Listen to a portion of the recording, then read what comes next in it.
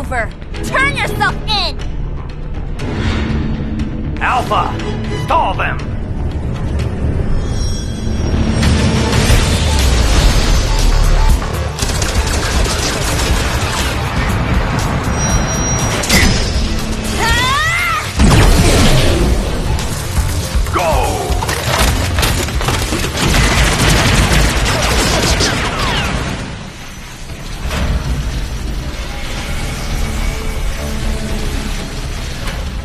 Darn it! I was so close! Let's not waste time here. We need to disconnect the citizens from their avatars.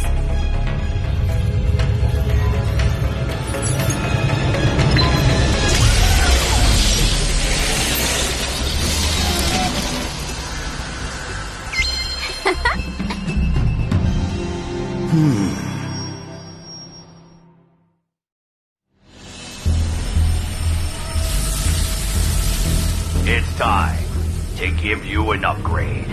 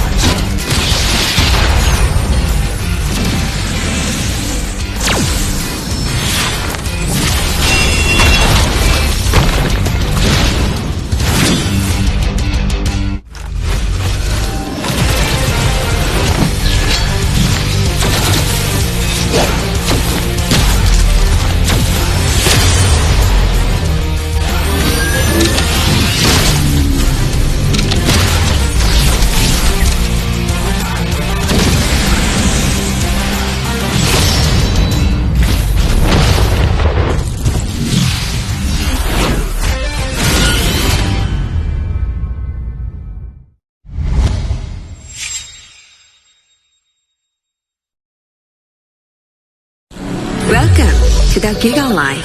Your passions, your stories, your life. Simplified with just one app. This is the future. The Giga Life in just one tap. Experience more Giga moments when you make the smart choice. With the Philippines' fastest mobile data network. How do I know it's T1? Simple, smart ako.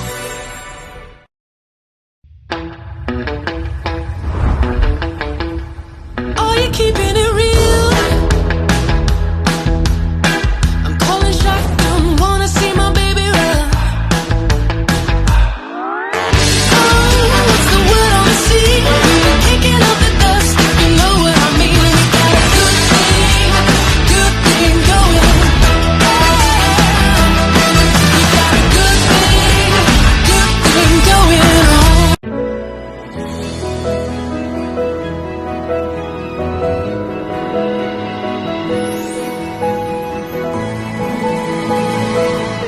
Moment na sana, pero hassle ang kati. Yung kati na yan, dahil sa dandruff yan. You need Head & Shoulders. Unlike beauty shampoos, tanggal ang dandruff that causes kati. No more hassle sa moment. Goodbye na sa kati, dahil 100% dandruff-free ka. Sikreto ng mga gwapong Master Gamer? Para fresh all day, bring your clay game with Master. New Master All-in-One Clay Wash. Fights germs, controls oil up to 12 hours, and helps prevent pimples. New Master All-in-One Clay Wash. Sekreto ng mga gwapo.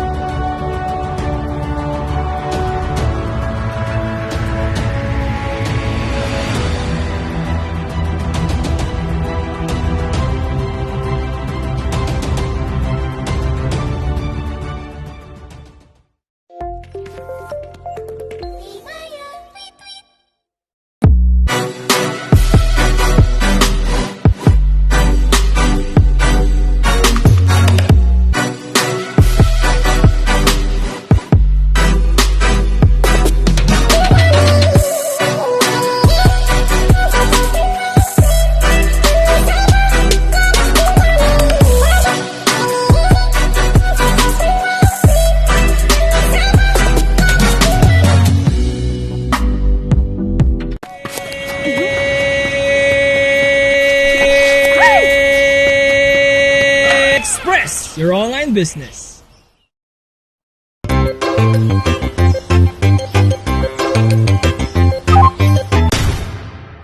Express your online business.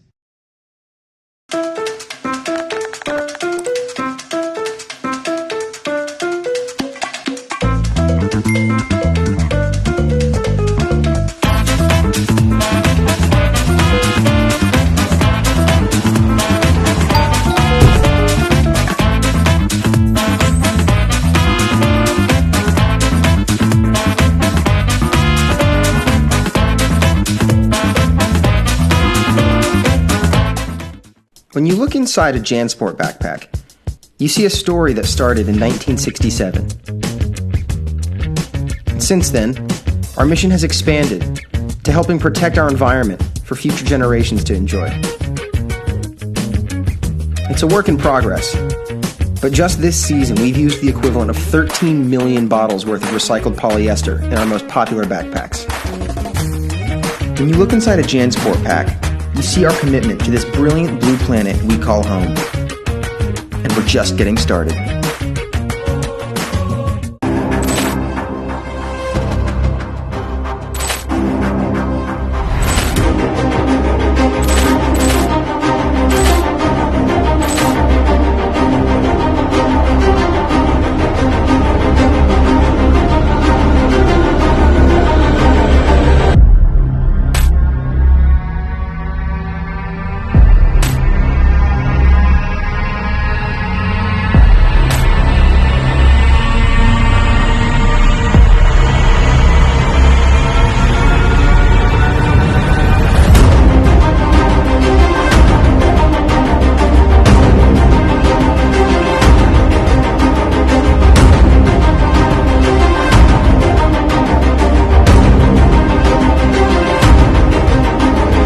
Nature is our ally, not our enemy. We rely on nature as our life support system. We are all connected. This is our opportunity for a new balance with nature. It's time to step up our game for conservation. Let's gather for a team fight. There's no other option. This is our endgame. We could be the last generation to save the world. Together we can protect and conserve species and their habitat. Because together, everything is possible. Victory, victory, victory, victory, victory for nature. Together, together, together, together, together, possible.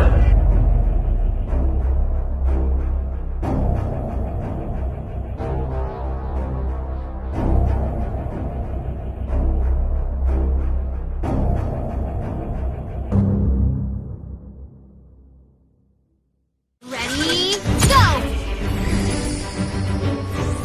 Demons shall bathe in their blood. Healing prayers for you.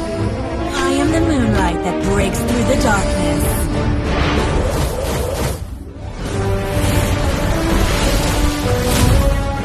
I am Karamet. Welcome back, Anna.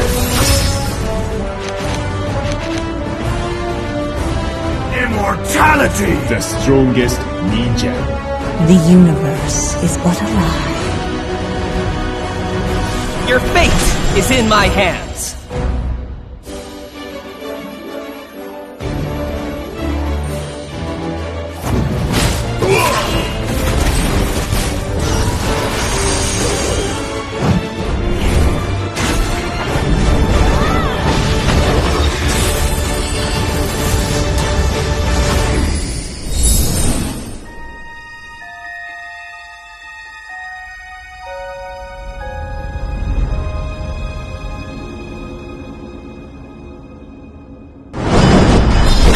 New adventure, new legend!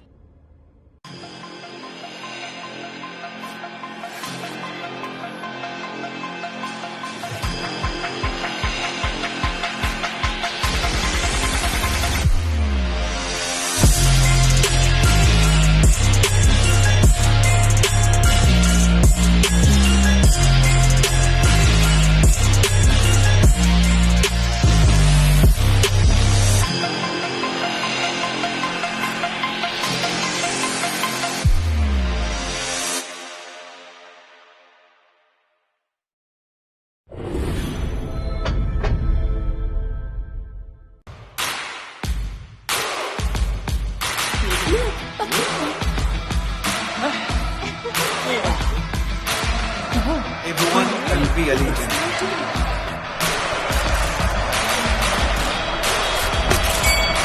I must win.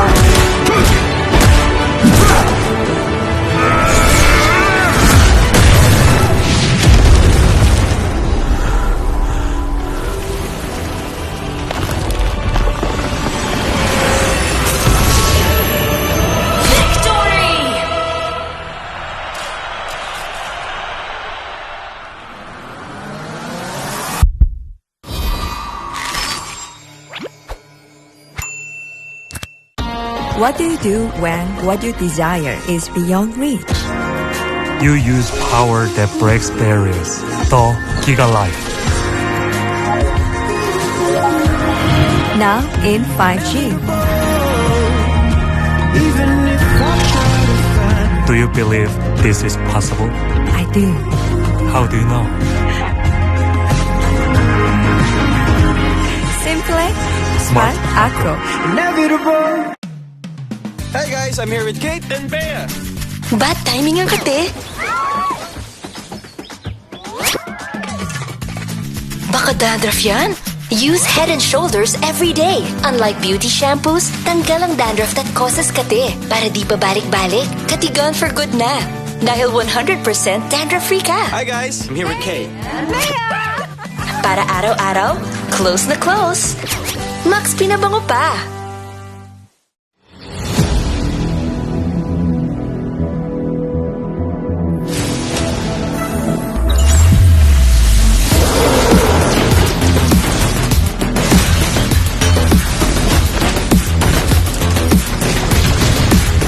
I see lots of gray.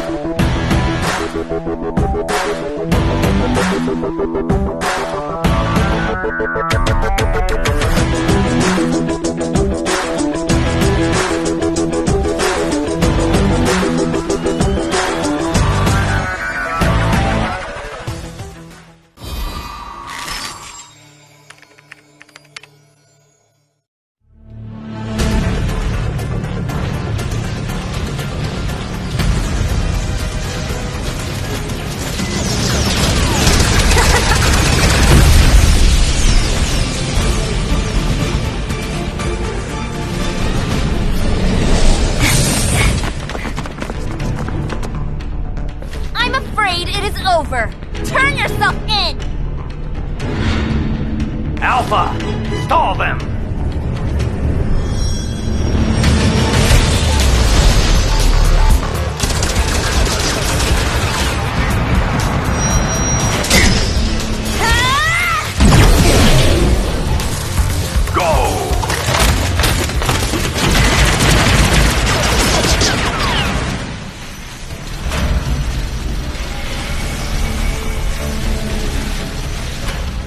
Darn it! I was so close! Let's not waste time here. We need to disconnect the citizens from their avatars.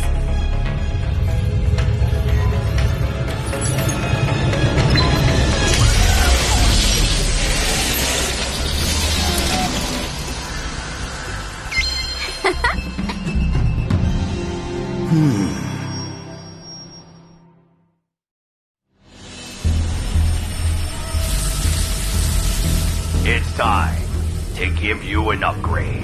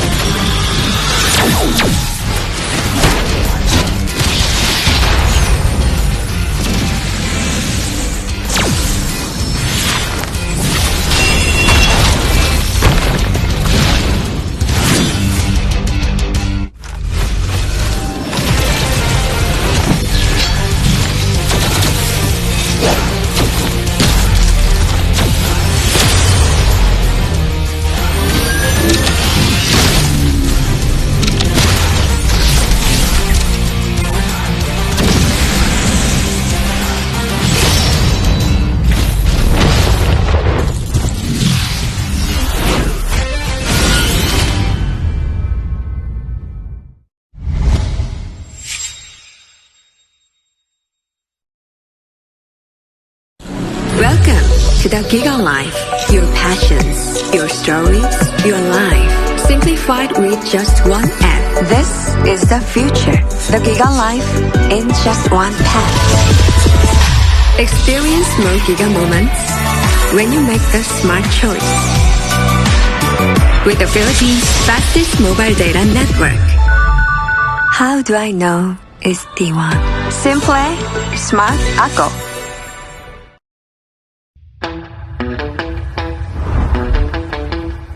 Are you keeping it real?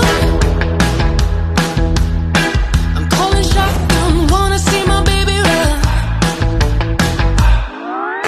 Oh, what's the word on the sea? Kicking up the dust, you know what I mean. We got a good thing going. We got a good thing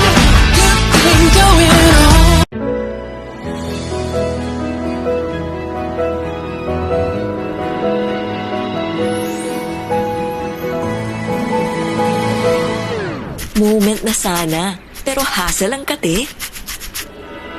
Yung kati na yan, dahil sa dandruff yan. You need Head and Shoulders. Unlike beauty shampoos, tanggal ang dandruff that causes kate. No more hassle sa moment. Goodbye na sa kate dahil 100% dandruff-free ka. Sikreto ng mga gwapong Master Gamer? Para fresh all day, bring your clay game with Master. New Master All-in-One Clay Wash. Fights germs, controls oil up to 12 hours, and helps prevent pimples. New Master All-in-One Clay Wash. Sikreto ng mga gwapo.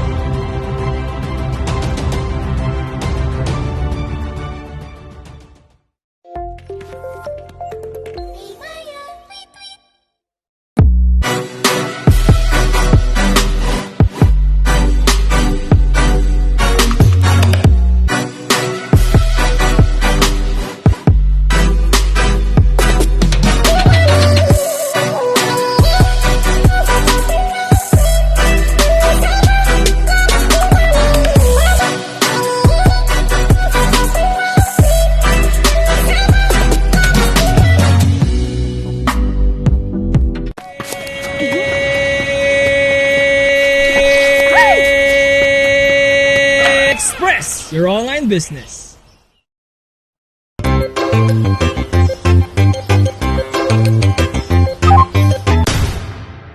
Express your online business.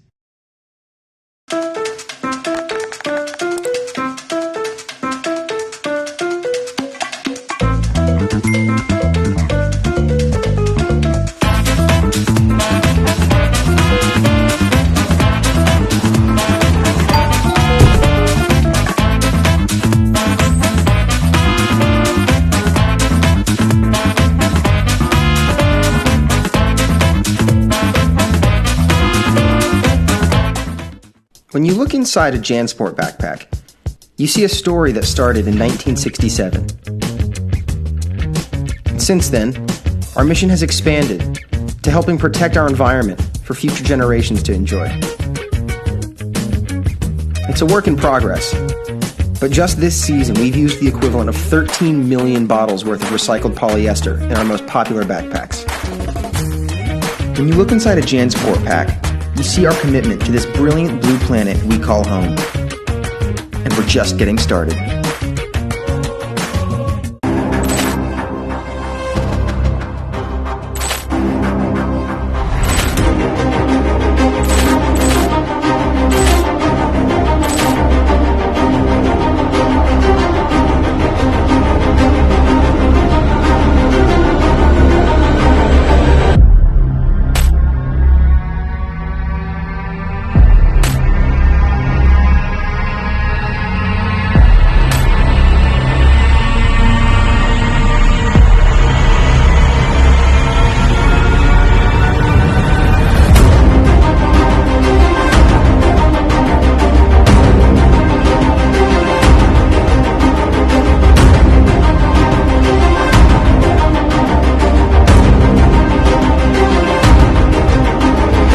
Nature is our ally, not our enemy. We rely on nature as our life support system. We are all connected. This is our opportunity for a new balance with nature. It's time to step up our game for conservation. Let's gather for a team fight. There's no other option. This is our enemy. We could be the last generation to save the world. Together we can protect and conserve species and their habitat. Because together, anything is possible. Victory, victory, victory, victory, victory for nature. Together, together, together, together, together, possible.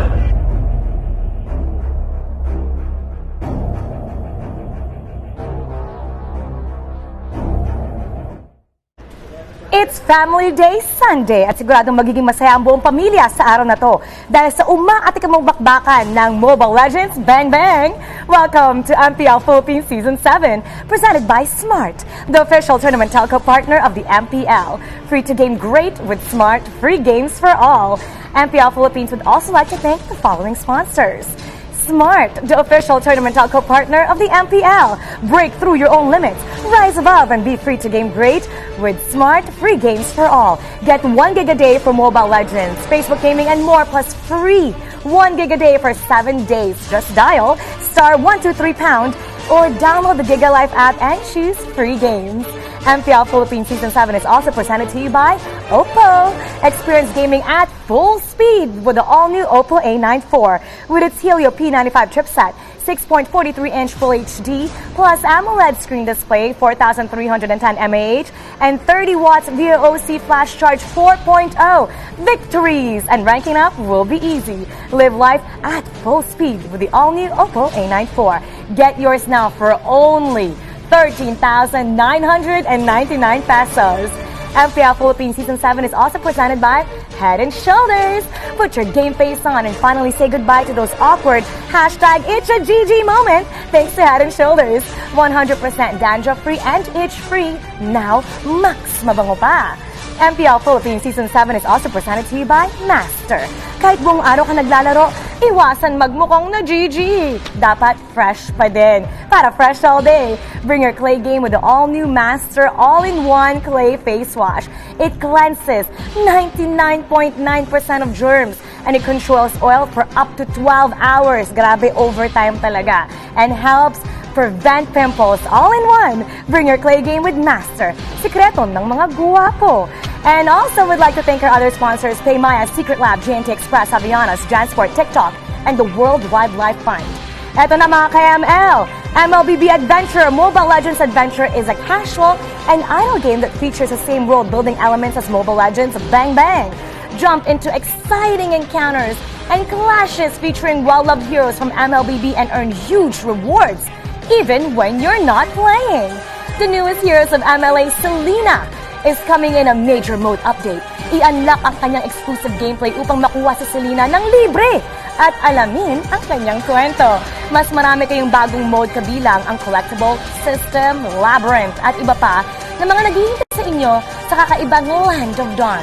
Kung dati kang adventure sa mundo ng MLA, it's time to continue your journey.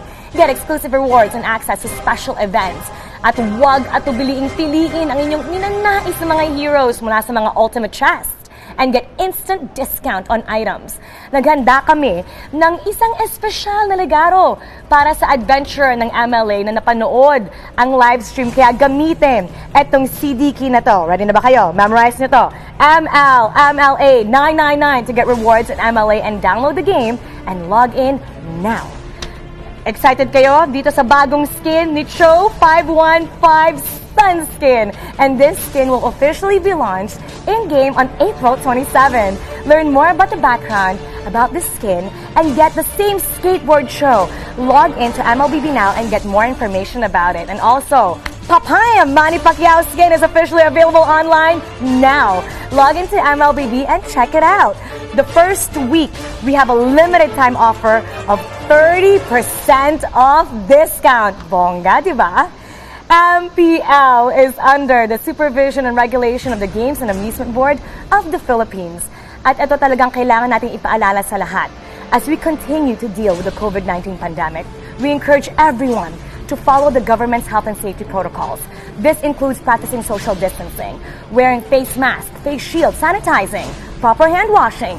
Most importantly, staying at home as much as possible. Let's all do our part to stay safe and help stop COVID-19. Ako po si Mara Aquino at sobrang excited ako sa araw na to. Ika-4 na araw sa ating week 3 at kasama ko ngayon sa panel, Leo and TDZ. Alam niyo, nakakatuwa kasi backstage, inside scoop lang, kahit 4th day in a row, dire-diretso, ang taas taas ng energy ng ating mga shoutcasters. Sumasayaw kayo sa loob, di ba? I gotta be honest, it actually is tiring working the MPL 4 straight days in a row. Pero tama ka, Mara, in the back room we have been dancing, jumajaming kami, and sumasayaw. Nagkakalabasan ng edad. Pag kumakanta pa nga, yung mga oldies na song taga nagkakaalaman taga. Pero secret lang natin yun. Hindi halatang kaka-18 lang natin. Hindi. Sobrang ganda talaga ng mood ng lahat. At hindi lang yun, maganda rin ang labanan na nangyari kahapon. So kung hindi kayo nakatutok sa ating games, don't you worry, we got you. Babalikan natin ang highlights dyan. Ito ang first match natin dito. Yan ang Blacklist International kontra NXP. Clean sweep! 2-0 na counter ng Blacklist International. Yung mga heroes ng NXP, ang ganda talaga ng draft control nila, no? Indeed, kasi kita mo naman sa pagdadraft lang ng Blacklist International, nakikita natin yung three main key heroes dito. Si Ome Venus with Matilda, Ethan with Rafaela, and also Alice ni Oheb. Sustain ka agad. As early as possible, nakikita natin. Siguro wala pang 10 minutes mark sa highlight na to, nag-group up ka agad sila. Nakikita nila na yun ang weakness ng NXP. Hindi nila kaya makipagsabat. Yep, and that was game 1, no? Game 1 was a learning game for NXP, and I think that's all good, that's well, dahil Blacklist, again, we're all working to decode them, right? Even as the broadcasters, parang hindi natin maintindihan, bakit sobrang lakas ng Blacklist ngayon, di ba? But come game 2, which comes very closely after this, again, this is the final team fight here, Blacklist did so well to show NXP na next level dapat ang draft natin, next level ang draft, and TDZ, that's where the next game comes in, the next highlight gonna be showing here, na 2-0 ng Blacklist. Dito mas maganda yung draft ng NXP, if I'm not mistaken. Do you agree with me? I agree. Nakita natin yung combo dito ng Alecto Final Blow plus yung ultimate, yung Ome Venus, real world manipulation. Ang ganda ng positioning nila, Blacklist, lagi silang pumapwesto kung nasaan meron choke point at nahihirapan dito yung NXP na makalapit. So lahat ng skill usage nila, lahat ng draft nila, everything is perfect. Yep, if anything, if I may say, no, yung Blacklist, bawat labas ng skill nila, bawat tira, parang 2 o 3 ang kailangan gawin ng NXP para mabawian. Despite having a great draft. You mentioned Ome Venus, isa lang ang death yata ni V this whole game. This whole game, sobrang bayad na bayad yung real world manipulation niya. And I think one of the key points here that NXP may have fallen to is medyo ginigil nila towards the late game. Maganda rin ang pinakita ng ating mga manlalaro doon. Siyempre, meron dapat tayong i-highlight na talagang naging MVP of the game. Ang unang-una dyan para sa ating Game 1, nandyan si Edward mula sa Blacklist International. Let's go back to the things that he did and what is it that made him MVP for that game? Tingin ko the isolation play ni Edward dito. Nakita natin yung the way he approaches the fight. Talagang pasok na pasok. Ina-isolate niya kaagad yung mga miyembro para malesen yung attack damage or at least yung damage output ng NXP against Blacklist. The way he controls the game all throughout, talagang pasok na pasok. Given the fact na, I think it was actually Alice for that one, and also, it was Oheb who played the Alice. And Edward siya yung game 2 na nag-Benedetta. Kasi sandwich play talaga kaagad eh. Ina-isolation kaagad sa likod backline, so hindi agad nagpasok. Yeah, ang lupit. Honestly, the side laners of Blacklist International. Nabanggit niyo nga itong si Oheb. Saktong-sakto kasi siya yung naging MVP ng ating Game 2. Why did he deserve to have that award? Oheb, game number 2, was, again, playing a hero that a lot of people still don't know how to deal with. Kahit sabi mo, tapatan mo siya ng back siya, ng 1-1, kung magaling ka tulad ni Oheb, mailulusot mo eh. You're gonna make an impact regardless. And that's what makes this young man, aka si Kiel, no? Kaka-follow niya lang sa Twitter, si Kiel. He's an amazing Alice, and honestly, it was more than impactful. He deserves even Game 3 MVP kung umabot doon. Para naman sa ating pangalawang serye, nagtapat ang Signal Ultra kontra Bren Esports. Gumaganda na ang laro ng Signal, finally winning a game. Unfortunately para sa kanila, ang lakas talaga ng ating defending champs. Bren Esports, they took it with a 2-1 win. Balikan natin itong highlights nila. Naisusulat, ladies and gentlemen, yesterday at the solo analyst stand. First time ko doon, ladies and gentlemen. So again, if you enjoyed it, let me know. If you didn't, let me know how I can improve. Naisusulat, TDZ, naisusulat, 100% win rate, Alpha Jungle. Alpha Jungle. Ako tol, minsan kasi nagkaroon ako ng mga predictions sa kung ano yung mga heroes na possibly nalalabas dito. Nakita ko na talagang Alpha is really doable, pero na-surprise ako na ginamit nila as a jungle. I was expecting to be placed as a side lane. Yeah, sustain side lane. Yeah, sustain side lane. Pero ibang klase, nakita natin yung when it comes to pick-offs, again, objectives, just like so, pasok na pasok agad. And also the timing of Cartesi on his distribution. Yep, pero sa game 2, dito nagkabaliktad eh. Again, feeling ko inasim ng konti ng ating world champs. Again, they're so confident and I don't blame them. Again, we know Cartesi to have a little bit of that swag. They picked a Selena into a Popolin Koopa. And this showed us na pag binigay mo ang comfort picks at counter picks sa Signal Ultra, mayroon silang ibabawi. And again, ito yung tinatawag nating Janos Tusok. Di ba? Kung may Carl Tusok, may Janos Tusok. Very, very respectable. And of course, actually, si Aqua Boy nga pala. How can we forget Aqua Boy?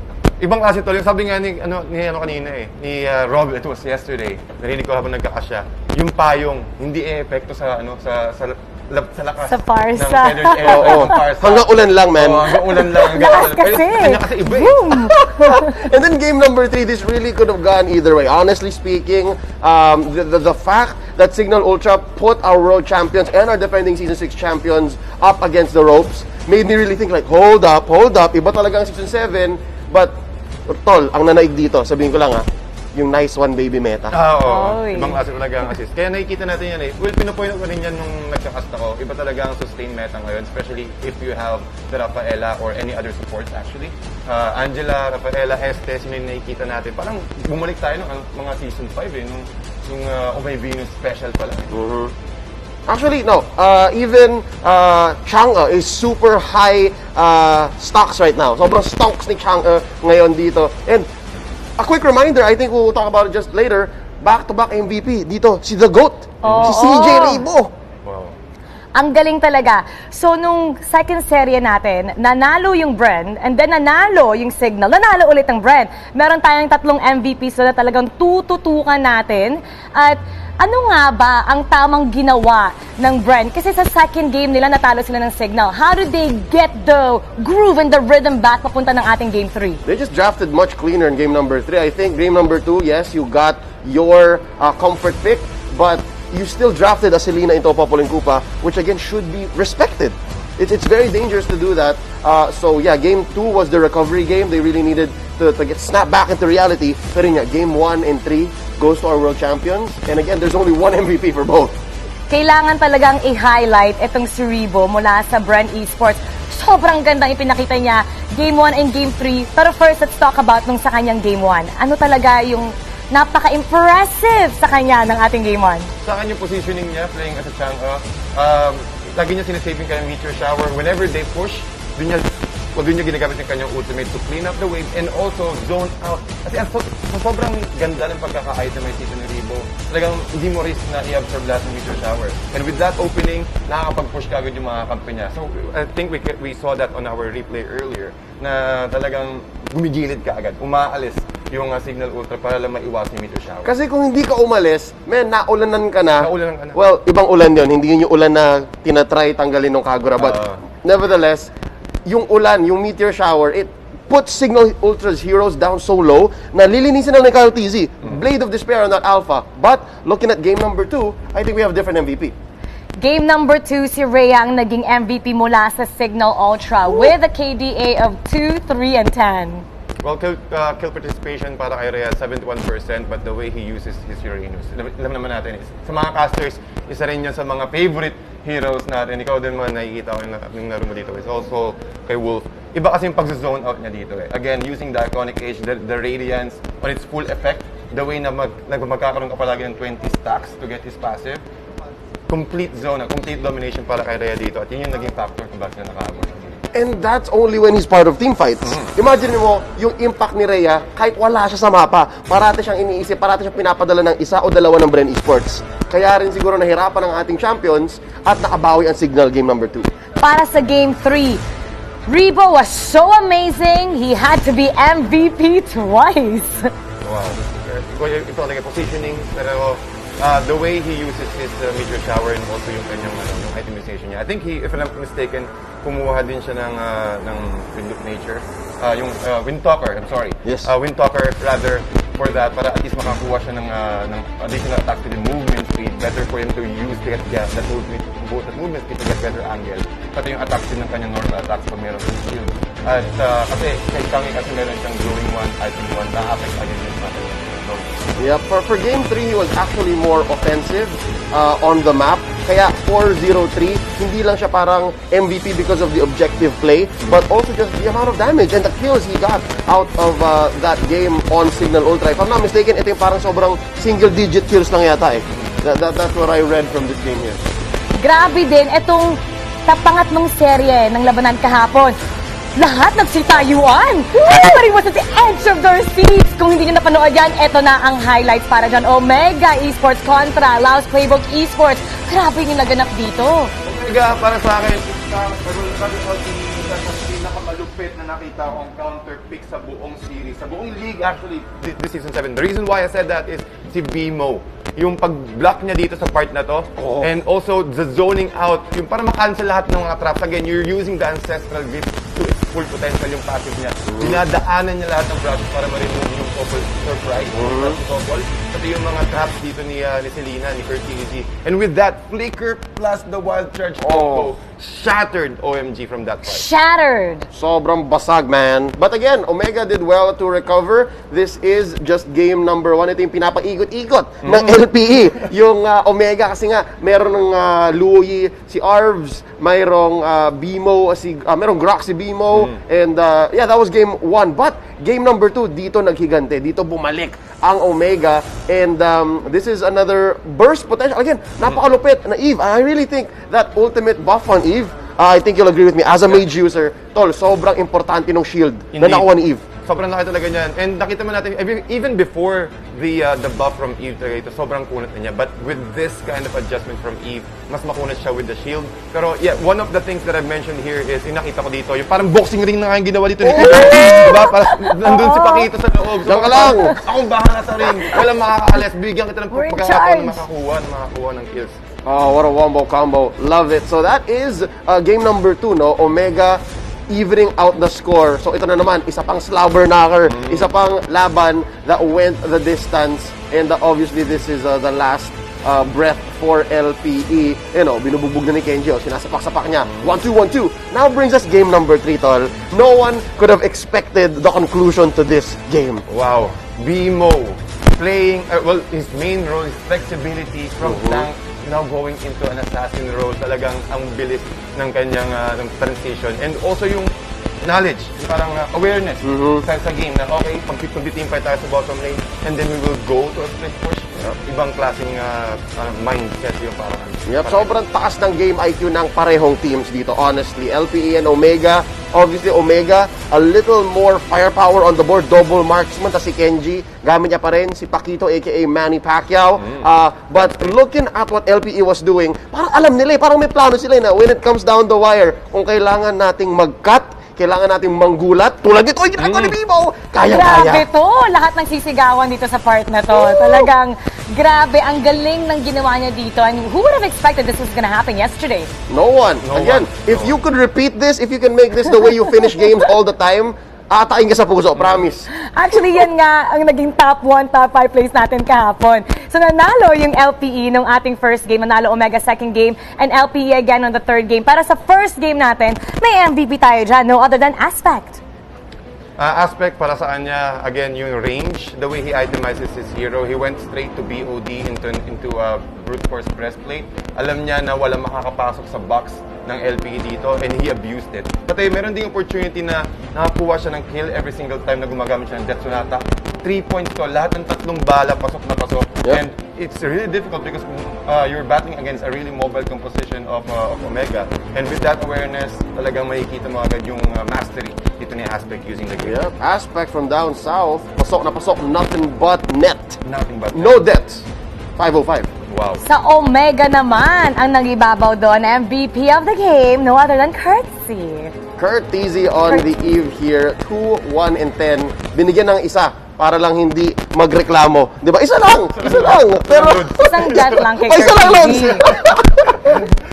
Pero man, as a mage player, as a support player, you know how important it is to get the 10. Yung 10 yung importante dito, hindi yung 1. Ay, hindi yung 2.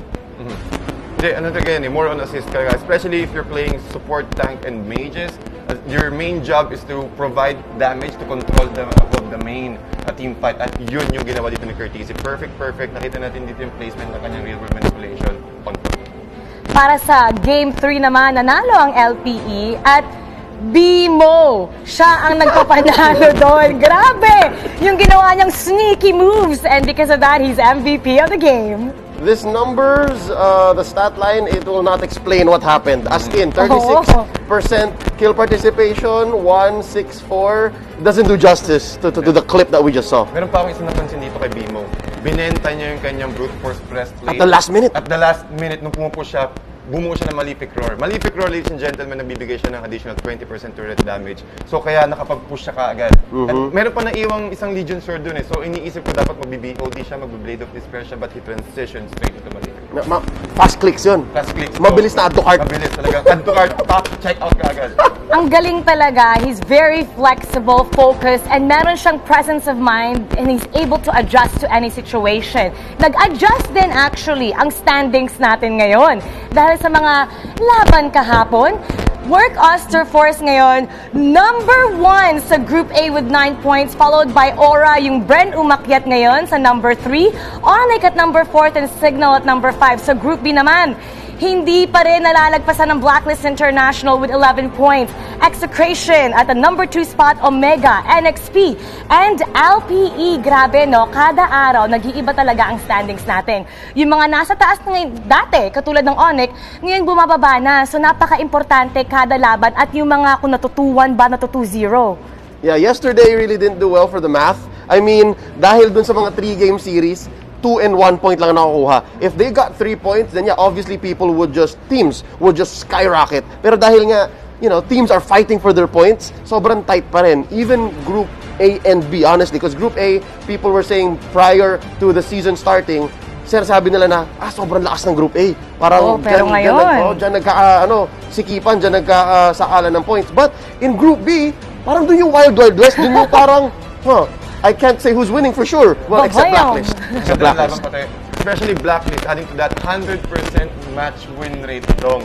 Sobrang galing nila 11 points, I'm not mistaken. Yeah, 11 points ang nakuha nila ngayon. At yung susunod na sa 8 points or 6 points lang din. Pero nakikita natin dito na unti-unti nang umaangat yung mga teams natin nasa Group A. So, again, you need to watch out for that. Kaya importante na mapanood talaga ang labanan ngayon. Ito ang ating schedule for today na dapat talaga niyong abangan. Starting at 2 p.m., Work Oster Force kontra Blacklist International. Signal NXP susunod dyan na our last game, our last series of the day, Aura versus Omega. Sobrang interesting ng Work Oster Force and Blacklist kasi they're on a hot streak. Ano ba dapat abangan para sa Signal and NXP? Well, para sa akin sa Signal, again, tingin ko nakukuha nila yung momentum nila, but I'm going to focus on Work first. Ilang beses natin nakikita ang Work na ibang klase ang performance nila, but we will see it later on. Sinabi ko ano yung mga surpresa pang lang. At para sa ating third series, ano ba dapat ang abangan doon? Omega versus Aura. There have been many bits of journalism and literature wherein I say I'm a big fan of both. I love both teams, honestly, bottom of my heart. Pero it looks like Omega might have to recover from yesterday's loss. As in, sobrang heartbreaking nun, tol.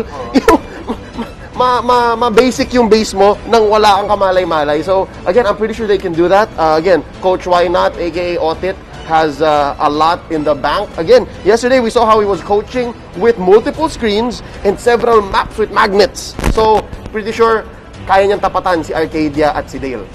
Speaking of screens, may mga makikita kayo sa inyong screens. Meron tayong QR code that's gonna be shown right over here para sa ating mythical raffle draw.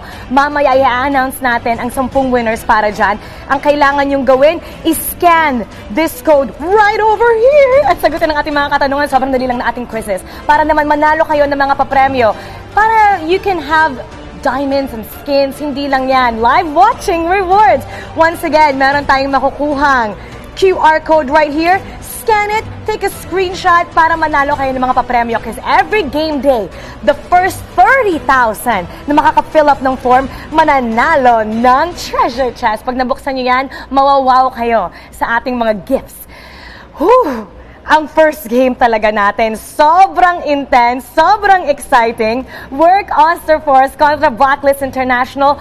Both teams on a win streak. They are hot and gusto nilang patumbahin yung kanilang kalaban. Sino nga ba ang mananalo sa kanilang dalawa? Hihimayin natin yan sa pagbabalik ng Mpl-Ph Season 7. We'll be right back.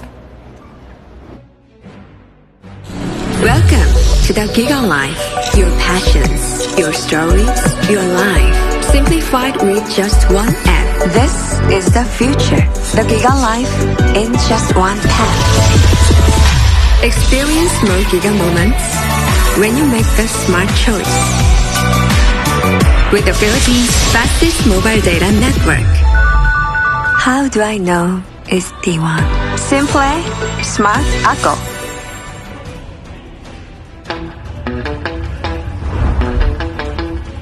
Are you keeping it real? I'm calling shotgun, wanna see my baby run. Oh, what's the word on the sea? Kicking up the dust, you know what I mean. We got a good thing going. We got a good thing going on.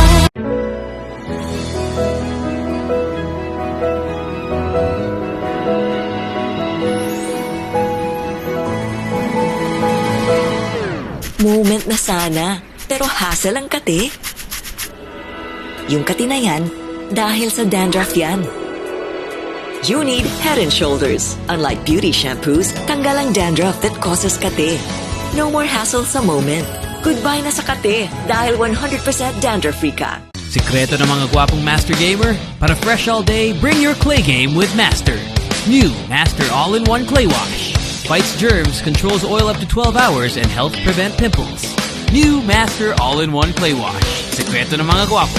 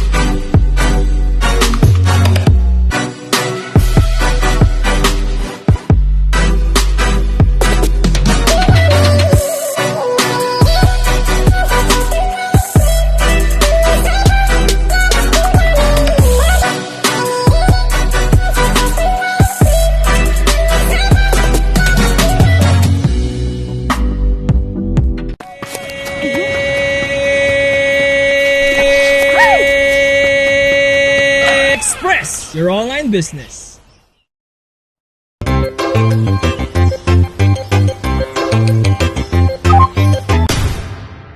Express your online business.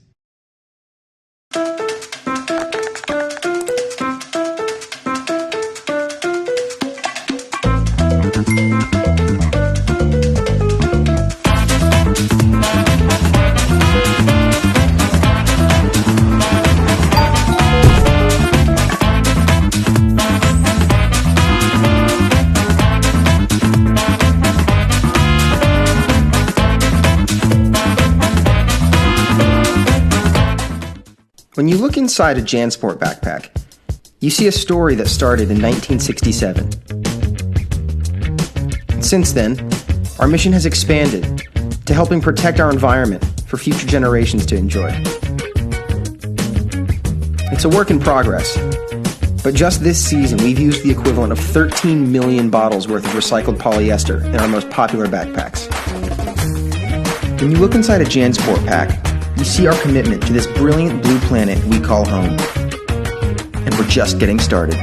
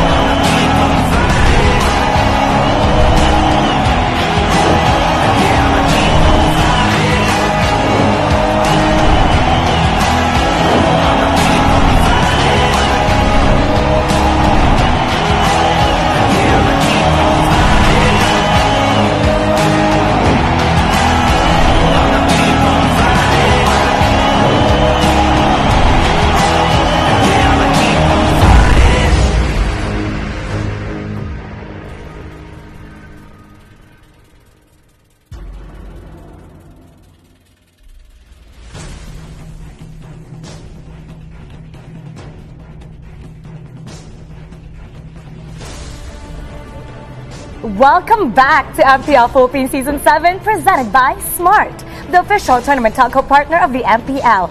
Break through your own limits, rise above, and be free to game great. With Smart, free games for all. Get 1 gig a day for Mobile Legends, Facebook Gaming, and more, plus 1 gig a day for free for 7 days. Just dial *123# or download the GigaLife app and choose free games. Etong unang laban natin ngayong araw na ito, Work Oster Force kontra Blacklist International. Leo, TDZ, grabe kasi etong dalawang kuponan nasa top, the leaders ng ating Group A and B, mabagsik etong dalawang kuponan and they're on a hot win streak. What is this game gonna come down to? Tingin ko talaga it will be magkakasakitan ng magkakasubukan. Kumbaga sa baraha, magkakalabasan na ng alas. Because siyempre as a team, kailangan nila alagaan yung mga win streak nila. And it will be a big change in the feeling of the players as well. Kung sakaling, win streak tayo dito. So it will be a big challenge again for both teams, Work and Blacklist ito. Alam mo, you put it as a card game, you know? Kasi nga, sabihin nating labasan ng alas ng malalakas na pares, tres.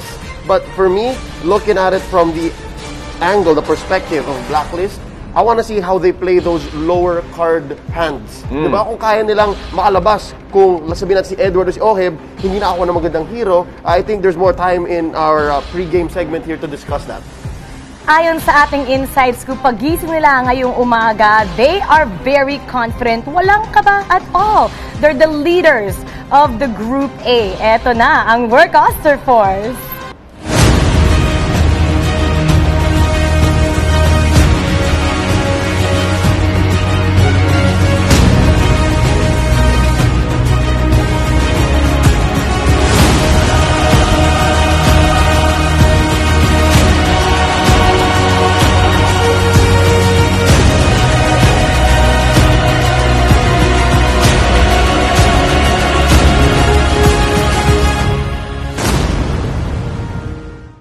Natalo man ang ating Work Oster Force sa kanilang unang laban, sa kanilang opening match, hindi na sila pumayag matalo muli. 3 consecutive wins.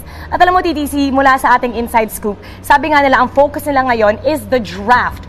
They're ready for what they know, but their only concern is yung mga surprises na pwedeng ibigay sa kanila ng Blacklist International. I completely agree. The draft is really solid for Work Oster Force, and also another inside scoop na talagang hindi sila nagpa-practice dito. Sineseryoso nila every single game. They're sticking to what they're really good at. At yung isa pa, the drafting is once they are able to draft or to have their comfort picks. Ang laking bagay niyan, especially kay Chu. At ilang beses na nakikita yung performance sila, one of the most aggressive teams dito sa MPL. Handang-handa na ang ating mga manlalaro at ilalatag natin ngayon ang ating team lineup for today mula sa Work Oster Force. Nandan si Unravel, Chu, Arteezy, 3 Marteezy, and Kosei. These young guys are, again, I say young in 2 different ways. One, this being their debut in MPL, and 2 is their age. Chu just turned 18 this week. Yes, I happy think that was birthday. posted on the MPL page. And the fact that they're performing so well, again, number 1 in Group A, shows that they're more than just what they showed in the qualifiers. You were there, TDZ, kami, nanonood lang kami nun eh. We were in quarantine at a hotel, but as soon as I tuned in during the last few legs nung qualifier tournament na, yung laglaga na talaga, sabi ko, may something dito eh. Ibang performance na ng work doon. Nakita mo, undefeated sila nung qualifiers. Around, I think that was 1,034 if I'm not mistaken about the numbers, but you competed all throughout. At isa pa sa mga nakikita natin ng work, ng performance nila, yung undefeated, no deaths ni Chu sa kanyang Claude. So, nakikita ang taga-comfort picks, once na nakuha taga nila, ang laking application, ang laking impact na pwedeng ibigay sa work. They're gonna be up for a big challenge today dahil makakalaban nila ngayon ng isang koponan with a perfect record. They are focused, they are disciplined. Here is Blacklist International.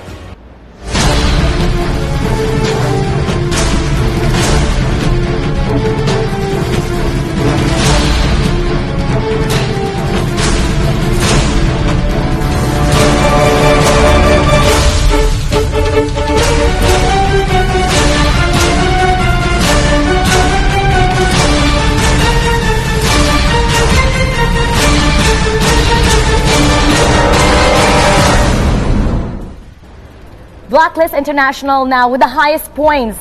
sa buong tournament natin ngayon with 11 points. And there's a reason for that.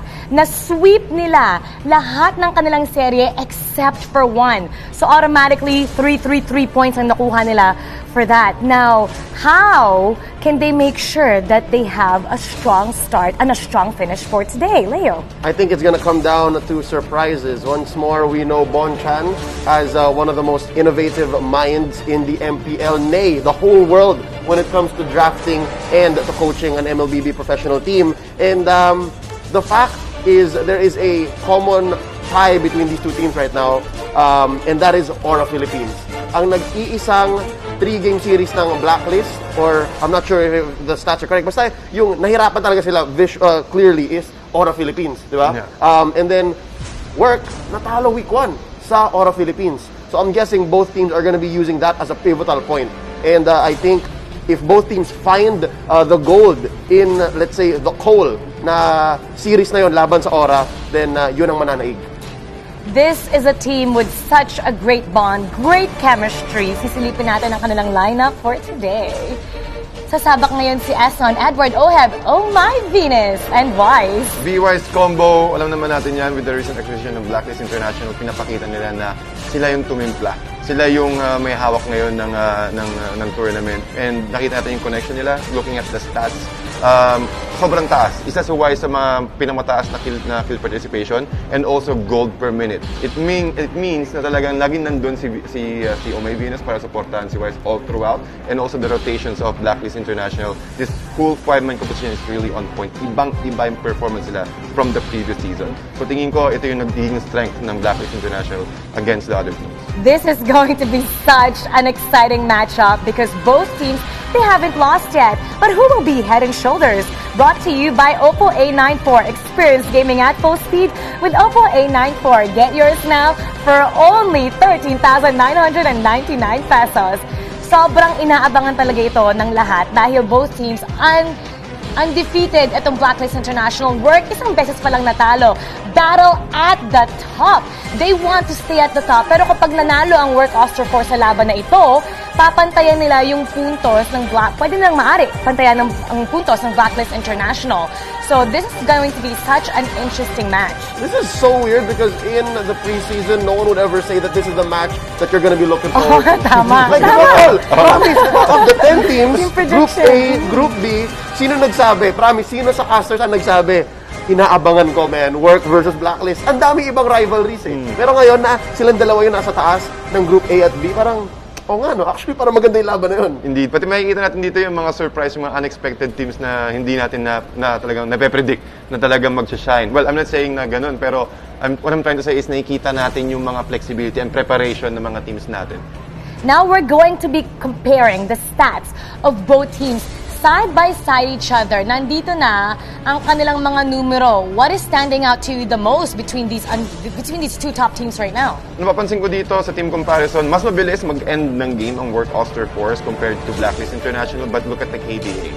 5.7 against 3.3 from Work Oster Force. It means that for Blacklist International, lahat ng rotation sila mas mataas yung successful kill ratio. And with that, mas nagiging tingin ko nakikita dito yung team communication. The reason why I said that is yung prioritization ng mga heroes na dapat nilang patayin, and also with the execution of their kills. When it comes to objectives, nakikita natin na highly contested itong dalawang team na to is always looking for the turtle. Pag nakita nila na mag-respond na within the next 15 seconds, gawin natin lahat ng pwede natin gawin all around the map and then get the position as early as possible.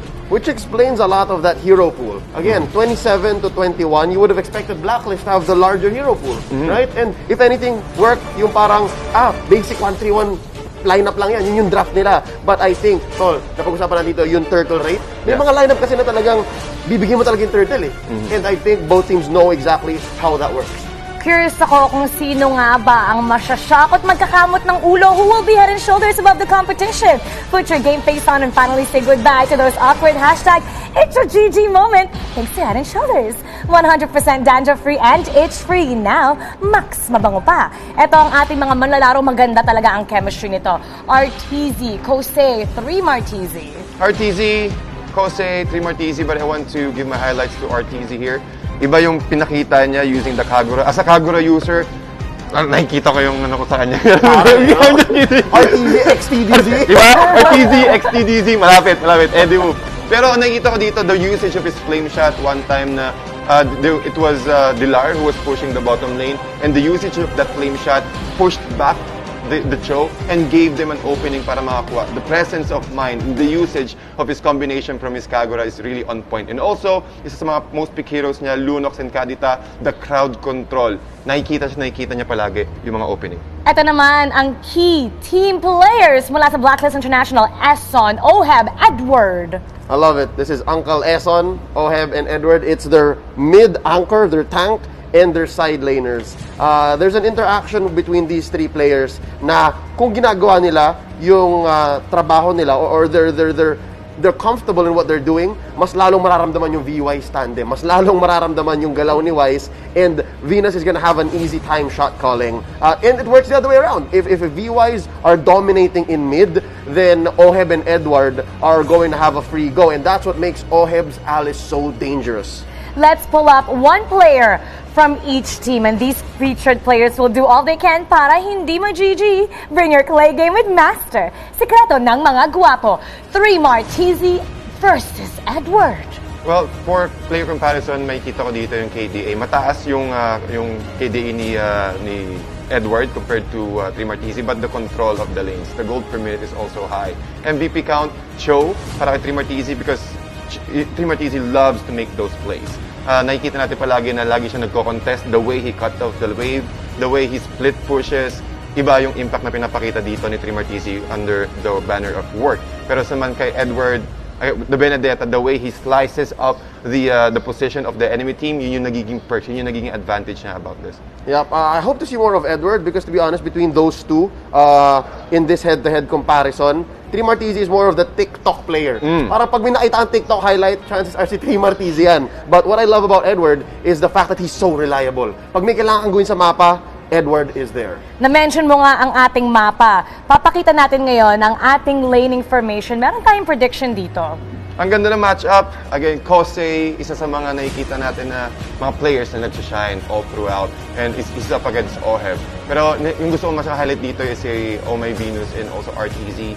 I want to see how both of these teams will battle out into the mid lane and how they can control the flow of the team fight. Before we go into the actual Land of Dawn, I'm excited to see if either of these two heads, Wise and Chu, are gonna be actually switching. Kung may invasion bang magaganap. Yan ang inaabangan ko. Inaabangan ng lahat itong laban na to. Parehas na kupunan sa top ng ating standings. Sinong win streak kaya ang mapuputol dito? Blacklist International kontra Workaster Force. Shoutcasters, pasok! This is a battle, ladies and gentlemen, of the strongest teams with the strongest showings dito sa Mpl-Ph Season 7. Ang sure lang dito, after this, is merong streak na masisira. Ladies and gentlemen, MPL Philippines Season 7 is presented by Smart, the official tournament telco partner of the MPL. Free to game great with Smart free games for all. Welcome to the Caster's Desk. Ako si Butters at ako ang inyong magiging anchor. Kasama ko ngayon si Manjean Faldas at siya ang inyong magiging analyst. Hello guys, ito na parehas itong dalawang teams na gusto tapusin ang laban at parehas silang lalaban lang para mapanatili ang kanilang top spot. Pero bago lahat yan, naisang natin i-remind na tayo rin bilang mamamayan ng Pilipinas ay lumalaban din against the COVID-19 pandemic. Again, nire-remind namin kayo lahat na sundin ang ating government's health and safety protocols. Kasama dyan ang pag-social distancing, pagsuot ng face mask, pagsuot ng face shield, sanitizing, proper hand washing, and staying at home as much as possible. Let's do our part to keep safe and help stop COVID-19. Laban lang, Butters! Laban lang. And alam mo, Manjean, this is one of the things na inaabangan talaga natin eh. Kapag ka na-define na yung identity ng mga teams, nalaban na natin kung sino ba talaga yung malalakas. Yeah. These kinds of battles, yung Workaster Force and yung Blacklist International, ito yung mga laban nakaabang-abang. Ang masasabi ko lang is nag-agree ako sa ating panel na never nating in-expect naaabot sa ganito na ito yung laban na excited tayong makita. Blacklist International, they were out of the radar pagdating ng qualifiers. Ang daming teams na talagang nag-iingay. We have Bren on M2, we have NXP in their usual ways, Execration winning tournaments, this and that, and we have this super rookie team na pumasok na hinahalin tulad ng mga tao sa Onyx Philippines noong Season 4 na magandang showing ng qualifiers, and talagang nakita natin yung system nila coming in doon sa mga games nila. And speaking of systems, magkaiba yung playstyles netong dalawang team na to. Definitely. Blacklist International, kilala natin yung dynamic duo nila. It's going to be Wise and Venus. Kung papansinin mo yung playstyle ni Wise and Venus, talagang bagay na bagay sa kanila yung metang to. Yeah, na may support, na meron kang isang nagva-farm, na jungler, na alam naman natin, Wise isn't the most aggressive when in terms of getting skirmishes. Pero kapag ka-efficiency sa farming, napakabilis mag-farm neto ni Wise with the help of Venus. Doon naman sa work Oster Force, masyadong sabihin na lang natin aggressive yung nagiging approach ni RTZ at ni Chu. Gusto ko na nabanggit mo dito yung tinatawag nating meta right now na binansagan nga nating nice one baby meta. That's my baby right there. Nice, that's my baby right there. Kasi uso ngayon yung mga Angela, uso ngayon yung mga Rafaela, even the Diggy ay pina-priority ban ngayon. Ang tagal nating hindi nakita na Angela ang pina-priority pick, Angela ang pina-priority ban, and para bang nilista itong meta na to para sa playstyle ng Blacklist International, para sa playstyle ni Venus. We saw them yesterday with this Venus train na nakita nga natin, pulling off the Rafaela and the the Matilda combination. This is classic. This is vintage Venus na nakita natin nung Season 4 nung pinakita nila yung Estes. And now up against a team na they can play it aggressively, they can play it defensively. Ang ganda ng system, sobrang ganda ng disiplina ng work, and bukod pa doon, ang flashy din nila gumalaw. Maganda yung mechanical skills nitong Teamwork Oster Force. I absolutely agree with you, Manjin. Kung papansinin mo talaga kasi yung Blacklist International with the creativity of the coaches na meron sila. Kahit nga si Kuya Dexter, si Kuya Dexty. Si Dexty. Kuya Dexty, si Kuya Dexter, yan, kilala natin yan, isa din yan sa mga creative talaga. Kilalang kilala yan, way back Evo's PH pa, na sila talaga yung nag-set ng trends in terms of creative drafting sa support role. Gusto ko lang bigyan ng onting history dito. Dexter, back then, he was in Dexstar na siya ngayon. Dexstar. Part sila ng Evo's PH nung around Season 3, Season 4, and they were the ones na nag-umpisa nitong Nana trend, nitong Rafaela trend, na parang sinulat nga sa script na parang nagsulat ng script dito sina Bonchan, sina Dexter, and then sakto pumasok sina Venus. And then, parang ito yung perfect character para sa atin. Bukod pa doon, meron ka pang side laners na ang taas din ng potential na nagiging X-factor for the team. Oheb and Edward, kapag kinukulang yung mga mid rotations dito ng tatlo, sila yung nagsi-step up Ngayon, excited ako makita dito kasi styles clash talaga yung makikita natin dito. May certain lineup ka na makikita for na pang Blacklist International lang, and meron kang certain lineup na makikita na pang Work Oster Force lang, na kapag binigyan mo rin yung Work Oster Force ng mga comfortable heroes nila, susuntok at susuntok itong team na to. We've seen this time and again yung mga lapu pick para kay Trey Martizi, especially that Alice on Kosei. Kapag ka nabitawan yun, napakalaking challenge yun. Correct. Sa kahit anong team. Yeah, ang nabanggit mo yung Alice dito, and I think isa to sa mga heroes na pwedeng pag-agawan ng dalawang teams. Mahilig sila sa mga side laners na isa ay sumusuntok, Action Jackson. Tapos yung isang side laner naman, medyo static lane lang. Kumbaga taga-yoyo lang sa lane. Medyo chillax-chillax lang muna sa lane. Parang mga Alice, Uranus, parang mga ganon. At tapos na ang ating pag-chillax, ladies and gentlemen. Malalaman na natin kung sino ang gagawa ng smart choices in the draft. Catch it next. Brought to you by Smart, the official tournament telco partner of the MPL. Free to game great with Smart, free games for all. Here we go. And as you can see, Blacklist International, nandoon sila sa red side. While for work, they are on the blue side. Napaka-interesting kagad ng opening dito ng side ng team work. Nagpakita sila kagad dito ng mga heroes na pwedeng piliin din actually. Character din to ng Blacklist International. You have the Matilda, you have the Angela, the Alice, napakataas ng sustain capability dito ng work. Knowing na priority ban na dito ng Blacklist kagad yung back siya, pumili na sila kagad, hindi namin kayo hahayaan laruin yung playstyle ninyo. Ang hirap ngayon lumapit sa ganitong lineup, Butters. Kitang-kita natin yung NXP kahapon, kahit meron kang Cho, kahit meron kang heroes na kayang pumasok ng pumasok, hindi ka makakalapit kagad kasi papalapit ka pa lang, nababawasan ka na because of the Matilda and because of the Alice. So, sabi dito ng Blacklist, sige, tapatan natin ng ganito din. Sustain after sustain. Sustain after sustain, indeed. Work Oster Force, they are going to ban out the Granger. Katulad nga na sinabi mo, Manjin, ayaw nila yung range.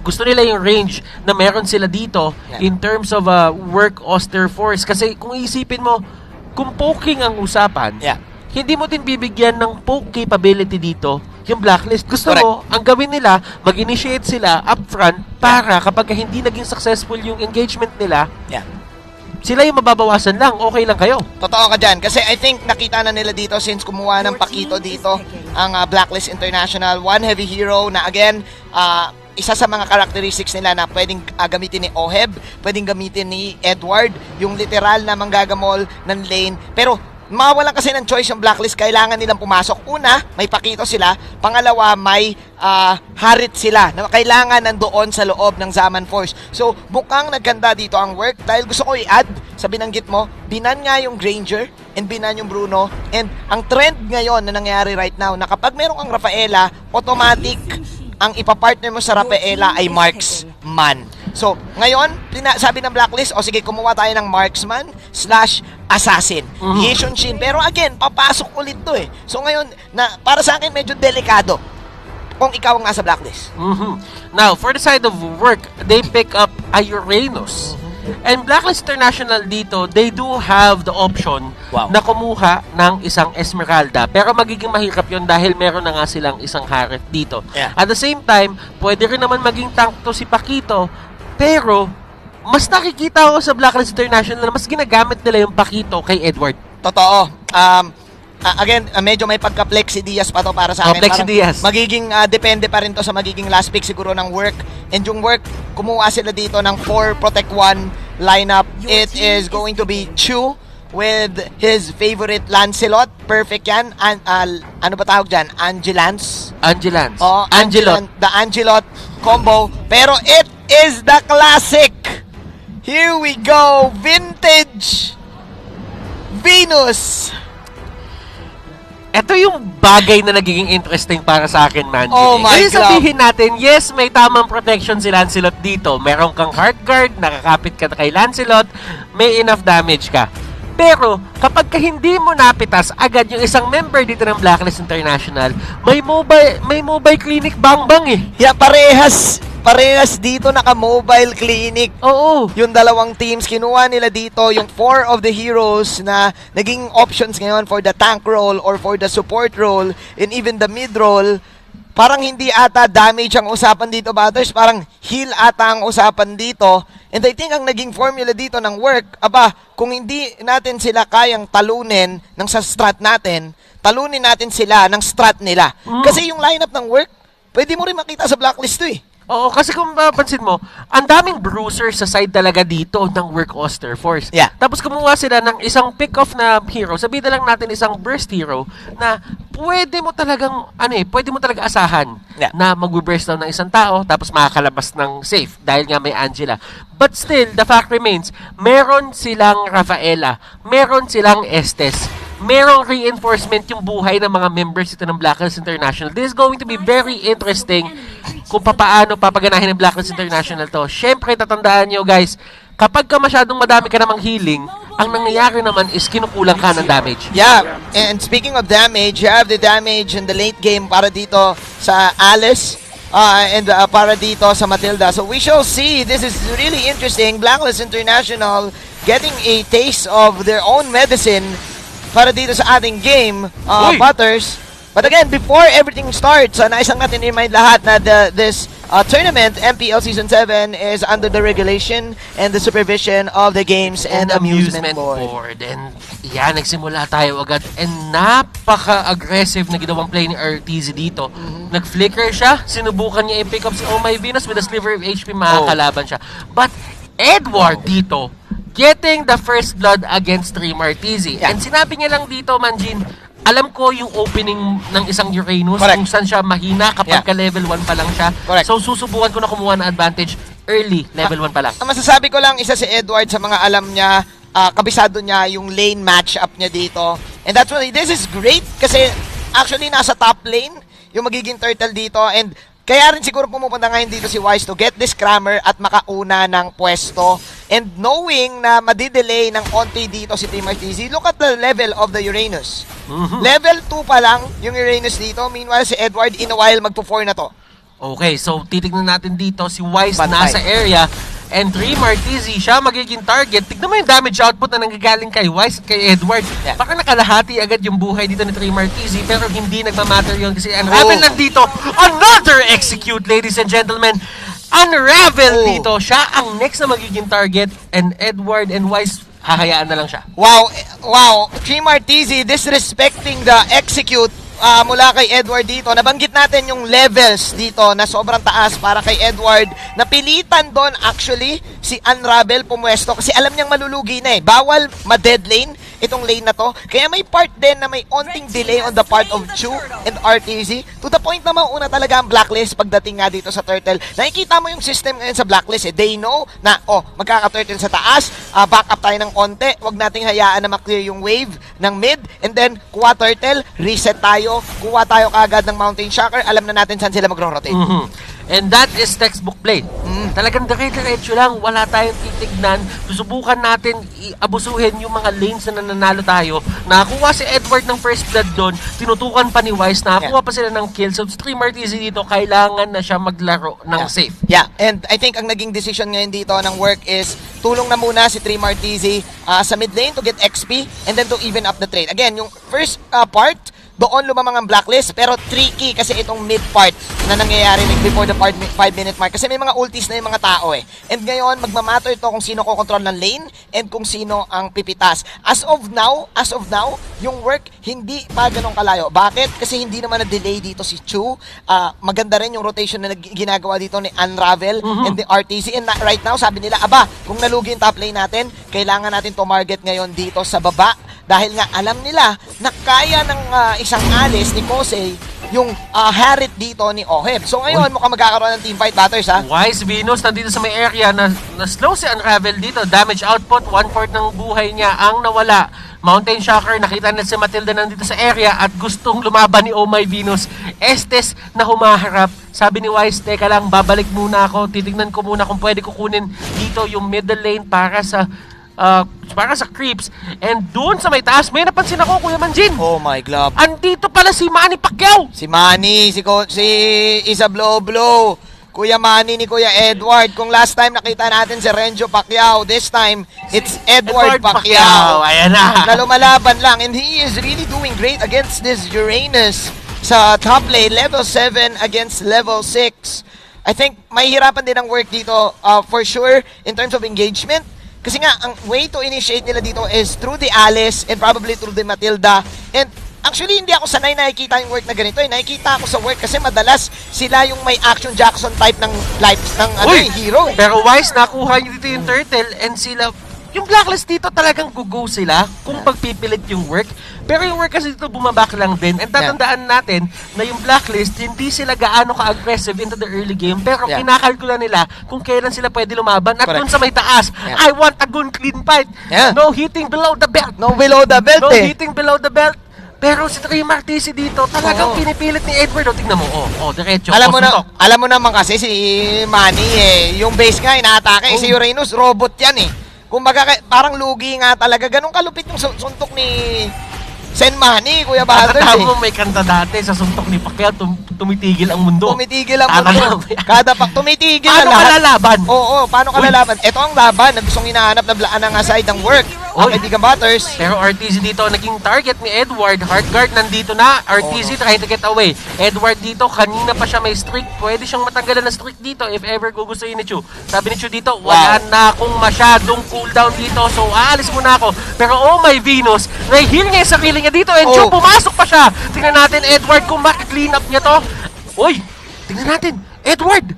Tumigil na siya doon. Alam niyang hindi na kaya ng combination niya yung damage output na kailangan para i-take down dito si Chu. Ang masasabi ko lang dito, Butters, alam ng work na meron na silang power spike. Alam dito ni Chu, ni RTZ, at ni Unravel na kailangan nilang gumalaw. Ni-utilize nila dito yung una Raptors machete ni Chu with the ultimate, of course, ni meron ni Unravel to the point na kailangan nilang gumank. Yes, nakuha sila na magandang kill doon sa top lane, pero na-even up lang yung trade. Bakit? Because yung Blacklist International may nakuwang push doon sa baba, kaibigan Butters. Alam mo kung anong hindi naging even doon? Ano? Si Oheb, nakahuli crystal na. Oh my, this is looking bad. Kasi again, pinag-usapan natin dito yung mga side lane matchups. Parehas kasi yung lineup na hindi ka basta-basta makakapasok. Yeah, maganda yung magiging pasok ni Chu dito against the Yishun Shin. Pero once na mag-survive ang Yishun Shin, abot kasi sa point na kaya niyang i-punish yung cooldown ng Thorndraws, yung cooldown ng last kill, para makapag-go siya ng damage output. Oh, pero Turtle dito has been slain. Chu, sa kanya mapupunta yon. And nasa gitna na ng lahat. Kosei dito with his signature Alice, napapatakbo dito yung side ng work. Oster Force, Chu dito. Hindi siya makahabol, pero si Kosei ay na-block ni Edward. At dito magkakaroon ng push para sa side ng Blacklist. Edward, hinahabol si Unravel. At tingnan mo kung paano mag-zone out dito yung Blacklist International. Pumasok pa si Chu. Napaka-aggressive at ginawa niya yung Phantom Execution na yon para i-clear lang yung wave. Para i-clear yung wave. Speaking of clear, look at this. Oheb cleaning the house. Oheb solo killing 3 Martizi. And this is looking bad kung ikaw ang work. Kasi ang plano talaga ng work dito was to really give Chu the time of his life, protect him, and create the tempo that they want by using the Lancelot. Pero ang nangyayari kasi, this is Blacklist's playstyle. Alam nila kung paano to ma-online. Alam nila kung kailan magiging effective to. To the point na alam nila, sige, wag na lang natin labanan ng sabay-sabay. Daanin natin na dapat lamang yung side lane natin. And 3 Martizi, this is so unusual na nakikita natin sa kanya na siya yung nabibehind. Usually, siya yung nanggagangster eh. And yung explanation dyan, Manjin, kasi nga, nakuhaan siya ng 2 kill dun sa may taas. Kung isipin mo, mababa naman yung respawn timer, wala na ba masyadong nawala at wala din masyadong nabigay sa Blacklist International. But the fact remains, doon sa oras na merong bonus, yung mga siege creep, siege minion, hindi niya nakuha yun. Lagi nakiklear. Siguro may isa siyang hindi nakuha or probably 2 minion na maliit. And ito nga yun kaibigang Butters, hindi pa naman ganun katapos ang laban. Hindi pa. Kasi may capability pa rin yung work kasi nakiklear nila eh. Pero ang kailangan lang nila iwasan dito is yung mapunish itong side. As much as possible, Kosei and 3 Martizi, kailangan nilang depensahan to and wag mamatay. This time, there you go, Heartguard coming in. Heartguard dito para alalayan si Kosei, and even the best, one of the best Alice players cannot stand up dito sa ginagawa ng Blacklist International. Kosei dito pinipili talaga nila i-clear etong minion wave. RTC na sa may pinakalikod, sinusubukan yung tignan kung paano yung pwestuhan dito ng Blacklist International. And kung napapansin mo nga, si Chu, pumapasok na siya doon sa jungle ng kalaban. Ito yung nagiging mahirap dito, Butters, but hold that thought. Oh no! Another crucial kill for Blacklist. And just wanna say na sobrang smart ng Blacklist. Binabanggit natin kanina na they need to... Ano yung binabanggit? Yung work, they need to protect the side lane right now. Kasi yun yung magiging main target. Ang sagot sana ng work, tatapat sila dito ng push doon sa taas para lang mag-react dito ang Blacklist. But the problem was, nakita ng Blacklist na si Lancelot, si Chu, nasa top lane with 3 Martizi. That's why kumuha sila doon ng medyo risky na dive doon sa tower, doon sa bottom lane. 4 sila doon and 2 lang yung work. So alam nila na kahit anong mangyari, mas magre-react yung work kasi may possibility na mabasag yung bottom tower nila. So ngayon, with that, na-control pa rin ng Blacklist yung tempo ng laban, even though kahit 2K lang yung lamang nila. So nakikita mo yung pwestuhan dito ng Blacklist International. May 2 sa taas. Eson and Wise taking down this turret. At kung papasin naman sa Team Marquise yung magiging target nila dito sila Chu, na puwersa din silang umikot dito para promotekta. Chu, pumasok siya dito agad. Zaman Force will be thrown out. Oh, may Venus tinamaan siya dito na Thorn Cross, pero masyadong mataas yung damage output na meron dito yung Blacklist International. Hindi kinakaya ni Chu. Hindi nila kaya yung Venus Train, Butters. Ito pa si Unravel, sasama pa, Grabe. Hindi na kaya. Namimili lang dito yung Blacklist International kung sino yung isasakay. Pwedeng si Edward, pwedeng si Oheb. Ganun eh. Yung tatlo, yung trio, si Wise, si Eson, at saka si Venus. Pili na lang eh. Sama muna kayo ha. Sige, ikaw muna, Oheb sa gilid. And with this, nalulugi yung work. Kasi nagkakaroon na ngayon yung work na pipilitin na nila yung lumaban, magigets mo, pero bitin yung items, bitin yung levels, kaya mas magiging lamang talaga yung Blacklist. Blacklist International dito, they take down si Team RTZ, sinama pa nila si RTZ, and that only means na makukuha pa dito ni Oheb yung purple buff. So ibig sabihin talaga, ginugutom na nila yung Work Oster Force sa kahit anuman makakatulong sa kanila sa labas ng mapa para manalo. Gutom na, Work Oster Force nyo, gutom na. Kaibigang Butters. And nangyari yun lahat doon sa bottom lane exchange ng control ng mapa. And again, lagi nating tatandaan, the one who reacts is yung natatalo pagdating sa pag-gain ng buong mapa. And with this, look at this, Blacklist. So ngayon, sumama si Oheb. Mag-isa na naman si Edward because any one of them, pwede sila mamili eh. The Harit can go for one-on-one plays. The Pakito can go for one-on-one plays. That's why sabi dito ng Blacklist, Oheb or Edward, pili na lang tayo. Ngayon, para sa akin sa work, kailangan nila i-utilize to ngayon na 4 ang Blacklist. Kaso ang dilemma kasi nila, lahat ng damage nila ay nakay Chu lang. Si Kosei, mamaya pa natin makikita yan eh. Siguro mga 15 minutes doon natin mararamdaman. But then again, this is an Alice na ang katapat may mga healing galing din. So hindi niya kagad mahuhuli.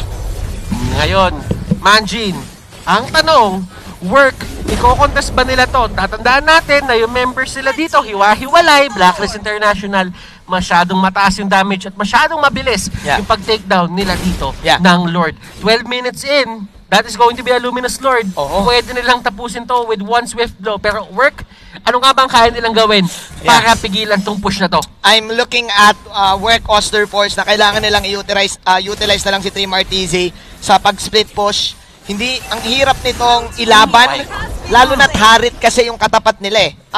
Kung lugi sana sa levels yung Harit, kaya nilang lumoob sa Zaman Force. Kaya nilang tapatan sa loob ng Zaman Force. Pero this time, it's too late. Ang pwede nilang gawin dito, siguro, use the Alice, use the Uranus, split push capability, wag mamatay. But then again, bad news, namatay na. And nakikita mo kung paano counterin dito ni Eson yung ginagawang Phantom Execution ng isang Lancelot. Ang ginagawa niya, nilalabagan niya agad ng Holy Baptism, tinitignan niya kung saan pupunta, tapos masastan na at hindi na makakagalaw pa. Kosei dito, Winter Truncheon sa gitna ng madami, Wise dito almost going down, pero in the Lord is still here, swinging at the base, and that is going to be game number 1 para sa Blacklist International. Dominant victory for Blacklist. Sobrang one-sided, guys. And itong winning moment na to is brought to us by Oppo A94. Experience gaming at full speed with Oppo A94. Get yours now for only $39,999. Ang masasabi ko lang dito, Butters, Blacklist International, yung playstyle nila yung gusto sanang gawin ng work eh. I mean, gusto sanang tumapat ng work. The plan was to play the game na kung paano nilalaro ng Blacklist. But then again, master ng Blacklist, men. Edward, crucial pick-offs in the early stages. Even Oheb, na outplay nila dito. It's the story of the side lanes dito. Kasi yung jungle dito ng side ng work, they know yung power spike eh. Pero since butas yung dalawang side lanes, dun nalugi para sa akin ang teamwork. I think for them to regain the game 2, kailangan nila laruin yung mga aggressive heroes nila. Kailangan nilang ibalik yung comfortable heroes nila para sa work. Okay, so nagsimula lang sa isang first blood. Nag-build doon yung kalamangan and hindi na alam ng work Oster Force yung gagawin nila. It seems to me na itong laban na to ay parang walang pwedeng magkamali. Wala talaga. Actually, inong bandang gitna, kaya eh. Kaya bumawi. Kaya naman. Kaya eh. Kaso si Oheb nakapitas din. So, I feel na yung work, kailangan nilang bumalik sa dati nilang form. And speaking of that informed, ladies and gentlemen, ano nga ba ang kailangan gawin ng Work Oster Force dito para manalo? Ibato na natin sa ating analyst na si Wolf para malaman natin ang insights niya. Thank you so much, casters. At eto na yata yung pinaka-culmination or yung talagang pagtitipon ng Nice One Baby meta. How about si Wolf, your analyst? I'll explain later what happened at bakit tinatawag nga natin tong culmination ng buong Nice One Baby meta. But for that, the following post-game statistics are brought to you by Smart, the official tournament telco partner of the MPL. Free to game great with Smart, free games for all. Now, we did say na ang pinag-usapan natin dito ay ang Nice One Baby meta. In fact, ang daming mga healers and supports na nakuha. Nandyan ang Rafaela, ang Estes, nandyan rin ang Angela plus Matilda. And if you're watching and following yung mga cast natin and analysis from before, ang lagi nating pinagtatapat is either Rafaela plus a marksman versus an Angela plus assassin. So exactly ganito yung nangyari sa Blacklist International Work. Lahat ng meta heroes ay hinayaan ng parehas sa teams at lahat ng mga comfort ay binigay din. For example, yung Rafaela and the Estes para sa Blacklist International paired up with Yi Sun-shin, a marksman. Yung Work naman, nakuha nila yung Lancelot na comfort ni Chu laban sa Rafaela meta. Tapos may Angela to help this assassin. And then you have Alice na comfort ng Work Oster Force. Going up against Blacklists, super duper combo na tinatawag nating Pakito plus Harith, kung saan etong lineup na to, itong Harith and Pakito ay sobrang daming victories na ang ibinigay para sa side ng Blacklist International. Comfort versus comfort ang nangyari. Napaka-standard ng makikita nyong itemization from teams at it was up to just their execution. And man, I mean, we were talking about execution so much at makikita natin mamaya sa highlights kung gaano kabisado ng pare sa teams ang laban na to. We'll see that later. But of course, gusto lang din nating i-remind ang lahat na these game highlights, meron tayong mga rewards for you guys. Meron tayong live watching rewards. All you have to do is to watch the entirety of the show, lalong-lalo na kapag nandito sa post-game analysis segment. We're gonna be flashing a QR code for you guys later on so you can follow. But then again, those are the post-game stats. Bakit hindi natin tignan yung mismong mga highlights ng laban para maintindihan kung ano nga ba yung nangyari? These game highlights are brought to you by Smart, the official tournament telco partner of the MPL. Free to game great with Smart, free games for all. Yung first rotation of Blacklist International papunta doon sa EXP lane kung saan nandun si Pakito, which also allowed them to get the first turtle. At by the way, the command of Chu with this Lancelot, kasama na rin yung Angela, sobrang ganda. Now, they were able to get kills up top, including a kill doon kay Yi Sun-shin, which is wise, pero si Oh My Venus just buying enough time. Habang nangyayari to mga kaibigan, si Oheb nakapag-push doon sa may bottom lane and also was able to get Calamity Reaper and Holy Crystal ng napakaaga. In fact, at this point, lamang na ng few hundred gold si Oheb, the gold laner, over Chu, tapos naka-sulit card siya or naka-mystery shop pa siya na emblem, which allowed him to have so much damage potential to the point na nakapag solo kill siya against Uranus. In fact, Feather of Heaven at this moment, ito na yung pinaka-crucial para sa Work Oster Force. This particular clash, wherein lumikod na din talaga si Chu and maintindihan mo kung bakit niya gagawin yun. Meron siyang Angela, meron siyang tulong ng kanyang ape, but Blacklist International already leading by so much. Tignan mo naman yung damage output ni Oheb on this Harith. And ito na yata yung kailangan tignan ng lahat ng mga teams. You have to always consider yung Harith ng Blacklist International. And I would say ito isa sa mga key bans ng Work Oster Force if ever nga naman dun sa game number 2's draft. That is one thing that they have to take note. And one thing na gusto ko rin i-point out sa nangyaring laban na to, since we're all playing comfort here, di ba? Para magtataka ka, bakit yung Blacklist International hinayaang ibigay yung Alice, hinayaang ibigay itong mga heroes na to? Well, the answer is, they know na pag inipit nila ang Blacklist International sa position na yon, okay lang kasi maka-counter naman nila. Shall explain later, but the MVP of the game brought to you by Smart, the official tournament telco partner of the MPL. Break through your own limits, rise above, and be free to game great with free games for all. And you know what? Oh My Venus, with this Estes, ginawa niyang free game para kay Wise on the YSS or the Wise SS ang laban na to.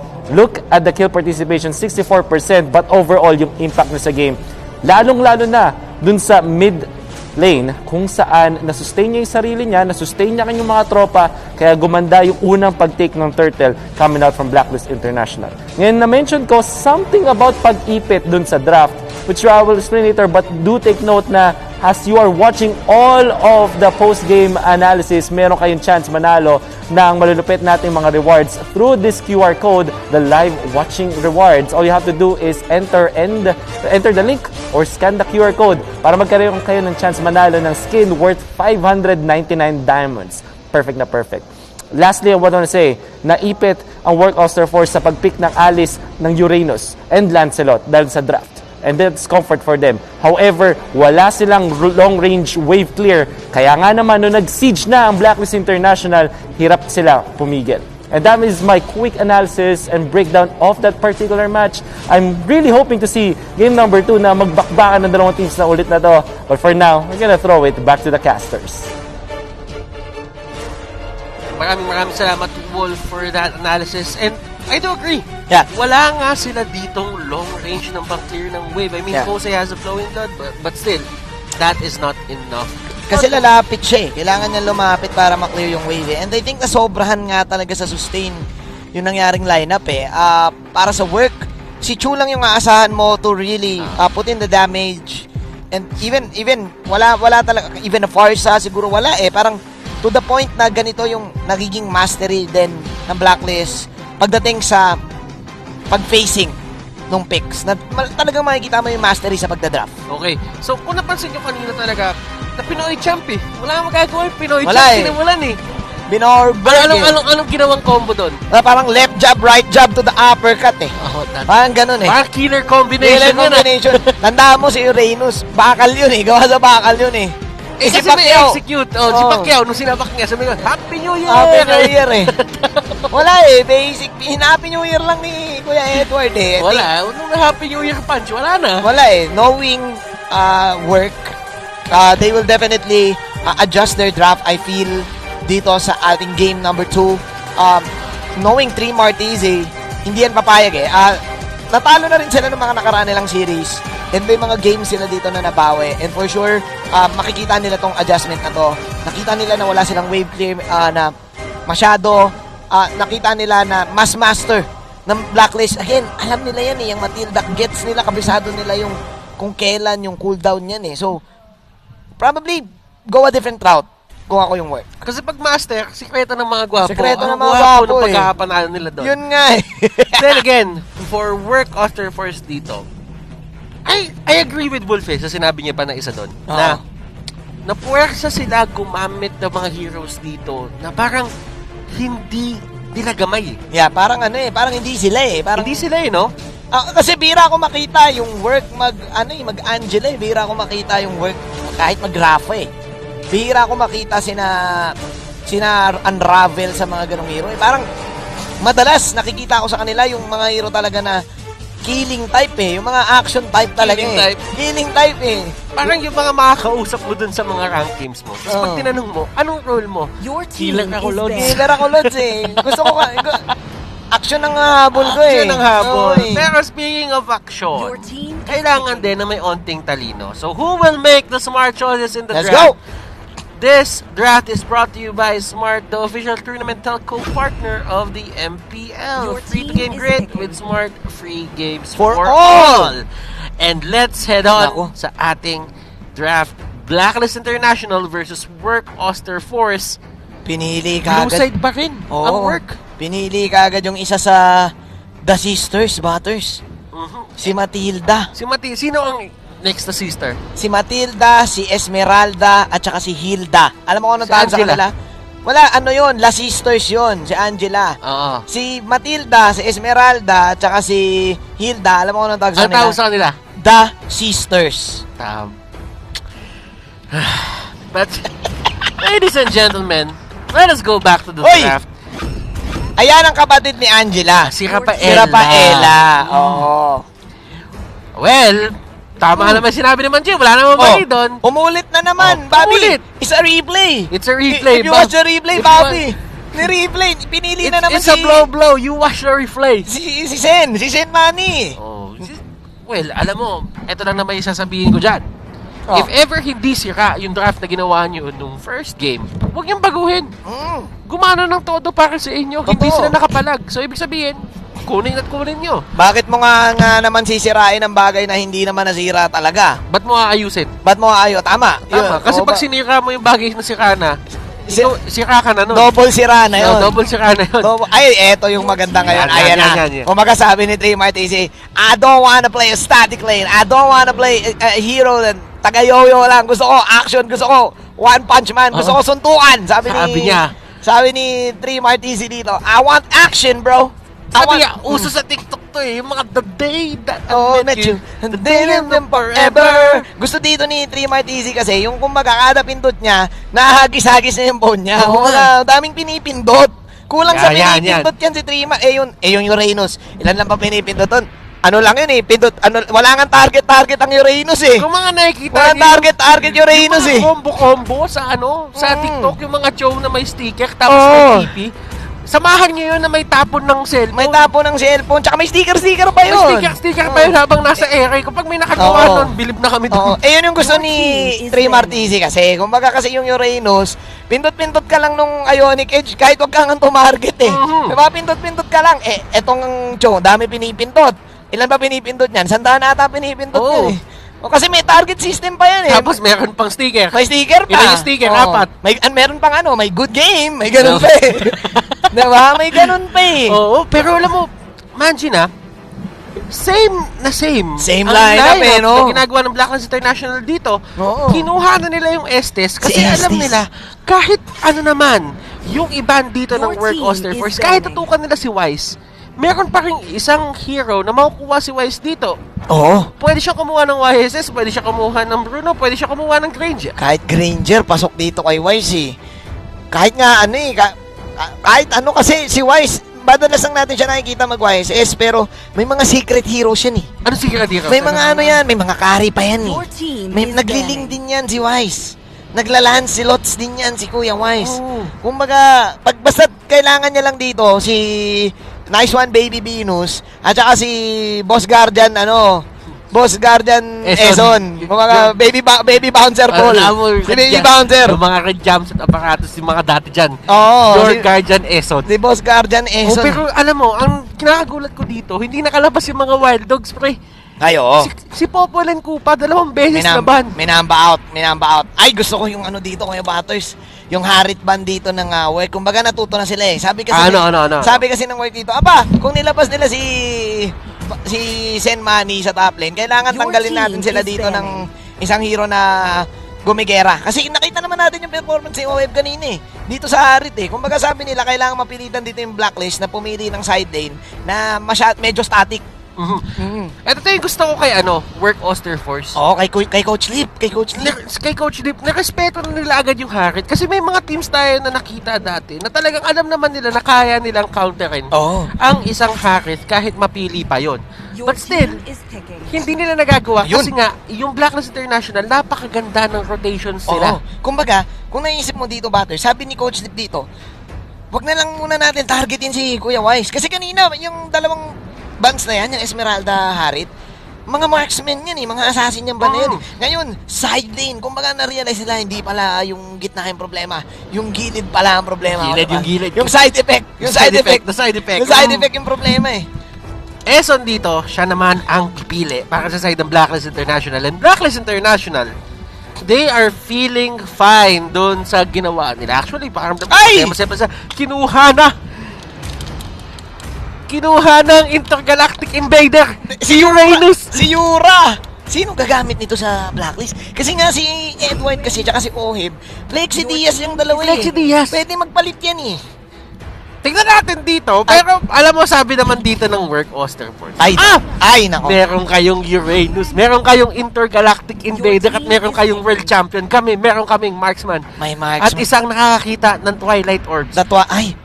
Mainit yung pick ng work ngayon. Mas nagustuhan ko yung pick ng work ngayon. Alam mo bakit, Kuya Batters? Ito yung kulang sa kanila kanina eh. Kulang sila sa firepower kanina. Kasi kumbaga puro kasi sila healing galing eh. kanina, kulang sila sa onting dumi. Kailangan mo rin kasi sa buhay, kailangan mo rin ng onting dumi sa buhay eh.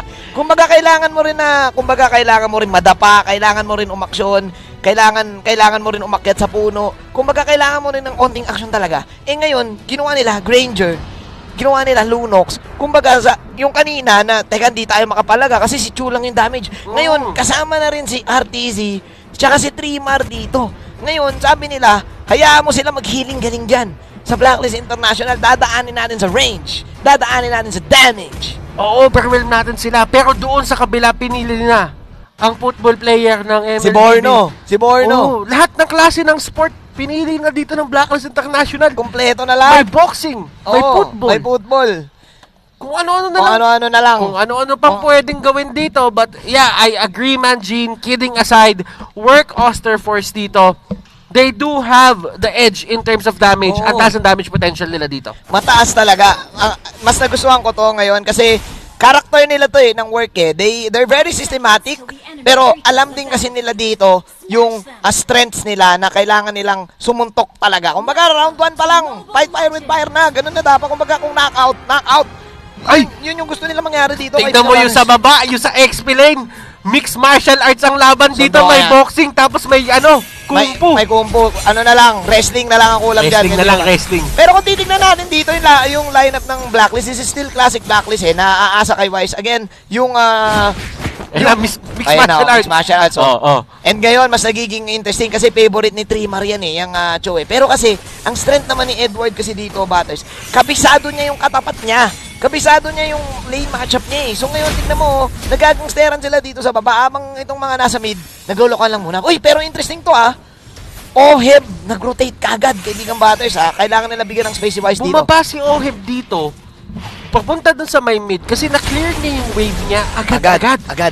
Ito, maglolokohan lang sila dito niyan eh. Kasi ang Uranus, medyo medyo mas kaya niyang ipok ang isang Alice in terms of match-up. Pero tignan mo, iba talaga si Edward doon. Walang pinituhan niya kaya pinituhan na. End of round 1! Ding, ding, ding!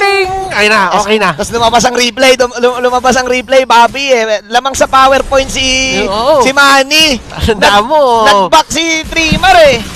Tanda mo, when the gloves are off. Oy! Ayan na yan. Nako, maganda boxing sa baba, Kuya Batos. Ayan, left jab, right jab. Dash out.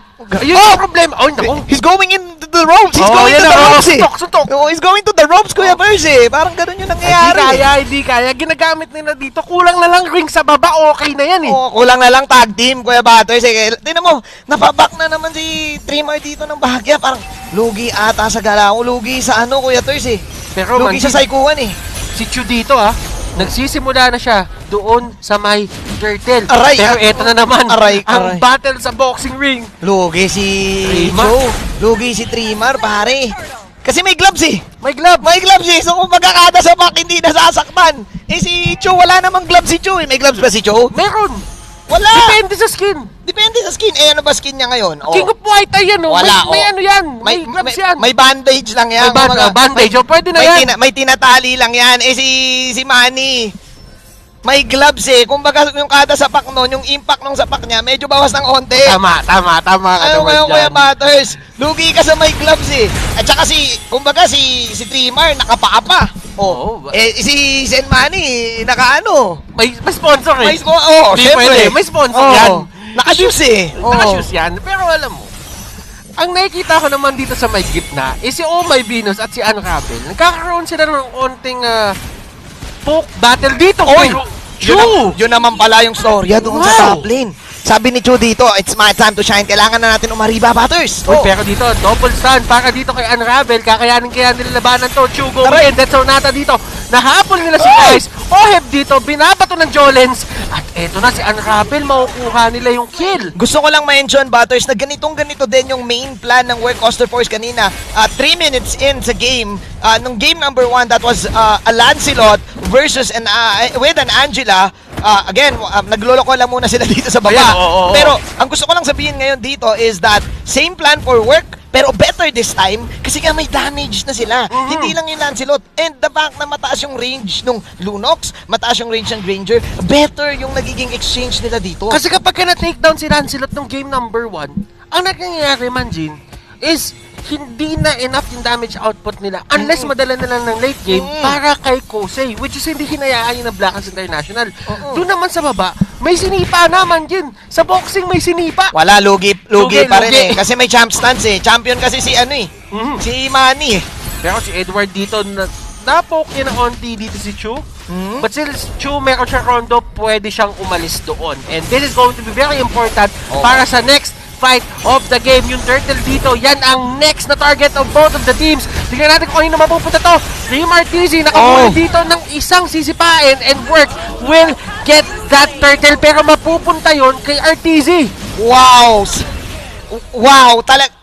Work Oster Force, they did their best, pero mas talagang kabisado lang ng Blacklist International yung cooldowns at yung ganitong lineup. Perfect timing ng Moonlight Immersion mula kay Venus, perfect positioning mula dito kay Wise.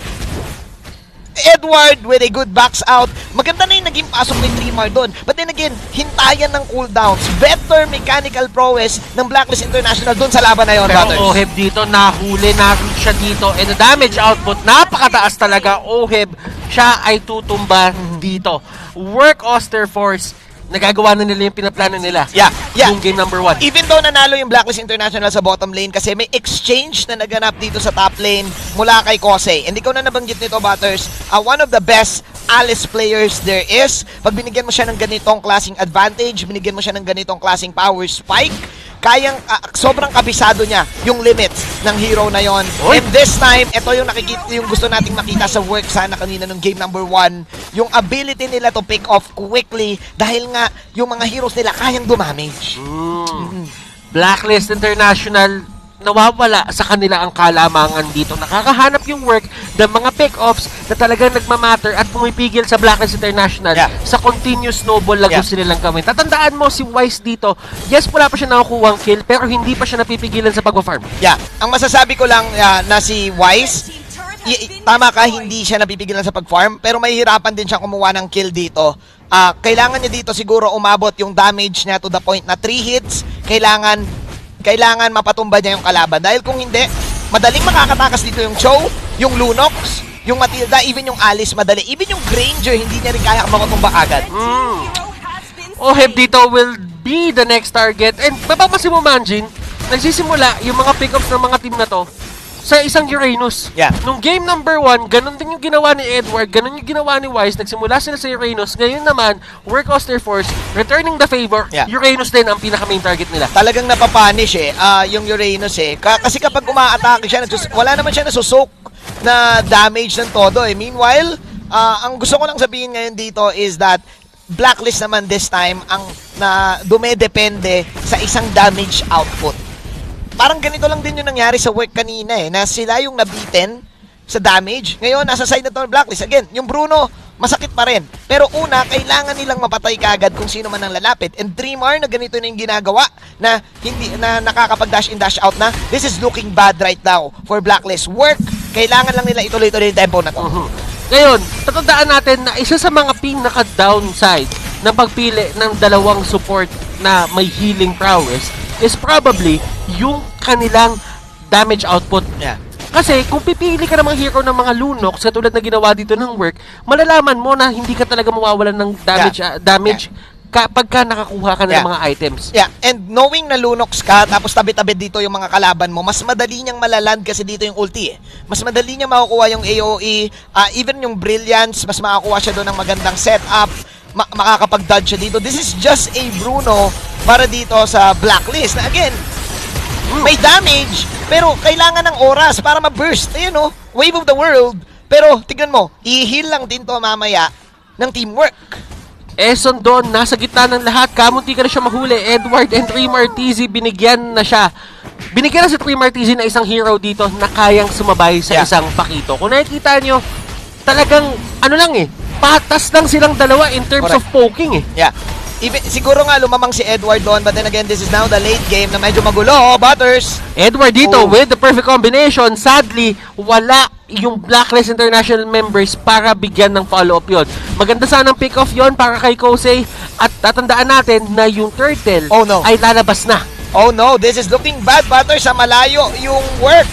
Perfect RTZ. opportunity ba to sa Blacklist? RTZ dito nakapag-flicker pa, pero tignan nyo kung ano ginagawa dito ng RTZ. Gumamit siya ng flicker para i-delay unti-unti dito yung side ng Blacklist International. While Work Oster Force, may mga tao nang pumupunta doon sa side ng mapang yon, and Kosei dito, hindi ko alam kung tama ba na nandiyan sa pwesto na yan. Yeah, I think magandang opportunity yon sa Blacklist para makakuha ng onting space and lead dito.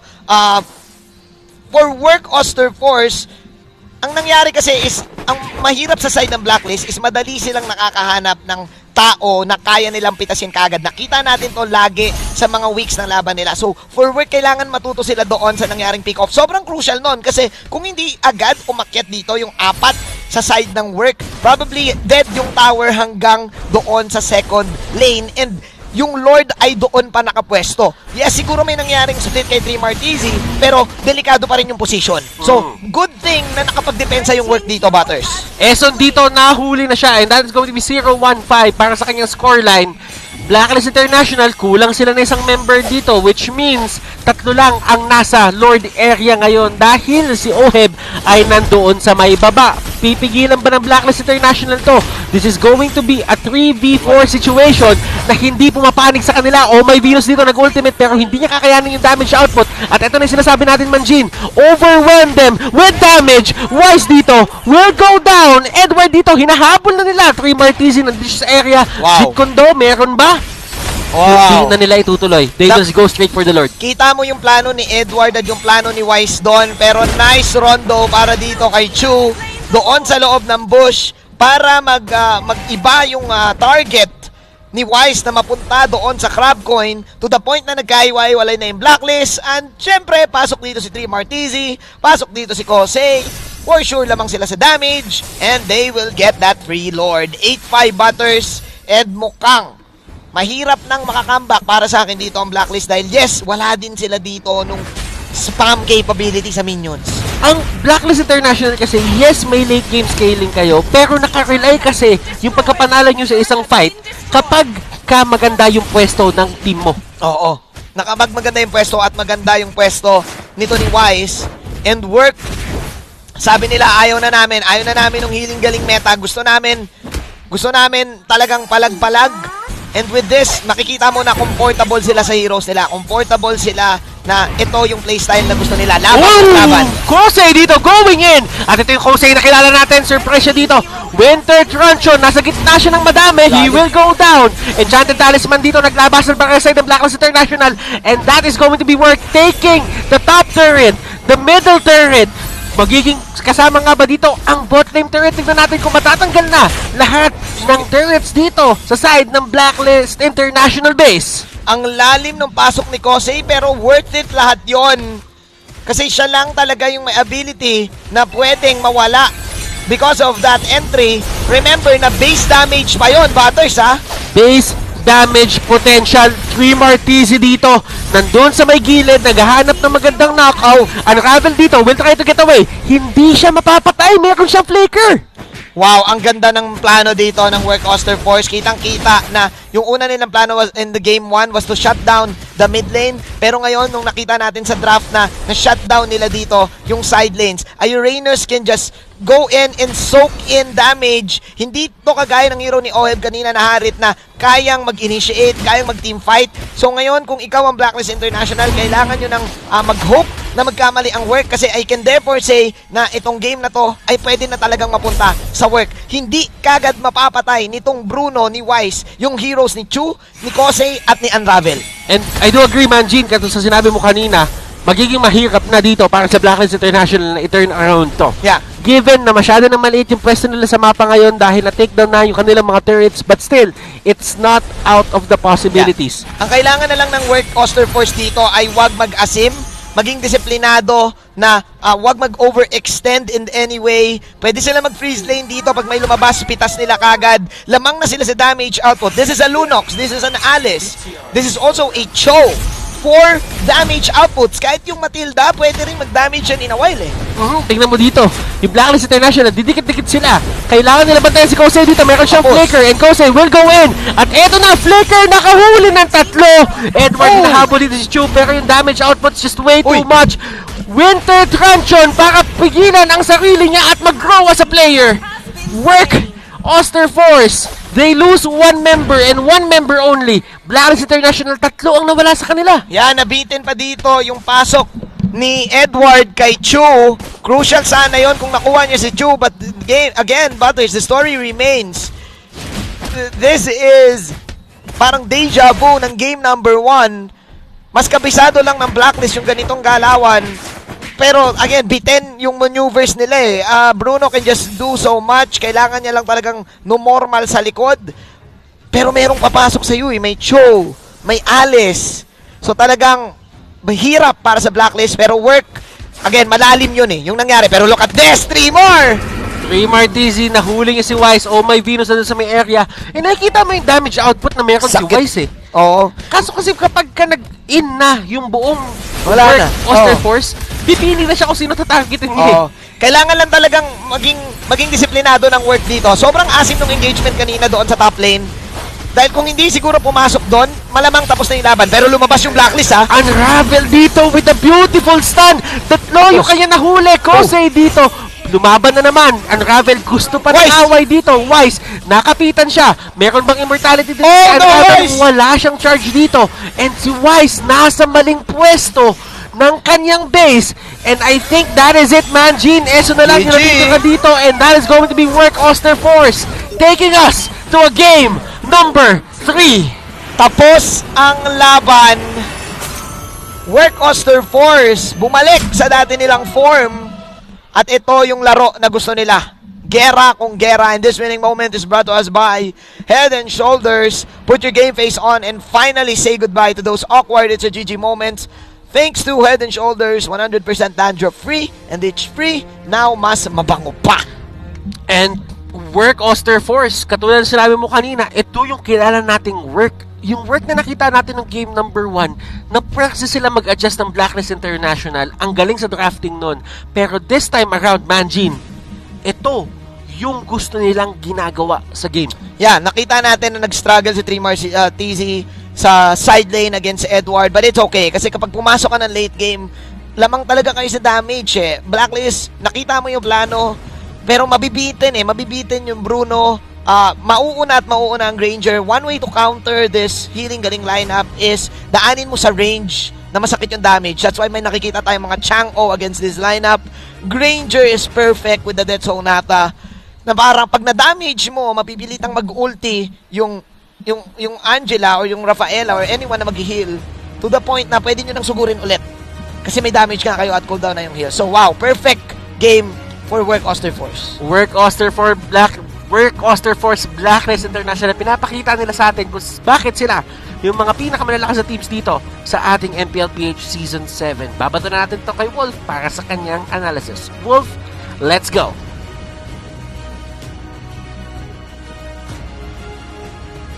At kung napansin natin na nag-work nung game number 1 para sa side ng Blacklist International, ang Work Oster Force, hindi na hinayang mangyari yon para mapuwersa ang game number 3. My name is Wolf, your analyst. Thank you so much, casters, at bakit hindi natin pag-usapan ang game number 2 at paano nga ba nakarecover ang Work Oster Force. The following post-game statistics are brought to you by Smart, the official tournament telco partner of the MPL. Free to game great with Smart, free games for all. As you can see sa post-game statistics natin, nahirapan na si Oh My Venus this time with the Estes. In fact, yung kanyang record dito ay na bumaba yung kanyang KDA because of the strength of Work Oster Force, which we will talk about later on dahil related ang post-game sa mismong draft. You're gonna notice sa Blacklist International, first half of the draft, Paquito, Estes, it's literally the same as before. Pati na rin yung mga bans ng Blacklist International, first phase and second phase, halos kaparehas ng game number 1. Ngayon yung Work Oster Force naman, na-identify nila kung ano lang ba yung weaknesses ng kanilang lineup nung game number 1. At actually, ginawa lang nila na different this time is to ban the Harith. Blacklist International, na puwersa silang kumuha ng Uranus, while yung side naman ng Work Oster Force, alam nila na ipipick na yung Uranus, kaya yung kanilang sagot ay direct counters and answers doon sa Uranus pick. That is the Lunox, pati na rin yung Granger na kitang-kita natin all throughout the game nahirapan. And actually, it will explain later kung ano nga ba yung nangyaring Operation Anti-OHEB coming out from Work Oster Force. That has been a post-game statistics. And by the way, sa mga viewers natin dyan, may chance kayong manalo ng 599 diamonds worth of skin kapag pumunta kayo at nag-scan ng QR code na to. Yan. Or enter the live watching rewards link which will be posted every single time na lalabas po tayo dito sa ating post-game analysis. So sana hindi lang kayo nanonood ng game at imbitahan nyo yung mga tropa nyo na makinig at manood dito sa malapit na post-game breakdown natin for all of the games. And while we're talking about that, let's look at the highlights. These game highlights are brought to you by Smart, the official tournament telco partner of the MPL. Free to game great with Smart, free games for all. Operation Anti-OHEB para sa side ng Work Oster Force. But before that happened, ang ganda na pag-take ng turtle ng Work Oster Force. In fact, yung Blacklist International, nakakuha lang sila ng exit kills after makuha ng Work Oster Force yung turtle. Well, hindi naman siya napunta kay Chu. Yung gold ay na-distribute sa members ng Work Oster Force. And continuously, pupunta sila sa top lane para kumuha ng mga kills. Edward, mag-isa dito sa may bottom lane. Top lane, mag-isa dun si OHEB. Eventually, ay makikita ni Unravel, pati na rin ni Kose. They are forcing, alam nila na walang purify etong si Uranus, kaya nga naman ay napar sila. At hindi sila titigil doon. Now, for Blacklist International, this was the only time na naisama nila yung kanilang tatlong mid lane trio with OHEB. Which is in a way, hindi ganito maglaro ang Blacklist International. Usually, ginagamit nila yung hero ni Edward to group up para makuha kills. And by the way, Work Oster Force, if we could just slow down a little bit and look at this line, nandito sa part na to ng mapa si Wise kanina, and then si Chu nandito sa part ng mapa. And some members of Blacklist International went here para hanapin si Chu at hindi sila naging successful sa pag-take kay Chu. Kaya nga naman, nung umikot na yung ibang members dito ng Work Oster Force to go to the general area kung nasan si Wise, pati na rin si Venus, nakuha nila yung kill sa Estes, pati na rin sa Bruno, and eventually winning that skirmish. And napakagandang recovery coming out from the side of Work Oster Force because this time, alam nila kung sino yung dapat nilang targetin. Early stages, shut down the Uranus. Then the next phase, when it comes to turtle taking, make sure na makakuha nila. And by the way, this is an amazing jump. Sasabihin natin na pwedeng asim moments yan mula kay Kose. Pero tamang-tama yung timing niya ng pagtalon, nahuli yung 4 na members, actually 5 nga na members ng Blacklist International dahil nag-group up sila because of Etes. Di ba yun yung nature nun? Tapos, picture perfect usage of the Winter Truncheon para mapakomit ulit yung 3 members ng Blacklist International. Makuha nila yung kill sa likuran, pati na rin etong Torre na to. Everything is just working para sa Work Oster Force kasi nga naman may plano talaga. And I'm pretty sure yung ganong klaseng talon coming out from Kose, hindi yan parang tumalon lang siya out of quote-unquote asin. Talagang pinlano ito ng Work Oster Force. And this will happen once again dun sa clash dun sa may bottom lane. The finishing clash para sa Work Oster Force. Ang ginawa lang nila ay ulit. Umasim sa may likuran, meron kang Alice, meron kang Lunox, AoE damage, at ginulat din. Hindi na kinaya ng sustain nila May Venus. At ulit ang nangyayari, may nahihiwalay, may napupunta sa may bandang baba. Si Chu ay nag-survive na naman at nahanap nila sa likuran si Wise, pati na rin si Venus. Identifying the correct targets. At ito yung kailangan siguro na key factor kung bakit nanalo ang Work Oster Force sa Blacklist International. Something that other teams can adapt going against Blacklist International. Create chaos. Dahil dun sa panggulat na ginagawa ni Kose at ng ibang members ng Work Oster Force, yung well-oiled machine, yung orderly, yung organized na Blacklist International ay nabubuwag at nagugulo dahil dun sa nangyari. By the way, the MVP of the game, brought to you by Smart, the official tournament telco partner of the MPL.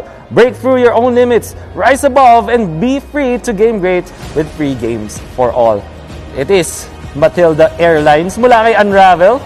Ang ganda no kanyang pag-ikot sa mapa, 95% kill participation with 34,000 damage dealt and 76,000 damage taken in this game. Also allowing for the rest of the team to kill Oheb consistently doon sa may top lane.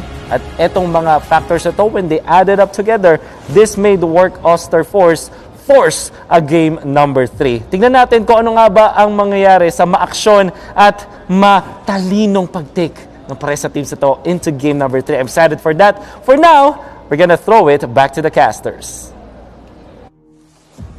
At Wolf, aming sinasalo ang iyong pagbato. Welcome back to the Casters Desk. Kami ang iyong magiging shoutcasters, Manjin, Faldas at Butters, at kami ang iyong laban casters. Yun! At ito, ang game number 3 between Work Oster Force and Blacklist International. Kaninong streak ang masisira? Ang Work ba ang magiging 1 sa 4-in-1? Yeah. I feel na in a way, sira na din kasi puro mga 2-0 yung mga nakuha nila recently. Pero yeah, ang gusto natin makita dito ay series. And ang ganda na ang binanggit ni Wolf dito, napakatalino na naging draft dito ng Game 1 and Game 2 ng dalawa. I can feel na sobrang mag-a-adjust ang Blacklist dito ngayon. Pwede nilang siguro unahin dito yung magiging side lane nila, kung yun yung magiging priority. Kasi nga, naban kagad yung Harit, naban kagad at yung mga iba pang mga side lane, comfortable heroes dito ng Blacklist. And the MPL Philippines Season 7 is presented by Smart, the official tournament telco partner of the MPL. Free to game great with Smart, free games for all. And Manjin, Work Oster Force, ang dami nilang bagay na ginawang tama doon sa ating game number 2. Isa to sa mga bagay na pinag-usapan natin off-stream. Yeah. Na parang ang nangyayari is yung mga taong nagkakaroon ng sustained supports at pumipili ng Uranus, sila ang katatalo dito sa series na to. Kasi parang ang nangyayari, nabanggit mo to sa akin na meron ka meron ka mga mages na may damage, ngayon mga sustain mages, and kukuha ka pa ng sustain na, well, hindi naman nagda-damage. Yung Uranus, siguro at early, ramdam mo yung damage niya, pero at the end of the day, ang trabaho ng Uranus, una, soak up damage, tank damage, and pwede rin mag-split. So ngayon, tama ka siguro merong part na yung Uranus ay hindi na bagay dito sa lineup. And who will make smart choices in the draft? This draft is brought to you by Smart, the official tournament telco partner of the MPL. Free to game great with Smart, free games for all. Free na free ang mga players natin dito na pumili ng kanilang mga hero. Let's go. Ang tanong lang naman, Manjin, is kung sino ang pipiliin at sino ang ibaba nila. I like the respect coming out from Blacklist International, banning RTZ's Selena na nakita natin last time. These are the power bands right now. Jawhead is so powerful right now sa meta na to na may mga nice one baby. May sugod ka na, may damage ka, tapos may healing galing ka pa. Paano mo mapapatumba ang isang Jawhead? And yeah, Work Oster Force also banning the Popol and Koopa that could probably counter their lineup right now. Especially na itong Chicho Dog ni Koopa, ni Popol pala. Yun yung kumakounter dito sa mga DE, sa mga Matilda, yun eh. Mga Chicho Dog. Mga Chicho Dog. Mga Chicho Dog. Well, Blacklist International dito, they have 2 picks. Tilda ulit. Para dito. And Work Oster Force, Pakito. Hindi talaga nila bibitawan tong Matilda. Matilda, gumagana yan para sa kanila. It has been working wonders for their side. For Blacklist International naman, pwede nila ata nakawin dito yung Alice, no? Yeah, Pakito, Alice. Secure nila kagad yung magiging side, pero ang mawawala kasi sa kanila dito yung Eson, Venus, healing galing So ang tanong, willing ba silang i-sacrifice yun para dito, para maging comfortable sina Oheb and si Edward? Ako naniniwala ako pag yung Blacklist International kasi hindi nila nakuha yung Rafaela kay Eson. Okay lang, ang daming hero nito Nagpa-franco pa nga to Pwede nilang baguhin no? Diba? Ang daming ways para sa Blacklist International para laruin and they can stick with that. Inakaw nila itong Alice, kinuha pa rin nila yung Rafaela. But ang question is right now, Manjin, sino ang gagamit niyang Rafaela na yan? Yeah, Flexi Diaz pa yan Flexi Diaz pa. Pwede pa natin, pwedeng gamitin ni Eson, pwedeng gamitin ni Oh My Venus. And I think they opted for the Rafaela pa rin kasi ito talaga yung combo mo kay Wise and ayaw nila mawala to. I think mas comfortable si Wise gumamit nga dito ng marksman kesa yung heavy assassin type. So with this is a better opening right now for Blacklist. Nagbago. So ngayon magbabago rin tong Work. Ano ang magiging hero ni Kosei? Pwede silang mag-secure ng either Kosei or 3 TZ hero dito, and last pick Chu in a while. Pwede pang kumuha pa nga ng Angela, pwede pa nga kung itutuloy. Pero Pakito, nakaw din sila. Pakito ang makukuha ng work Oster first dito. This is going to be 3-mar, and ang agaw din. Agaw. Kay Harith. Yeah, I like it. Sabi nila dito, sige, tapatan na natin. Agaw tayo ng dalawang side lane. Harith could probably go in the gold lane right now. 3-mar on the XP lane. This is Blacklist lineup na ginagawa ngayon ng work, Butters. This is them playing and giving Blacklist the taste of their own medicine. Kanina pa, nung game 1 pa lang, yun yung nagiging main strat nila dito. I agree with that. Blacklist International sticking to what they know. Rafaela and Estes combination pa rin ang gagawin nila. Well, for the side of work, Oster Force dito, Manji, katulad nga ng sinabi mo, ang dami nilang na-deny dito para sa side ng Blacklist International. At kung papansinin mo, binande nila yung Benedetta ni Edward. Oo, nawala yung Benedetta dito. Talagang heavy focus yung work Oster Force dito kay Edward and kay Oeb. Probably pwede na sila mag-ban dito ng Yishun Shin or kung willing man silang ibigay yon dahil nga may Pakito naman sila na kaya yung Yishun Shin. Look at that! Side lane pa rin ang tinanggal dito ng work Oster Force. Ayaw nilang bigyan ng freedom si Edward dito na magkaroon ng magandang game. Kanina na control siya ni 3-mar TZ, hindi siya nalamangan ni 3-mar TZ ng todo, pero still na-contain ni 3-mar TZ si Edward, and doon nagkaroon ng major difference dito yung Blacklist International in terms of their gameplay. Ang sakit nito kasi the Pakito can go in early, mataas ang potential niya, level 1, level 2. Harith, maganda rin yung late game capability. So, nakikita mo kagad dito sa work na meron silang early up to late game damage output. And maganda rin yung sustain. Champ stand sustain, Harith shields, Matilda shields. Ang dami mong pwede i-combo dito sa 3 picks pa lang ng work Oster Force, Butters. Lunox ang tinanggal dito ng Blacklist International. Ayaw nila. I like it. Potential ng Lunox sa mga pag-burst down agad ng isang tao dito para sa kanilang side. Work Oster Force, si Edward pa rin ba yung ibaban nila hanggang dulo? Hanggang dulo. Pwede kasi silang mamili na tanggalan na rin siguro si Wise. Kasi ano pa ba mga ibang heroes? Wala na rin kasi yung Bakshi. Edward pa din. Edward pa din? Tinanggalan si Edward ng hero dito. Pero may freedom naman si Wise na pumili ng sarili niya. And that is going to be the Granger. Gusto ko yung appear dito ni Bonchan kay Edward na Ward. Okay. Ano ka muna, Ward, ha? Basic lang muna, Ward. Ward. Ginan ka, Ward. Respeto ka eh. Halika dito. Appear muna tayo. Pampalubag loob. Sabi ni Coach Nip kasi dito, napanood ko na, guys. Kumanon si Coach Nip eh. Ano sabi niya? Panood ko na eh. Si Edward masyadong mainit, level 1 eh. Kumbaga, kailangan natin palamigin eh. And ganyan yung ginawa ng work Oster Force na ginip up nila dito yung Granger. Pero kasi okay lang eh. Kasi again, yung Granger, may part na may iwasan ka agad dito ng work Oster Force eh. Mas okay sila, mas comfortable sila na sabayan itong gitna ng Blacklist kesa talaga yung side lane. Hoy, Claude Delicious! Nilabas na! Claude Gila! Tinanong ni Lip si Chu eh. Chu, ano gusto mo gamitin? Claude, gumanon si Chu eh. Oo eh. Oy! Nako! Nagkalabasan na ng alas. Ito na si Edward, nilabas na ang baby dinosaur. The baby dino, Barretts. Nakita na natin ito lumabas. Ginamit na ito ng Onyx. Ginamit na rin ito ng LPE. The Barretts can go toe-to-toe with a Pakito, Butters. Kayang-kaya yan. Nakita natin yan, I think yesterday eh, na sumasabay ang Barretts kay Dlar eh. Sino yung kalaban ng Onyx? Aura. Oo, sumasabay eh. Ang hirap nito ha. Pero late game, Alice, Granger, sakit ng damage. Ang worry ko lang sa work, ramdam yung nerf sa Claude eh. Ramdam yung nerf sa Claude. At medyo mabagal eh. Medyo mabagal siya. Pero kasi, nandiyan si Nice Baby. Nice One Baby. Kaso si Nice One Baby, si Angie. Si Nice One Baby ang... Si Angie. Kumbaga, kung may nerf ka, pag may taga Nice One Baby ka, tatandaan mo, yung hero, mana-nerf mo. Pero yung player, hindi. May Nice One Baby eh. May Angie eh. So parang yung nawala kay Claude, goods pa rin eh. Goods pa rin. I think ang magiging dilemma lang ng work dito, kailangan muna nilang hintayin yung Claude. So dapat nilang bantayan muna. Mauuna ang Granger pagdating sa sa pagkuha ng jungle. Tingnan mo yung damage output na meron dito yung side ng work. Si Eson dito, kalahati ng buhay niya agad ang nawala, Manjin. Gravy talaga yung Angela, yun yung Unravel. Pa-baby wave. Pa-baby wave. Hindi yan love wave, pa-baby wave yan eh.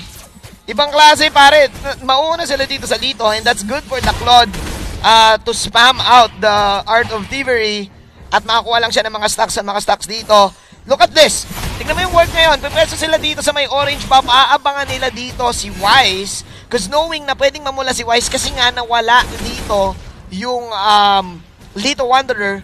Pero actually hindi. Kumuha lang talaga sila ng Ursa Bear.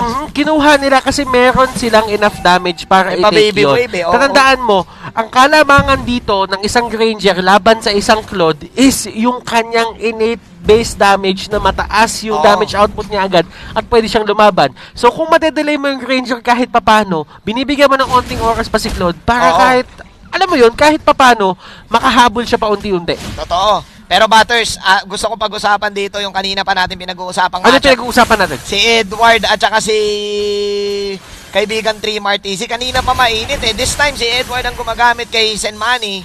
And mukhang nalulugi yung baby dino dito, Kuya Butters, ha? Wala, tatandaan mo, baby pa lang kasi. Oo nga eh. Hindi, tsaka si Senmani kasi pag sumapak talaga, kahit dinosaur, tutumba eh. Oo, tama ka dun. Min, ang daming pinatumba niyan. Well, totoo. Naisusulat ka, madaming ipinapatumba yan. Pero ngayon ko lang nalaman na kaya din magpatumba ng isang dinosaur. Baby dino eh, no? Hindi, pero si Barats, hindi naman baby dino si Barats eh, di ba? Depende sa skin. Yung skin niya. Ayan o, dinosaur yan, oo. Oo, Dynamite. Dynamite. Yan, Farm Nation. Kailangan ni Trey Martisi mag-ingat dito ngayon. Meron ng Daytona's welcome. Oo, pero eto ang magandang exchange. Sabi dito ng work, kunin natin yung turtle, pero kamuntikan pa si Kosei sa baba, nakakuha na libreng gold dito, si Wise. So with that, may tatabla lang ang gold count, Butters. Kasi alam din ni dito ng side ng Blacklist International na kahit makuha yan ng Claude, okay lang as long as hindi niya nakukuha din yung items niya agad-agad. Agad-agad. Kung si Kosei yung tututukan muna nila, at least liliit yung mundo ni Kosei dito. Totoo. At may isang hindi makakapag-farm ng safe. Totoo. Ang mahirap kasi sa Claude Jungle ngayon, Kuya Butters, una mapipilitan ka either mamili agad ng Raptor Machete or Demon Hunter Sword eh. Kaso kasi, yung Claude, mas magiging effective talaga kung DHS muna eh. Parang bitin pa rin yung damage mo kahit naka-Raptors ka eh. Kunin mo muna yung unang kabanata sa part 2. Sa part 2. Oo, yung unang kabanata sa part 2, bago ka pumunta ng part 2, yung bago mag-Raptor Machete, kukunin mo muna yun. Yung una. Yung Nimble Blade. Kukunin mo muna yung Nimble Blade, tapos iiwan mo yun, kukuha ka ng DHS. DHS para may extra damage. Mukhang ganun nga ata gagawin dito ni Chu. So kung ikaw ang Blacklist, tingin ko habang ganun pa yung damage output ng work, pwede na kayong bumakbak. Ay, kaso kasi Estes Estes Angela kasi to eh. So, medyo protection din ang laban dito ng Blacklist International. Meanwhile, work, ano lang muna sa work eh. Patience lang muna eh. Patience ang pinapakita nila dito kasi kailangan nila ipag-scale dito si Kosei at ayun si lang! Chu. Pero si Chu ang magiging main target, the primary target. At sabi ni Kosei, sige, may hard card na ako, lalaban na ako dito sa may pinakalikod. And yung mga late game heroes na sinasabi natin dito sila, ang mga Kripa, may Venus dito, nahuli dun sa may gitna. Artis dito, inikot-ikutan pa. Napakagandang heart guard mula dito kay Unravel. Si Kosei yung nice one, baby. Nako, ito na. Senmani versus Edward. Kinagat! Ngart! Sinapak yung tayo! Ting! Double knockout ang nangyari. Pero ang nangyari dito, Butters, mas importante yung nangyari sa baba. Ibang klase yung si Unravel eh. Nag-nice one, baby eh. Kosei, dodge moves, hindi tumama dito yung Tetsonata. Pero okay lang kasi grabe din naman yung balik dito ng Blacklist. Na double knockout sa taas, nagkabalugbugan sa baba. Ibang klase ng laban na to, Butters. Nakuha pa ni Eson dito yung turtle and nakuha ng Blacklist International yung turtle pero hindi dun sa taong gustong makahawak ng turtle. Oo nga eh. So medyo tumagilid ang vapor ng Blacklist. Ang ganda sana ng plano eh. Pero si Kosei namumula. Pero yun kasi yung capability ng isang harit. May chance kasing mabuhay yung isang harit kapag nag-Zaman Force eh. Di ba, Butters? So nag-Zaman Force, nag-nice one baby kay Angela, edi ang daming shield nun. Ang daming shield. Oo. Shields for days. Agent of Shield. Ayan na naman! Wala. Ambaan lang. Hawakan mo nga tenga. Ambaan lang. Hawakan mo nga tenga. Sabi kasi ni Kose, alam mo naman kasi, Oheb, kabisado ko rin naman kasi yung Alice Demon Hunter Sword! Nako, binili na 5 minutes Binili na 5 minutes in. May kill din kasi. Sasama na dito si Kuya Chu. Kumbaga, favorite niya yan eh. Lagi mong tatandaan, ng qualifiers, hindi nayatap yung Claude niya. So this is looking bad. Pero yung damage output ni RTZ dito, nilapitan niya lang ng onti si Venus. Naging klase. kalahati na yung buhay ni Venus dito. And Kosei dito, ayan na, left, right. Umaharlem dito, kumikreepwalk. Eto na, nagkahulihan na. And RTZ dito, ginagamit niya yung mobility ng isang Matilda para kung saan siya kailangan, andun siya. Oo, ibang klase pare Sobrang lupit din ni RTZ dito. Remember na ang Matilda, pwedeng mag-damage build And mukhang damage build siya, impure rage siya dito pare. So naku, mukhang babakbak talaga ang work. Oh my Venus, hindi na magsusurvive. Demon Hunter Sword 2, oh no! And Chu dito, kinapitan siya ng Heart Guard. Eson dito will go down. At tinipihan ng matindi. Oheb dito, lumalaban pa. And Oheb, papasok ba siya? Unravel, ladies and gentlemen, sa may area. And Wise, they get 2 kills. Wow! What a standoff! Ang ganda ng laban na to, Manjin! Ibang klase yung nangyaring laban, pare. Parang Wild Wild West Nagkaputo ka ng todo. Ayan na! Kinakain! Ayan na! Pero sumasapak pa rin si Trimar Daisy. Tatandaan mo, nguyain mo man ako. Sasapak pa rin ako. Grabe ang pambansang kamao, mga kaibigan. Nakikipag 1v1 sa ultimate dinosaur dito ni Edward. Pero ito kasi yung nangyari dito, Patters yung outplay sa baba. Minsan yung nagiging dilemma ng work May mga times kasi talaga sila na nag-overextend. So, kaya sana yun, pero napaka-risky nun. Bakit? Nabigyan ng play, nabigyan ng space yung Blacklist para mai-even yung laban na to. Panoorin natin ang instant replay dito sa laban May damage na si RTZ. And of course, this replay is brought to you by Oppo A94. Experience gaming at full speed with Oppo A94. Get yours now for only $39.99. There you go. Confident na si Chu dito. Tumitipi na, may art card na. But gusto kong tingnan dito si Oheb kasi again, Wise, nag-miss yung ibang bullets niya dito sa Rhapsody. Ayan nag-miss 2-3, pero look at the flicker mula dito kay Oheb. Sabi ni Oheb, baka nakakalimutan mo ko, Chu. Ganun yung nangyari, Butters. Meanwhile, tinan mo yung healing galing. Ang lakas talaga. Si Chu pumasok pa dito, pero napapatakbo ang Blacklist International. Hindi ito yung Blacklist International na nakikita natin kanina. Talaga nalulugi sila dito. Kasi, Butters, kung iisipin mo, ganito yung mangyayari dyan Yung Claude kasi, laban sa Granger, kung iisipin mo, yung Granger kasi, tatarget pa yan Kumaga marami ka pang pipindutin mga swipe in, swipe out pa Yung Claude kasi, pag pinindot mo yung Blazing Duet, kahit na mag-altab ka, tatama yung Blazing Duet mo. Kaso kapag ka nanakap ka, medyo delikado. Pero sabi dito ni Trimar DC, ako ang gagawa ng play. Edward dito, standing strong, half yung HP, RTC na 80 dito sa may area. At si RTC ang mahuhuli. Ibang klase yung Blacklist pa rin talaga. Ang ganda na ng pasok ng work doon, pero nag-survive pa dito ang Blacklist. This is still an even ball game, Butters, kasi parehas nila nakuha dito yung early game na gusto nilang mangyari. Kumbaga magkakataluan na lang to sa paunahan at sa execution. Ang kailangan dito ng work is, una, iligtas si Chu. Bawal makagat si Chu dito or anyone else sa side ng work. Kasi pag may nakagat dyan, may nginert-ngert nito ni Edward, babalahin dito ni Wise Pagka ningert-ngert, may mga hurt-hurt. May mga hurt-hurt. Kumbaga, it really hurts. It really hurts So, ganito yun, kaibigan Butters. This could go either way.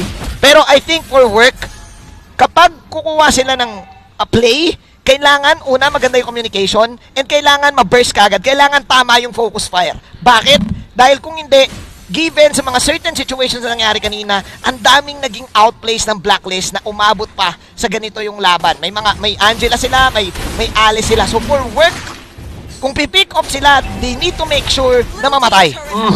Pero nasa area na din yung work Oster Force dito. Blacklist International, tutuloy ba nila to? Unravel, hindi tinamaan ng third bullet. At eto na, Zaman Force, lumalaban sila dito. And here comes the ultimate coming from Oh My Venus. Kasi dito, siya ang una tutumpa. And Chu, going in, yung heal, kakayanin ba? Kakayanin naman, ladies and gentlemen, pero pumasok dito si Oheb! Oheb dito! With the catch! Trimar DC, gusto pa lumaban at kinain siya dito na dito na welcome at binuga! Bumbuga! Hindi niya kinakaya! Ginangart-ngart siya dito, pare! Tapos nag-grow as a player na naman si Oheb! Sabi na Blacklist International, Blacklist in your area! Ibang klase! Nagkalito-lito na dito yung work, pare! Ang ganda na Kosei. Pero latecomers yung mga kasama niya nangyari kanina. Oo, tatandaan mo. Latecomers. Iba yung bigayan dito ng both teams. Kung ano man mangyari dito, kung sino man manalo dito, deserve nila. Deserve yung nila point na makukuha nila. Kumbaga ang nangyari lang talaga, Butters, na late reaction star yung work eh. Nabanggit natin dito kanina na one way for them to get Blacklist International is kailangan synchronize yung mangyari. Kaso kasi itong Blacklist, kabisado na nila tong trend na to na lineup nila eh. Kabisado na nila na, pindot-pindot lang tayo, healing galing ha. Eson, first kill lang. Ganun lang eh. Ulti lang, Wise, kailangan lang tama yung kailangan tama lang yung swipe in, swipe out ng mga Rhapsody. Pag namatama yung lahat, tatagilid talaga yung vapor ng work. Kaya pa ng work to eh. Ang kailangan ng work talaga dito, proper synchronization. Proper synchronization. Tama yan, man. Big words yun. Big words. Pero alam mo, kaya pa rin ng both teams dito baliktarin to. Napakagandang laban. Pero nga, may disadvantage lang ang work dito dahil wala na silang mid lane turrets. Naku, yun lang malulugi. Ayun na, pinabala na. Tatlong bala ka lang. Ay, ibang klase dito. Dalawang bala lang ito. Dalawa. Pero eto here comes the question for the side of Blacklist International. Is it time para sa inyo na kunin na tong Lord na to? Kasi work, alam na ng work dito na kaya nila i-contest yan eh. Oo, kasi Claude pa rin to eh. Pero kasi kung iisipin mo, Butters, pag yung Claude kasi nawala ng bala, kumbaga yung Blazing Duet nawala, tatagilid siya kay Granger eh. Kay Granger eh. Danger Granger eh. Kung iisipin mo mabuti. Na si Senmani. Si Sen! Nahuli! Oh no! Happy New Year! Happy New Year! That was so risky! Senmani getting caught! Pumasok siya sa apat, kaibigan Butters. Ginert-nert na naman siya dito ni Ohib. And Ohib dito with another play! Kosei dito, hinahabol nila. Artisan sa may pinakagilid, the damage output is way too much. Edward dito, may nahuli sa may gitna. Tumba dito, ladies and gentlemen, si Kosei. Tumba din ng Claude. Blacklist International, they will win this series 2-1. Ang ganda ng laban. At umikot-ikot. Ikot-ikot lang.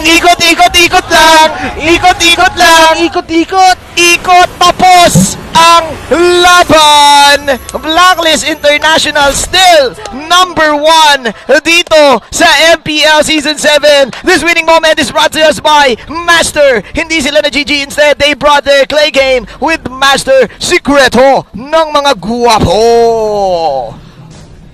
Napakagwapo ng ginagawa nila ito. Ayun na, ikutan mo.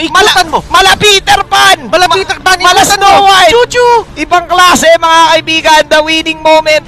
Blacklist International. Akala natin lamang na yung work eh. Lamang na yung work dun eh. Well deserved. Tatandaan mo, those are the plays na makakapagpalamang sa'yo. Yung mga death brush combinations na ganon. Yun nga. Possible yun. Isipin mo pumasok lang si Trimar. Nahuli siya. Na-erase yung members ng side ng Work Oster Force. Kung iisipin, ang ganda na ng snowball ng Work Oster Force. Ang nangyari lang, may mga part lang talaga na nanggigil eh. May mga part lang talaga na nag-overextend eh. Kaibigan Butters eh. Well, alam mo, kapag high pressure game ang nangyayari talaga yun eh. Paminsan nangyayari talaga yan. And kung sino yung team na may mas malakas na mental fortitude, sila yung nananaig sa dulo. And mental fortitude wise, dito natin mapapatunayan na Blacklist International has the better mental fortitude. And kabisado kasi talaga nila yung ganitong drop eh. Alam nila na alam nila na yung power spike nila. With that, Blacklist still number 1 dito sa MPL. And syempre, kakausapin naman natin ngayon ang ating analyst na si Wolf kung bakit nga ba nanalo doon ang Blacklist International. Wolf, let's go! Thanks so much, casters. At pasalamatan din natin ang Work Oster Force pati na rin ang Blacklist International for giving us a way to start a Sunday broadcast. What a game! Lalong-lalo na yung series na to. We'll talk about that later. My name is Wolf, your analyst, and the following post-game statistics are brought to you by Smart, the official tournament telco partner of the MPL. Free to game great with Smart, free games for all. The post-game statistics will show us kung paano nga ba nag-itemize ang mga teams and actually paano nangyari yung draft na in a way ay masasabi nating mag-work for Work Oster Force, but Blacklist International are too comfortable with this. At kung magtataka kayo bakit sa entire series na to nakahawak si Omay Venus ng kanyang Estes, so work naman nakuha nila yung Matilda dahil comfort picks nila to, bakit hindi din ba ng bawat isang team ang kanilang mga signature heroes? Well, the answer is they know the answers. For example, Blacklist International, ninakaw na nila yung Alice. Kinuha nila para sa kanila and then last picked the Barats. It made a lot of sense against the composition of work na gustong pumasok with the Angela combination. Now, Claude, it also makes wonders against Blacklist International.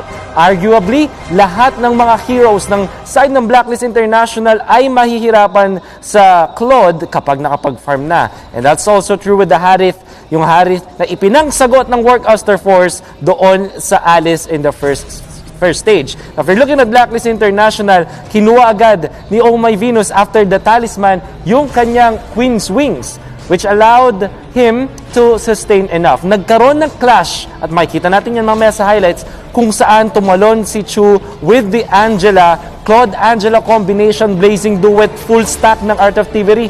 Kaya na dapat yon. But with this Queen's Wings pickup, wala yung may Venus, na by the way, ginawa na nila in MPL Season 5 and 6, doon sila nag-sustain. We'll talk about that later, but do take note sa lahat ng mga nanonood ngayon, sabihin nyo na sa buong tropahan na kapag mayroong post-game statistics, post-game analysis, meron kayong chance makakuha ng live watching rewards. All you have to do is to follow the link or scan this QR code, as the first 30,000 entries will get a chance to win a skin worth 599 diamonds. Kung ako sa inyo, sunod na.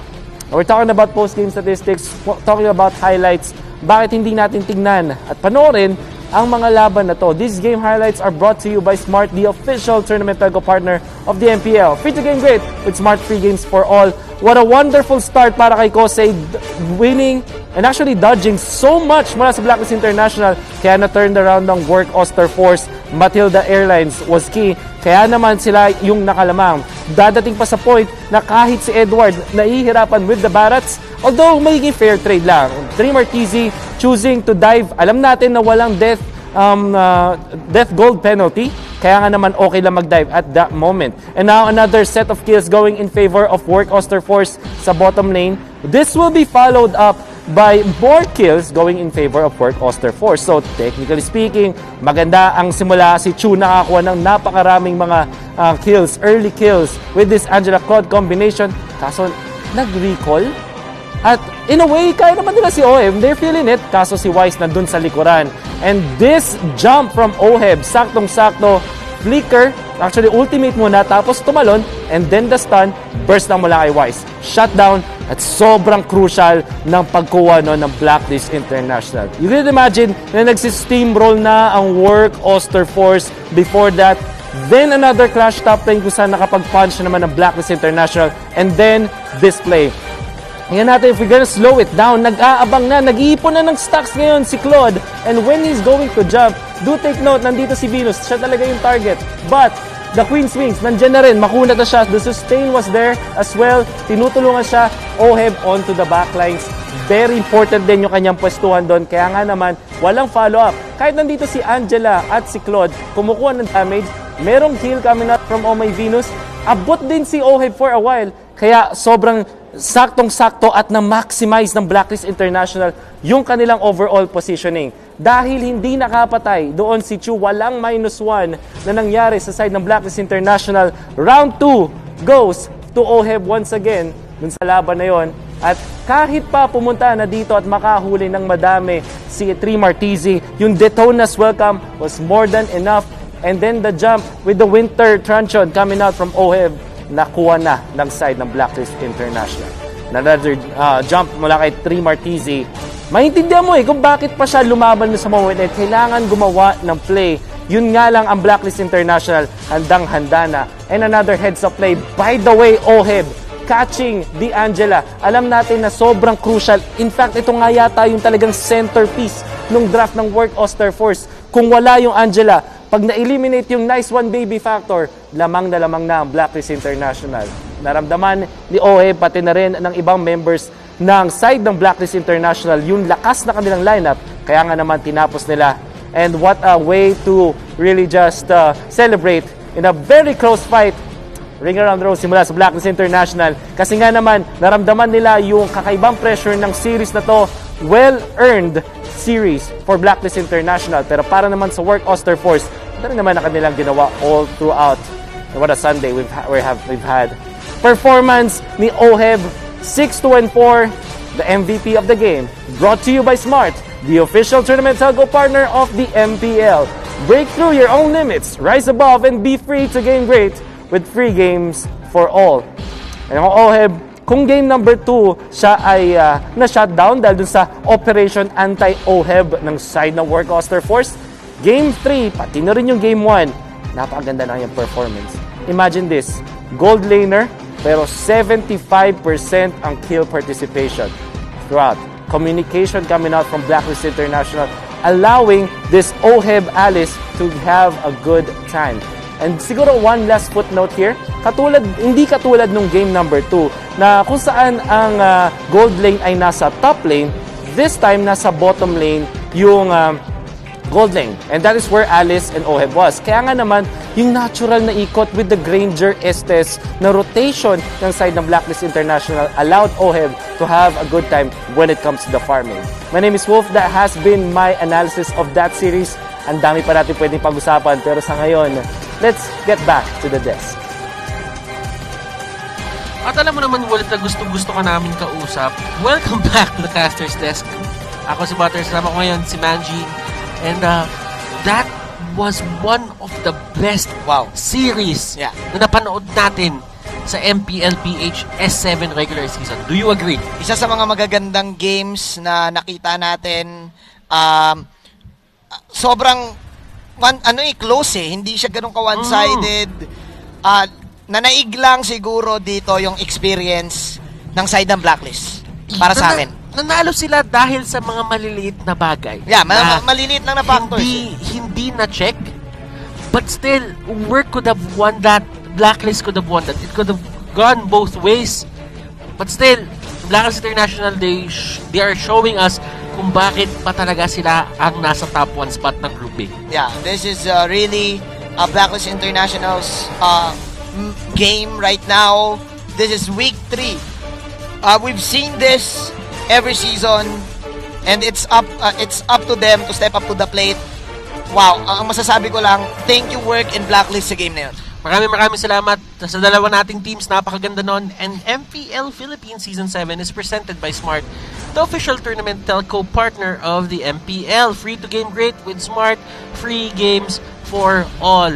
And maraming salamat sa panonood dito sa ating series number 1. Huwag kayong aalis dyan sa mga upuan nyo kasi malapit na ang series number 2. We will be taking a very short break and see you guys sa pagbabalik ng MPL S7.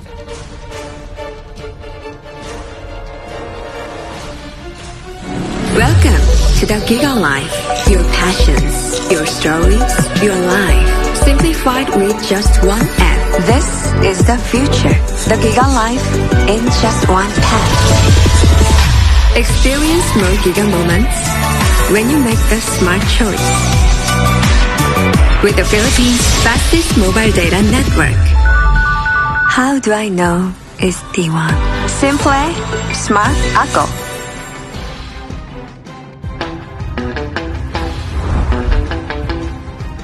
Keeping it real. I'm calling shotgun, wanna see my baby run. Oh, what's the word on the sea? Kicking up the dust, you know what I mean. We got a good thing going. We got a good thing going on.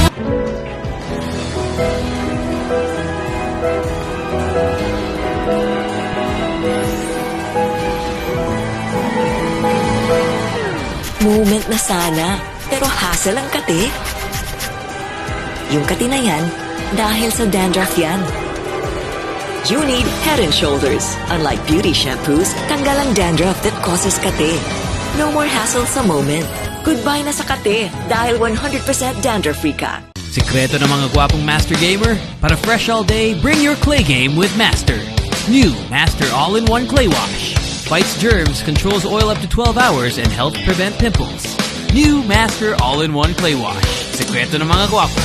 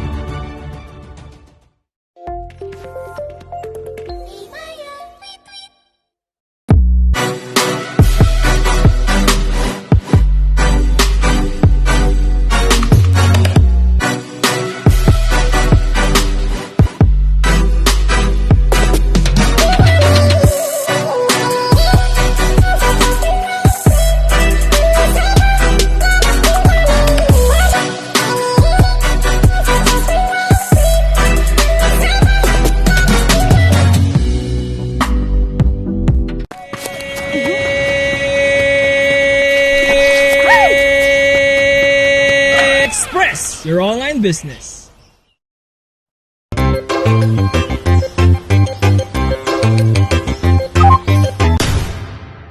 Express, your online business.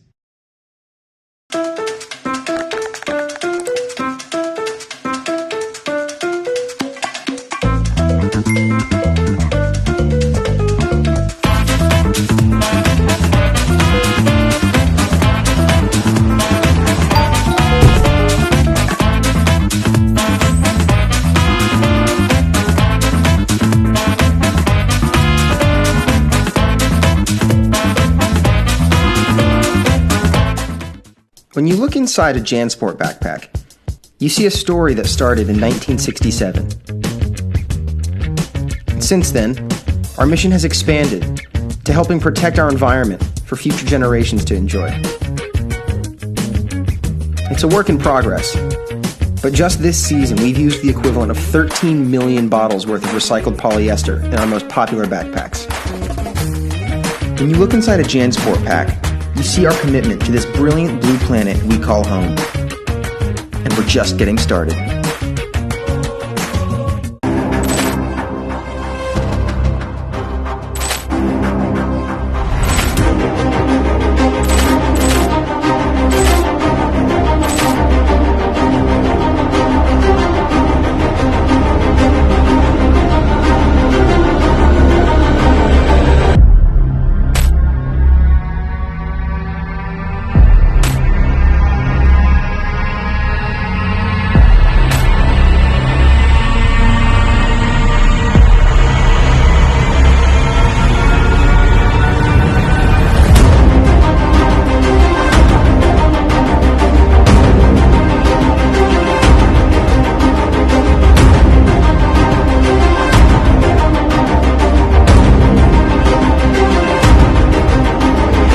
Nature is our ally, not our enemy. We rely on nature as our life support system. We are all connected.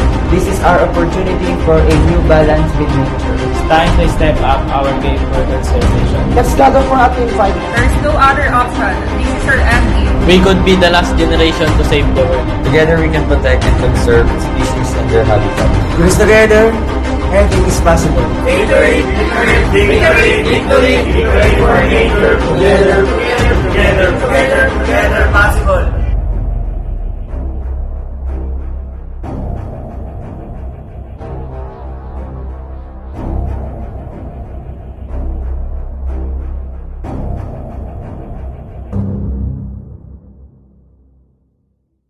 Ready, go! Demons shall bathe in their blood. Healing prayers for you. I am the moonlight that breaks through the darkness.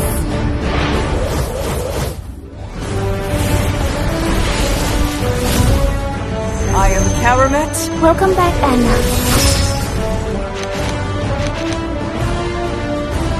Immortality! The strongest ninja. The universe is but a lie. Your fate is in my hands.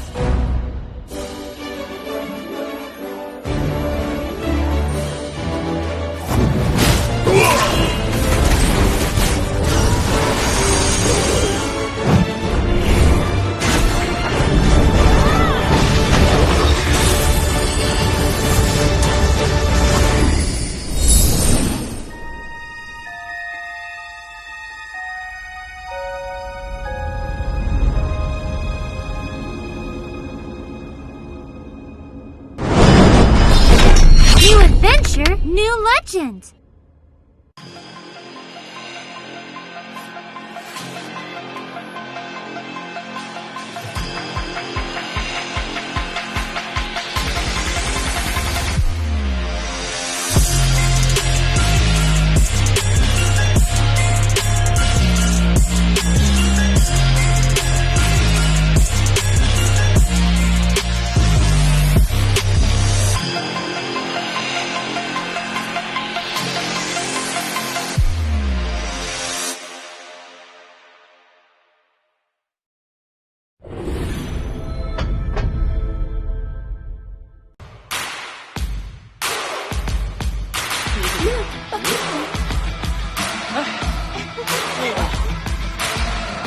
Everyone can be a leader.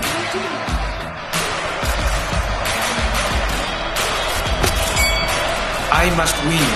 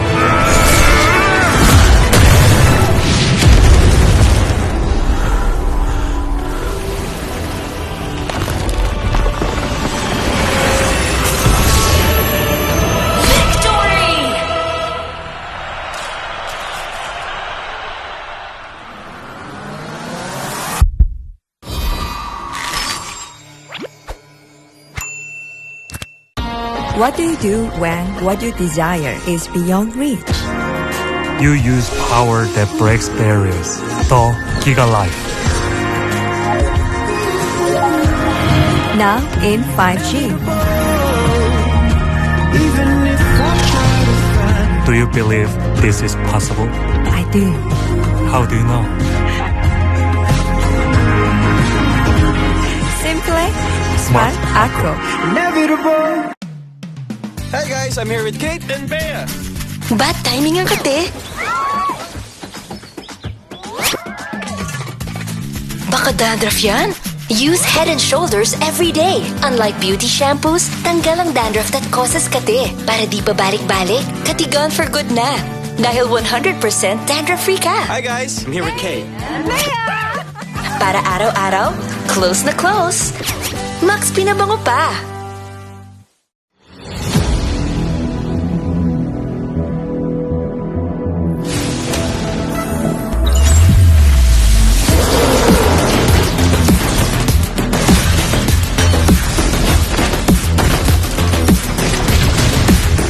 I see lots of gray.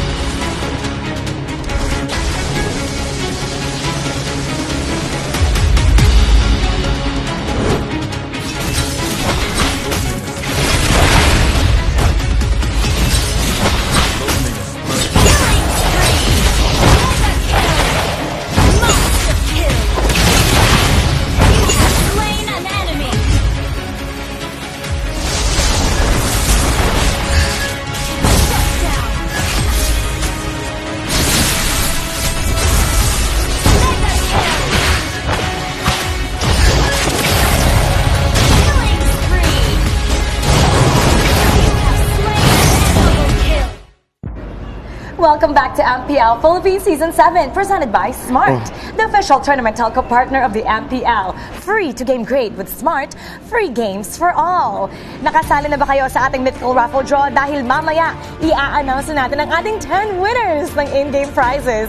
Scan the code na nakikita nyo sa inyong mga screen to go to another page kung saan pwede kayong sumali at sumagot ng ating mga katanungan. Easy peasy ang ating quizzes doon. Alam ko, tataas ang puntos nyo. And you can win diamonds and skins for that. Hindi lang yan, meron din tayong live watching rewards. You will be rewarded just by watching. I-scan ulit ang QR code, another QR code na makikita nyo sa inyong mga screens. First, 30,000 kada game day. Kung nanalo kayo kahapon or nung isang araw, you can still win today. Hurry up and get that fill-up form. Mpl-Ph Season 7 is presented by Smart, the official tournament telco partner of the Mpl. Break through your own limits, rise above, and be free to game great with free games for all. Get 1 gig a day from Mobile Legends, Facebook Gaming, and more, plus free 1 gig a day for 7 days. Akalain mo yun, 7 days ang haba niyan. Just dial *123# or download the GigaLife app and choose free games. Kasama ko ngayon sa panel, hard-working talaga kasi galing sila sa shoutcasting desk ngayon, nandito sila sa panel's table. Hello, Banjin Valdas and Butters! Masi Butters ata yun eh. Siya kasi si Mr. K eh. Mr. K. Mr. K. Ang intense ng laban kanina, men. Sobra, pero siguradong magiging intense din ang ating susunod na laban, Signal Ultra kontra Nextplay Esports. Bakit nga ba? Kasi both teams are hungry for a win.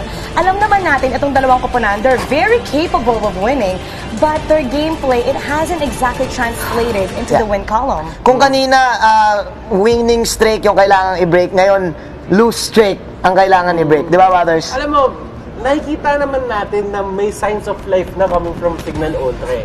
Kailangan pa nilang i-polish pa ng unti-unti na lang just to get that serious win na hinahanap nila.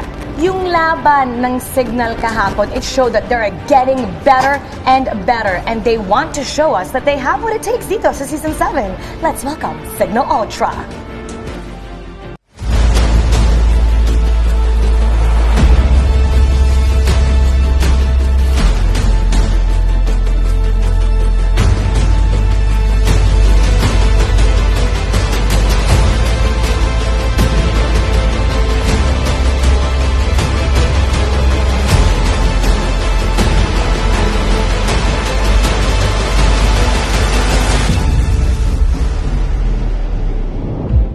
Naging challenging talaga ang nangyari sa Signal Ultra. They didn't get to play in the first 2 weeks.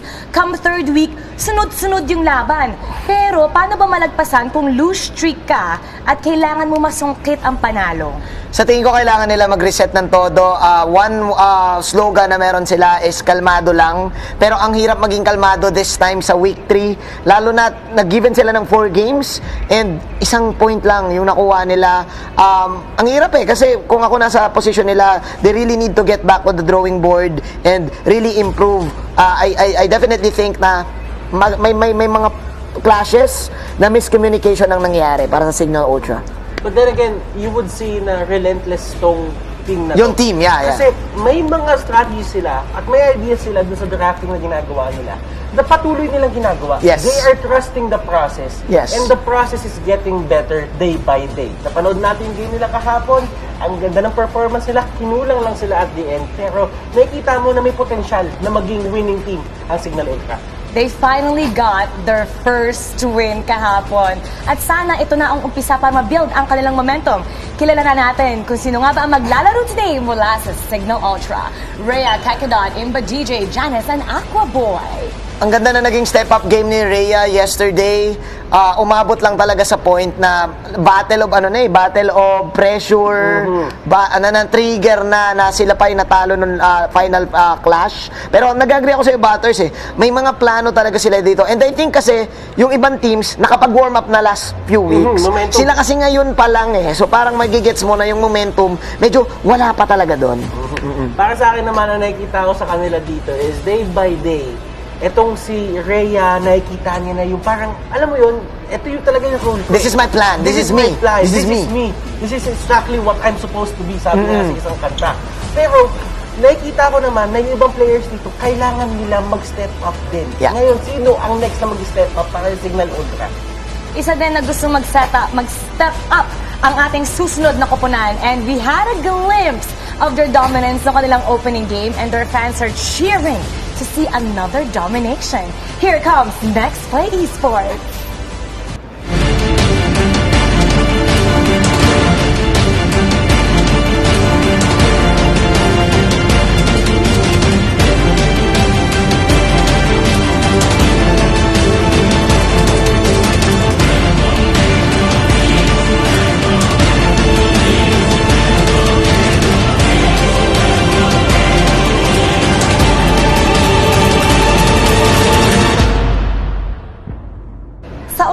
Game ng Next Play Esports, actually, nabigyan nila ng sweep ang ating defending champions. Yeah. But unfortunately, after that, sunod-sunod na pagkatalo. Ano ba dapat ang kailangan nilang gawin ngayon? Sa tingin ko, sa lahat ng mga mape-pressure na team, Next Play talaga yung, I think, pinakamataas na pressure basing din sa fan base na meron sila. And hopefully, hindi makaabot sa kanila to ngayon. Lalo na, I think sa lahat ng nakalaban nila na kabracket nila, natalo na sila eh, tama ba? Napanood ko yung vlog ni Doggy kagabi, and sinabi niya na parang yung team daw kapag nag-rank game, sumisigaw. Pero kapag pumasok na sila sa MPL games, wala na nagsasalita. So parang sinabi sa kanila Doggy, yung payo sa kanila, kung gusto nyo sumigaw, sigaw nyo. Gawin nyo yung ginagawa nyo sa rank game. Kung ano yung gusto nyo yung confidence na nakikita, gusto ko yung confidence nyo sa rank game, ganun yung confidence nyo kapag naglalaro kayo sa MPL. Manalo man o matalo, talagang todo support ang kanilang mga fans. Titingnan natin kung sino ba ang susuportahan natin ngayon. Ito ang kanilang lineup. Exort, H2O, James, Renny J, and Yawi. Ang nagustuhan ko dito sa Next Play is may capability sila dito mag-switch up ng kanilang lineup. Pero I think a way kung bakit din sila nababasa is hindi binibigay sa kanila yung mga comfortable heroes nila. Kapag meron silang game na alam mong ito yung hero nila, alam mo na game yun eh. Alam mo na that's the Next Play game eh. Pero umaabot kasi sa point na pag hindi sila komportable, parang nahihirapan. Yun nga yung sinasabi natin, Manjin, the Next Play way. Yun yung hinahanap nila. Pero at times, syempre, kailangan din nila mag-experiment. Gagamit sila ng drafts galing sa ibang bansa. But then again, iba-iba kasi talaga yung drafting mechanics or drafting patterns ng every country. So, kailangan lang nila hanapin talaga kung saan sila komportable. Kasi pag komportable sila, katulad sinabi ni Manji, nananalo nga sila. Which way is gonna shine and who's gonna find their comfort today? This head-to-head is brought to you by Oppo A94. Experience gaming at full speed with the all-new Oppo A94. Get yours now for only 13,999 pesos. Ang game natin today, head-to-head, ending the drought. Itong Signal, hindi pa nakikita yung superior gameplay na alam natin kaya nilang ipakita. Losing streak 3 consecutive days in a row. Next play naman, nakuha nila yung first win, yes, pero since then, downward slide. They lost to Omega, Work, Exe, and Blacklist. Ang masasabi ko lang is, ito na yung magiging confidence booster ng dalawang teams. Again, parehas silang masakit mechanically. Kita natin paano mag-Lancelot si Janos dito. Meron lang talaga mga maliliit na factors kung ba't sila natatalo eh. Para sa akin din, ang ganda nung title ng laban eh, Ending the Drought. Kasi alam mo, may isang team dito, kung doon sinabi naman din, makakuha ng confidence. But still, I think that this is going to be a hard-fought battle between these two teams. Kaya kailangan maganda ng mga viewers natin nandyan kasi wala magpapadala dito sa dalawang team na to. Lalo na kung dalawa talaga gutom manalo. Sino ba ang mas gutom? Tignan natin itong team comparison na to. You know, each game and each series, itong Signal, they're getting better. Pero mas nauuna yung NXP katulad sa KDA, kills per game. Although shorter winning time yung Signal, ha? Parehas, I think, na umabot na 3 or 4 games. Itong dalawang to, mas lamang lang ng, I think, 1 game ang side ng NXP. Pero kung labanan ng usapan, parehas to mahilig sa mga team fight, 5-on-5. Lalo na kapag binigyan mo itong Signal Ultra ng mga Lancelot, which is ganun din sa side ng NXP, di ba? Mahilig sila mag-disrupt ng play ng other team. And ito yung nakikita ko sa kanila. Kung mapapansin mo yung Signal Ultra, meron silang mga Natalia pick, meron silang mga Selena pick, and at the same time, etong next play, gusto nila yung mga grab, yung mga nag-i-invade talaga. Kasi gusto talaga nila, magiging ma-action yung laban. So, yun yung isang factor na tinitignan ko dito sa dalawang to, na baka yung 15 minutes average game time nila na win, mag-iba, maging mas mabilis. There are players that want to make sure na sila nga ang mauuna for today, but who will be head and shoulders above the competition? Put your game face on and finally say goodbye to those awkward hashtag It's a GG moment thanks to Head and Shoulders. 100% dandruff-free and itch-free. Now, max mabango pa. Ito ang ating key players natin mula sa Signal Ultra. Nandyan mula sa Next Play Esports. Nandyan si Rene J, Yawi, and James. James proving to be one of the, pwede ko sabihin, pinakamatikas na side laner na gumagawa dito ng mga plano. Sinasabayan niya rin yung tikas dito ni Rene J. I think ang naging dilemma nila nung last game nila, meron lang talaga silang ng giggle factor na hindi rin nila kinaya kasi yung dikit-dikit na lineup. Pinanood ko rin yung, yung voice over na talagang nahirapan sila sa naging lineup ng Blacklist. Yeah, and kung mapapansin mo naman dito si James, I would say na isa din sa mga pinakamagagaling. But for the side naman of Signal Ultra, ako maboy Janus Rhea. Yeah. These three are going to be, sabihin na lang natin yung course, yung mga damage dealers from the side of Signal. At alam mo dito si Aquaboy, lagi siyang napapagamit dito ng mga marksman, mga assassins. Hindi pa natin siya nakikita dun sa mga sustain na side lanes. Siyempre, i-highlight natin ang isang manlalaro sa bawat kapunan. These featured players will do all they can para hindi ma-GG. Bring your clay game with Master. Sikreto ng mga guwapo. Now, these two players looking to bounce back from their recent performance. Rhea and James. I like it. Si Rhea dito, he is really known na tahimik lang din to like kalmado, cool, calm, and collected. Alam niya yung strengths niya.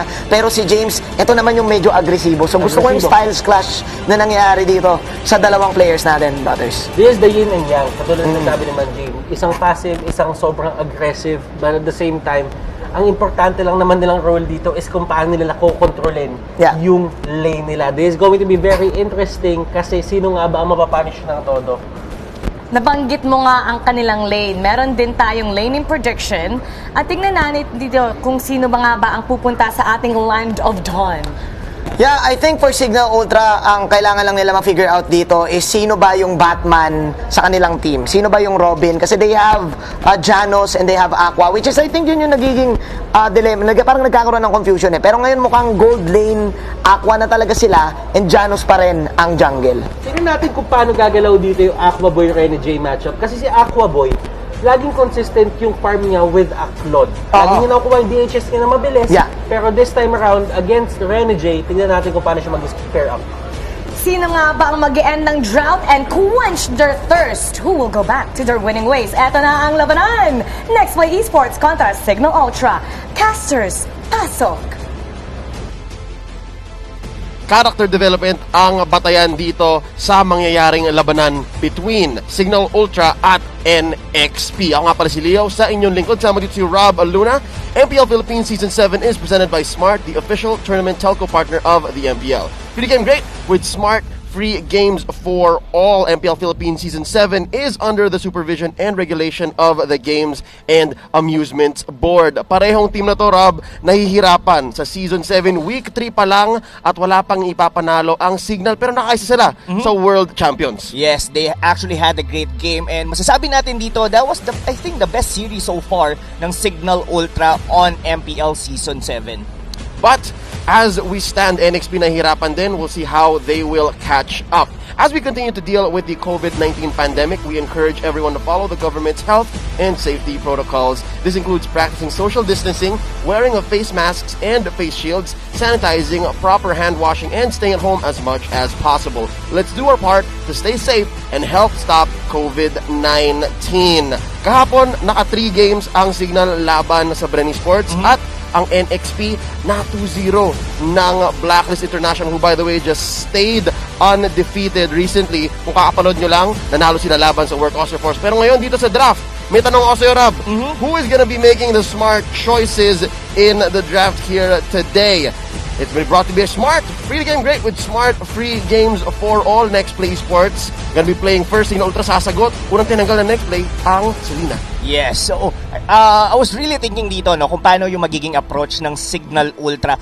Let's go back against Bren Esports. Naging maganda yung start nila doon is kumbaga, 'di ba? Tinagurian nga the nice one baby meta, yung ating Estes, yung ating mga healing Angela, Rafaela, 'di ba? So meaning medyo binaliktad yon or medyo iniba yon yesterday ng Signal Ultra. They have this Valier. Tapos, ang ginagawa nilang lahat doon was a support emblem na naka-average. One of the reasons kung bakit nakakasabay sila sa gold regardless na hindi sila masyadong kumukuha ng mga minions on their respective lanes. Pero, yun kasi natin nakilaling Signal Ultra. That was the Imba DJ's Valier. One of the reasons kung bakit din binan yun ng Bren. So, I was thinking na baka maging ganon ang approach ng Signal Ultra. Meanwhile, for Next Play Esports, they were actually banning pa rin yung mga heroes na usual natin nakita. Itong Alice na to, time and time again, nakita natin to on the preview series natin kanina from Work and Blacklist International.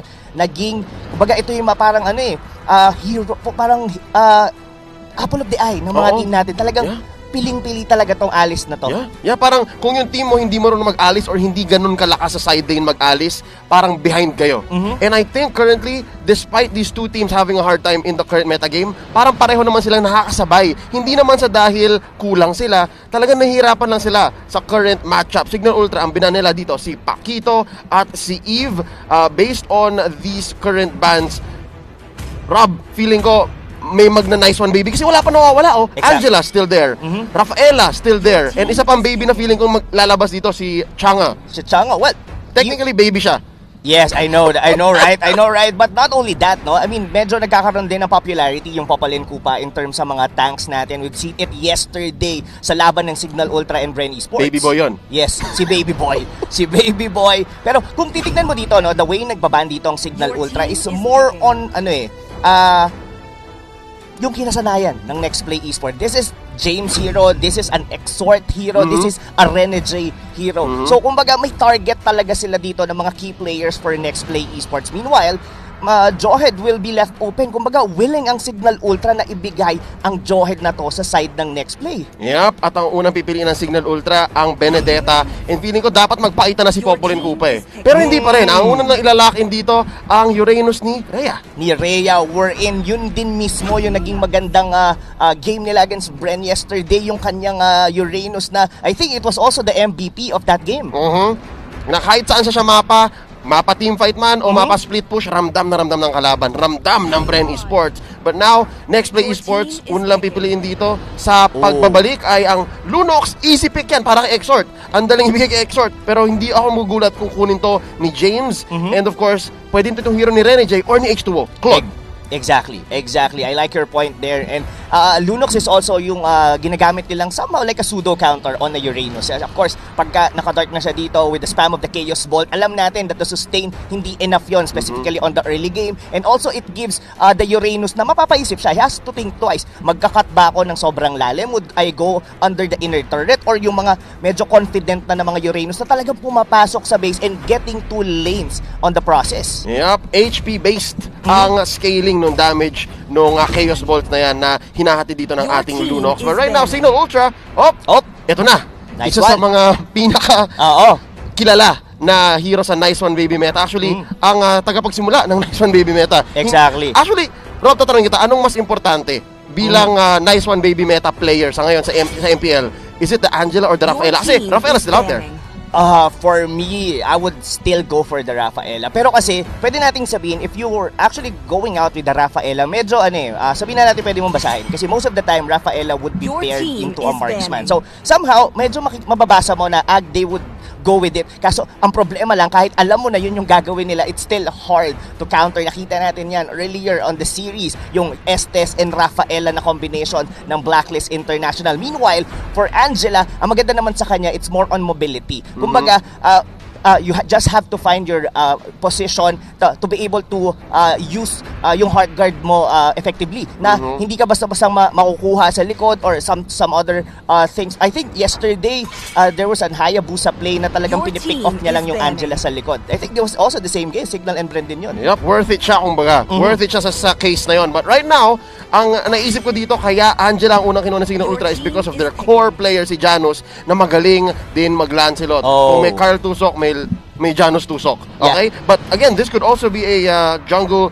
Benedetta. But looking at the bans, Ling and Esmeralda, binana ng Signal Ultra, Next Play Esports, Harith at Farsa na mga hero ni Aqua Boy. Unang pick dito ang Signal Ultra. Rob, you think they should secure the core already para mailabas na kung side lane Benedetta nga ba to? Anong kailangan kunin na signal? Yeah, I think I would agree with you, no, if they will be locking here as yung jungler na nila kagad dito. Pero kasi kung isipin mo, Kagura, ito yung naging mismong kalaban nung sinabi mo kanina, yung hero dito ni Aqua Boy, it was actually Rebos and itong hero na to, the Kagura versus the Farsa. Yung hindi kinaya ng payong. Hindi kinaya ng payong. But anyway, yeah, I really like the Kagura pick here coming from Signal Ultra. Naging versatile na to, and also in terms of mobility, parang kung papansinin mo dito for the side of Nextplay Esports, the only hard CC or probably the CC that they only have is coming from this Jawhead. So meaning, medyo mahirap yung mga pick-offs nila dito.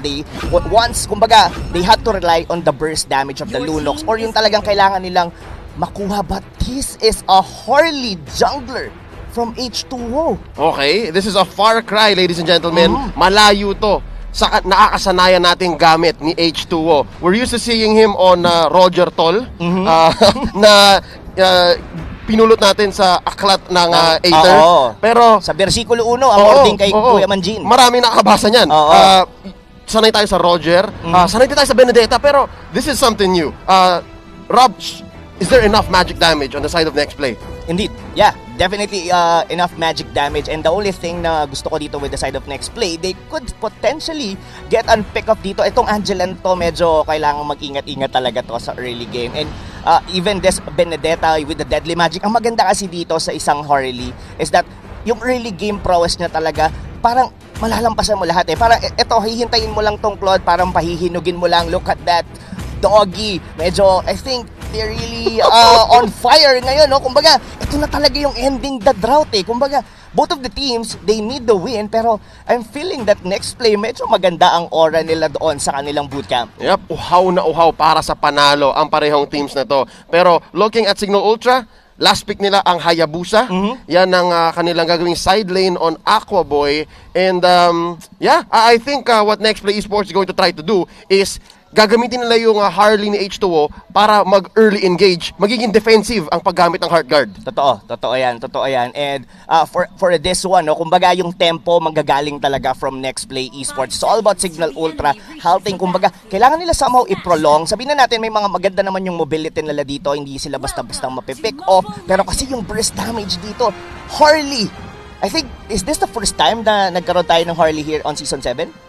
I need to check my stats, pero first time to definitely on H2O. Yes, first definitely time. For the first time here with H2O. Ladies and gentlemen, nandito na tayo sa Land of Dawn Exhort. Papasabukan dito ni Kekedat at ni Bensanity, who by the way is coming into play. Hold up, pause muna.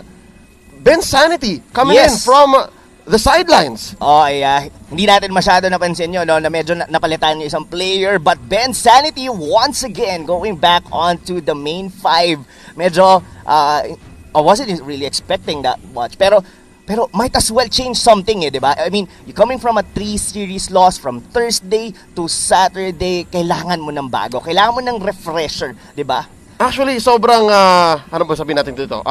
Unorthodox or kakaiba ng desisyon ng Signal Ultra dito, ng coach ng Signal Ultra ni Yeb Meister. Kasi kung maalala mo, Rap, ikaw ang nag-host ng podcast na yun, di ba? Kinausap niya siya ni Manjin sa patch notes na sabi niya, ipapasok niya si Bensanity kapag catch type heroes. Yes. Like for example, yung Jawhead niya, signature hero kasi yan ni Bensanity, or even yung dati medyo gamit na gamit may mga Atlas and mga Kufra. Yan, dyan natin nakilala si Bensanity. But well, you have to adapt. Kumbaga, in order for you to grow, not only just using the Winter Transition, you also have to know or to have more heroes on your pool. Yep, and right here, parang natututo si Bensanity sa bagong meta, sa Nice One Baby meta. Ito ang bagong phase ng isang pro player na si Bensanity na sabihin natin new blood sa Signal. Parang kasabayan niya si Imba DJ nang mag-qualify sila sa Season 6. So, that being said, medyo kabado ako para Signal Ultra. Again, there's so many different factors no coming in. Pero so far,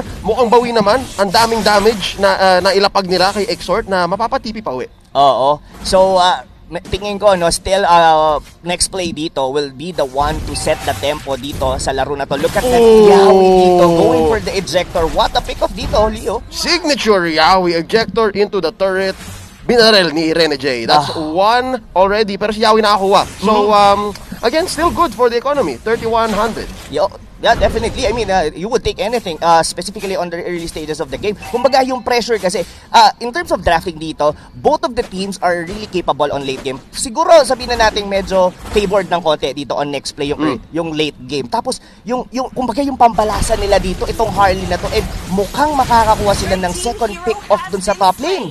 Walang kalaban-laban ang Angela ni Ben Sanity. Pinasabog. And again, it looks like top lane ang paboritong atakihin ng NXP dito. Kahit sino ipadala ng signal, mukhang papabagsakin nila doon, papatumbahin. Yes, kahit sabihin na natin merong mga shadow tong Hayabusa.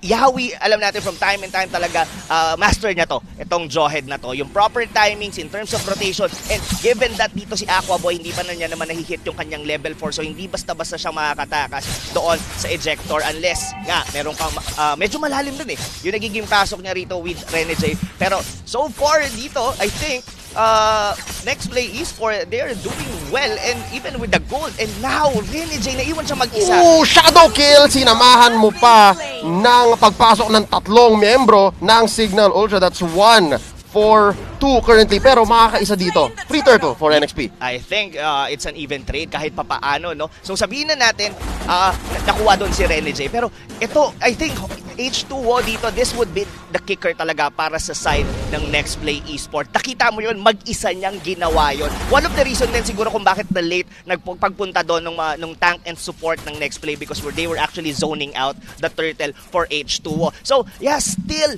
Next Play dito mga kaibigan, they are on a roll on the early game, and if they keep on doing this, Signal Ultra really needs to think twice kung paano magiging approach nila sa mid game. Yep, and currently, no, anong level? 3 minutes in, si Ben Sanity wala pa rin siyang heart guard. And the fact that kailangan gamitin ng Signal Ultra ang heart guard as a defense mechanism para maligtas kung sino mang pipiliin ni H2O para i-deadly magics, medyo mahirap ang sitwasyon ng Signal ngayon. Ahead ang NXP ng 500 gold. Janus, naghanap ng target. Sword Intent, palayo. Yawi again, going to the bush, papasukin. Smart Missile sa tamaan ng konti. Oh, that's Ben Sanity. Sinisilip niya lang. Sinisilip niya lang talaga. And that's one of the reason din, no, na kung bakit puro sa top lane din yung nagiging pick-up dito na side ng Next Play. It's easier to kill the Hayabusa compare sa isang Benedetta. Sabihin na natin dito, both sides ng Signal Ultra could be able to hold their own lane. Hindi sila basta-basta magpapush. They have a decent minion wave clear. Pero in terms of pick-up, you would still go for a Next Play. Kumbaga, Next Play dito, iniisip lang nila sino ba ang pupuntahan natin? Sino ba ang mawawala sa position? And I like what you've said kanina, no, na matagal mag-level 4 yung ating Angela dito is actually being passive. Kasi parang hinihintay niya lang na dumating yung minion, and this is something you wouldn't want, pero wala rin sila kasi talagang choice, Leo Kumbaga, hindi sila pwedeng maging aggressive because the type of that they have, medyo talagang sabihin na natin, kailangan pang magpainit, kailangan pa ng konting items, and kailangan pa ng mga skills. And now, Next Play are really going inside the jungler dito ng Signal Ultra. Ito na, pumuporma na. Yawi, bumaboundary lang dito.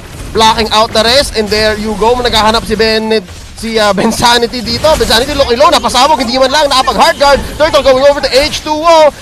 Umaari ba dito si James sa likod? Mapapatay niya ba si Janus? Flame shot by Kekedat, but Aquaboy goes down 2-3 for none. NXP in the lead. James minubuli si Rhea at makuha nila yung turtle. Rob, nakuha pa nila yung turtle. Oh no, Next Play is indeed on fire. Mukhang ito na nga yata. Sabi kanina ni Butters, he actually watched the vlog of Doggy. So, nararamdaman ko ang ugong ngayon sa bootcamp ng NXP, and this might be it. Kung matutuloy nila to, Leo, Signal Ultra is really having a hard time. Kahit sabihin natin dito magamit yung hard guard. Ejector sa isa, kaya ganat pinasok, nag-flicker, papasok! Janus ginamit na ang Electro Final Blow. No out for you! Renegade gets a kill! Kakabuhay lang ni Janus, nawala at nabura na naman siya bigla. Meron silang consolation dito, Aquaboy getting H2O, pero kapalit doon, mapapatay naman siya ngayon ni Renegade. Baka Renegade to, ang asim ng NXP para may bawi ang Signal, tapos binalikan pa lalo. Again, hindi nakakatakot para sa NXP na paabutin itong late game dahil meron silang Claude. Yes, napabuo nga ako dun nung kinanta mo yung baka Renegade ito. Pero now, Renegade dito is on the lead. He actually died once to the Hayabusa, pero right now, mga kaibigan, Signal Ultra is Hindi nila makita yung groove nila dito, Leo. They don't know how to approach. Hindi sila ready. Specifically sa mga objective na meron tayo on the early game. Yung mga turtle, hindi nila kayang i-zone out. And look at that. They are, sabihin na natin, nagiging passive. Yung dalawang, yung sustain nila dito. And not only that, even their assassins. Oh no. Rene J, nag-blazing duet para sa isa, and I think it's worth it, Rob. I think it's worth it. Ultra almado lang ang signal, spreading out across the map, pero ang sagot ng NXP, hindi, gusto namin laban eh. Oo, gusto namin laban. Na-explain din sila kalmado dito in terms of getting kills. Look at yung board natin dito, 9/2. Right now, they're just picking on kung sino kukunin nila dito. And for the side of Signal Ultra, they're actually trying. May kita mo doon, Aquaboy is trying to be aggressive, and even Janus. Kaso, yung early lead ng next play talaga dito, nagpapahirap para sa side ng Signal Ultra. Sabihin na lang natin dito, Leo, na parang itong mid-turret na to, mid-outer turret na to, ito na lang yung nagiging hadlang sa pagkapanalo ng NXP. Kasi pag once na nawala yan, I don't know, di ko alam kung saan na ngayon magpa-park yung mga assassin and yung mga members dito ng Signal Ultra. Sobrang late na ng mapa ng Signal Ultra kung mangyari yon, Rob. And right now, NXP is forcing another fight up top. Si Rhea papasukan pero hindi mangyayari. Bensanity has to cancel the Heart Guard. Another kill goes to NXP. Rob, meron akong tatanong sa'yo ha. Unless biglain to ni Yawi, naghahanap siya ejector with a thumbs up. Makikita si Bensanity. Hold up, walang Heart Guard yan. Okay, masustansya ng konti dito. We're gonna go for the purple Janus na naawan siya. Okay, si H2 talaga, men, feeling ko may dugong snatcher. Mayroon hanggang talaga. ngayon, kahit as Harley, parang mayroon pa rin eh. Kita mo eh. Grabe, that poker tricks into retry. And ito yun, going back doon sa pagpasok doon ni Yawi, grabe yung confidence niya. Look at that unstoppable force.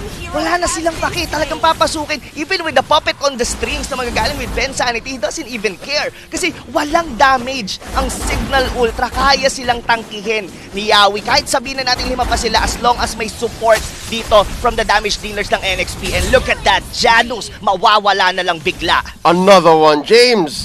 Pulling the diversion. Nanggugulo lang siya dun sa kanan para mas maganda ang pagpasok ng front lines ng NXP. At sino yung front line na yon, Rob? Si Yawi. Tingnan mo to. Sasabihin ko sa'yo kanina, di ba nag-set up ako ng tanong? Ito yung tanong ko. Meron bang Phantom Core ang NXP? Sasabihin ko dapat si Rene J yun, di ba? Ang galing niyang bumaril eh. Blazing duet sa isa, sure ball, patay. Pero parang si Yawi yata yung Phantom Core. 407? Exactly. Kumbaga, ano yan, hindi niya sinasadya na napapupunta sa kanya yung kills. Ganun It's just that sobrang squishy ng Signal Ultra, even with smart missile and just injector na manggagaling dito sa nabubura ang Signal Ultra. Look at that, Rene J, being very confident doon, Leo, going into the backnades. Ano siya eh, kumbaga, kaya niya eh. Parang walang papasok sa kanya. Isipin mo, sino ang hard CC ng Signal Ultra? Puppet on the strings? Kumbaga, para mong pakukuluan pa yun, eh, patatagalin mo pa bago kumapit yung stun nun. Pero aside from that, walang crowd control ang Signal Ultra. Yup, and kung babasahin na natin yung lineup nila, ang gusto nila, maguluhang laban. Gusto nila scattered. Ito yung essentially game 2 nila kahapon laban sa Bren Esports. Pero dito sa NXP, hindi gumagana eh. Kapag ang kalaban mo, NXP, na G mag-ML, uhaw para sa panalo, parang mahirap. Here we go. Heart Guard, sinaset mo na dito. Janus, mapapasukan ni Bensanity, pero makapag-lord muna ang NXP. H2O securing the take. That's going to be a back out. Aquaboy, sumisplit push pababa. Flame shot, pero macho-choke out dito si Janus. Worth it ba yun, Rob? Definitely worth it. Kung isipin mo, no, the only one who's zoning out the rest of Signal Ultra was actually Exhort at kinukuha na nila doon yung Lord. And for this one, this might actually seal all the outer turrets or actually itong nag-iisang inner turret sa ng Signal Ultra, or might as well, baka makakuha pa sila ng base turret dito. Sobrang hirap ng sitwasyon ng Signal Ultra. Rob, nangyari na yung kinatatakutan nating mid-turret, yung tier 1 na tanggal. And of course, pati yung tier 2 sa gilid.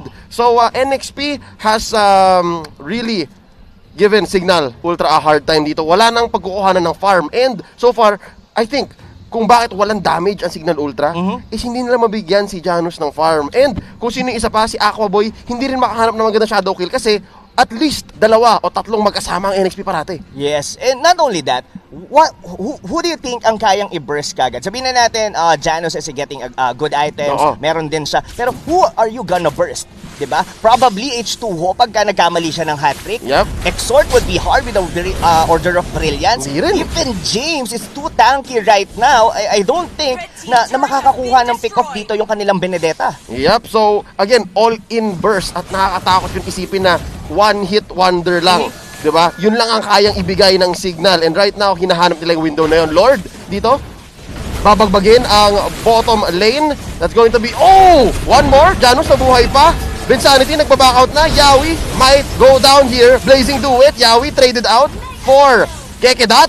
Top lane. Babalagbagin na rin. That's going to be 2 inhibitors for NXP. Signal, kaya pa ba nila i-clear to, Rob? I don't think so. Well, one member lang naman dito ang nawawala for the Signal Ultra, and I think it's all worth it for the side of next play. Kumbaga, hindi nga natin in-expect na dalawang base turret, and next play, I think they want to end this one, Leo. Yep. The burst on Renegade plus 1. Wow, base na lang. That's it, ladies and gentlemen. NXP takes game number 1. Signal Ultra, feeling ko ultra almado lang. They have to stay in this. This winning moment right here, ladies and gentlemen, is brought to you by Oppo A94. Experience gaming at full speed with Oppo A94. Available starting March 26 in Oppo concept stores, retail partners, and e-com platforms. Get yours now for only $13,999. Oh, wow. Leo, alam mo, kita-kita mo yung blazing duet doon ni Rene J. Parang hinihintay na lang nilang matapos, hindi nila mapahinto, wala rin silang magawa. It's masasabi natin dito, in terms of crowd control, wala talaga. Kung papansinin mo, even the spell of Rene J, it was ageist. Kasi wala namang maghihinto ng kanyang blazing duet. He doesn't need the purify on that specific match. So survive niya na lang, di ba? Blazing duet. Kayo babagsak bago ako, tapos makakapag-BMI out. Exactly. That's what happened, and time again, I think Signal Ultra, if they could potentially have the early game, nagkaroon sila ng magandang snowball, that Hayabusa got a pick off doon kay Rene J ng maaga, pero hindi ganun yung nangyari with Yawi in its rotation, na-provide niya sa buong team niya yung pagkapanalo na to. I think that thing yung umpisa, and that Harley pick na sobrang naging dominant on the early game, talagang nagpahirap sa side ng Signal Ultra. Yep, I think when our analyst Wolf breaks it down, mapapansin natin na hindi man lang ganun kadaming kills ang nakuha ni Harley. So totoo lang, I was thinking, ang mangyayari dito, papahirapan ni H2O ang jungle, ang side ng Signal Ultra. As in, choke niya, kukunin niya agad lahat early on. Again, parang yung ginawa niya sa Ling nung kalaban nila ang Blacklist kahapon. But essentially, ang nangyari is, si Yawi talaga eh. Sobrang daming ginawa ni Yawi. Tinulungan niya yung top lane, kasama si James, tinulungan niya yung bot lane, kasama si Rene J. Tapos, yun, bago nila mapush yung gitna, humahanap na ng kills. Ladies and gentlemen, that was game number 1. Sana nag-enjoy kayo dahil kami dito sa studio nag-enjoy. Now, i-explain na ni Wolf ang ating analyst kung ano nangyari doon. Wolf, kwentuhan mo naman kami.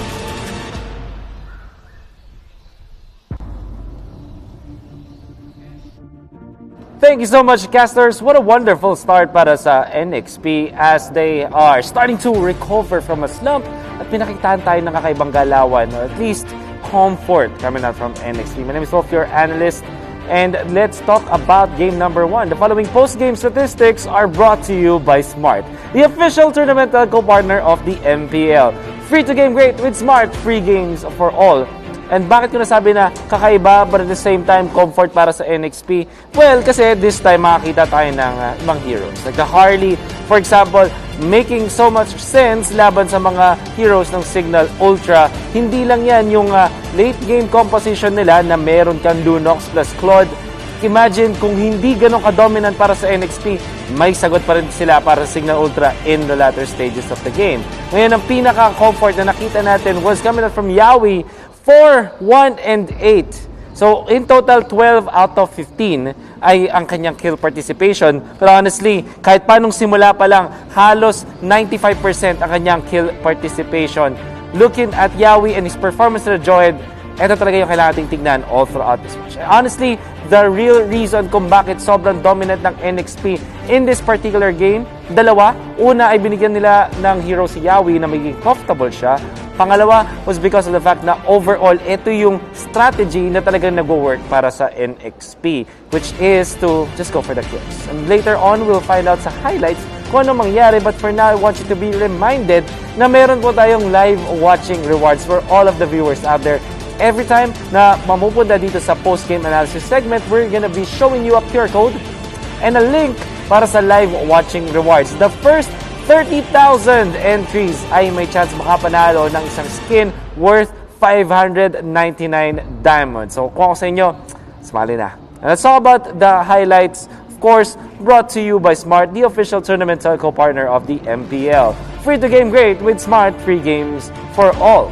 For NXP, look at Yawi. Yung unang dalawang kills actually mapupunta sa kanya, the first blood and the second one for NXP. Eventually, aabot siya sa point na 4-0 and 5 tapos 11 kills yung NXP. Tumating nga sa 4-0-7 tapos 12 kills yung NXP. Ano ibig sabihin nun? Kill participation off the charts. Yawi dun sa may backline sa turtle take na to. Tignan naman yung isolation na nagawa ng NXP just by one hero. Hindi pa nahuli si H2O kaya kahit pa yung signal ay makapwesto bilang 5, kulang na rin sila ng damage output, pati na rin ng kanilang formation na debunk ng NXP. Lalong-lalo na sa aggressiveness ni Yawi at pati na rin dun sa lapo-lapo ni James. We're gonna see another initiation from Yawi getting another kill for the team. And eventually, si Janus ay mapapa-dive sa likod kasi nga naman naging aggressive sila. Kailangan nila kumuha ng extra kills. But Yawi was still all over the place. Sa lahat ng highlights na to, nakikita mo si Yawi. So this is well played coming out from Yawi. But at the same time, yung Signal Ultra, hinayaan nilang makuha yung Jawhead nang walang magandang trade-off. Honestly, kung isipin, pwede na siguro dahil meron silang Benedetta, nakakuha sila din ng Angela. Pero overall, I mean, para sa NXP, sobrang comfortable ng kanilang Jawhead. Unstoppable at this point. Wala tayong nakitang mga heroes na pwedeng pumigil dun sa aggression na makikita natin coming out of this Jawhead. And so many times in this particular post-game analysis, ang daming beses ko nasabi yung Jawhead. Pero ang MVP, when it comes to the stats, is Renegade.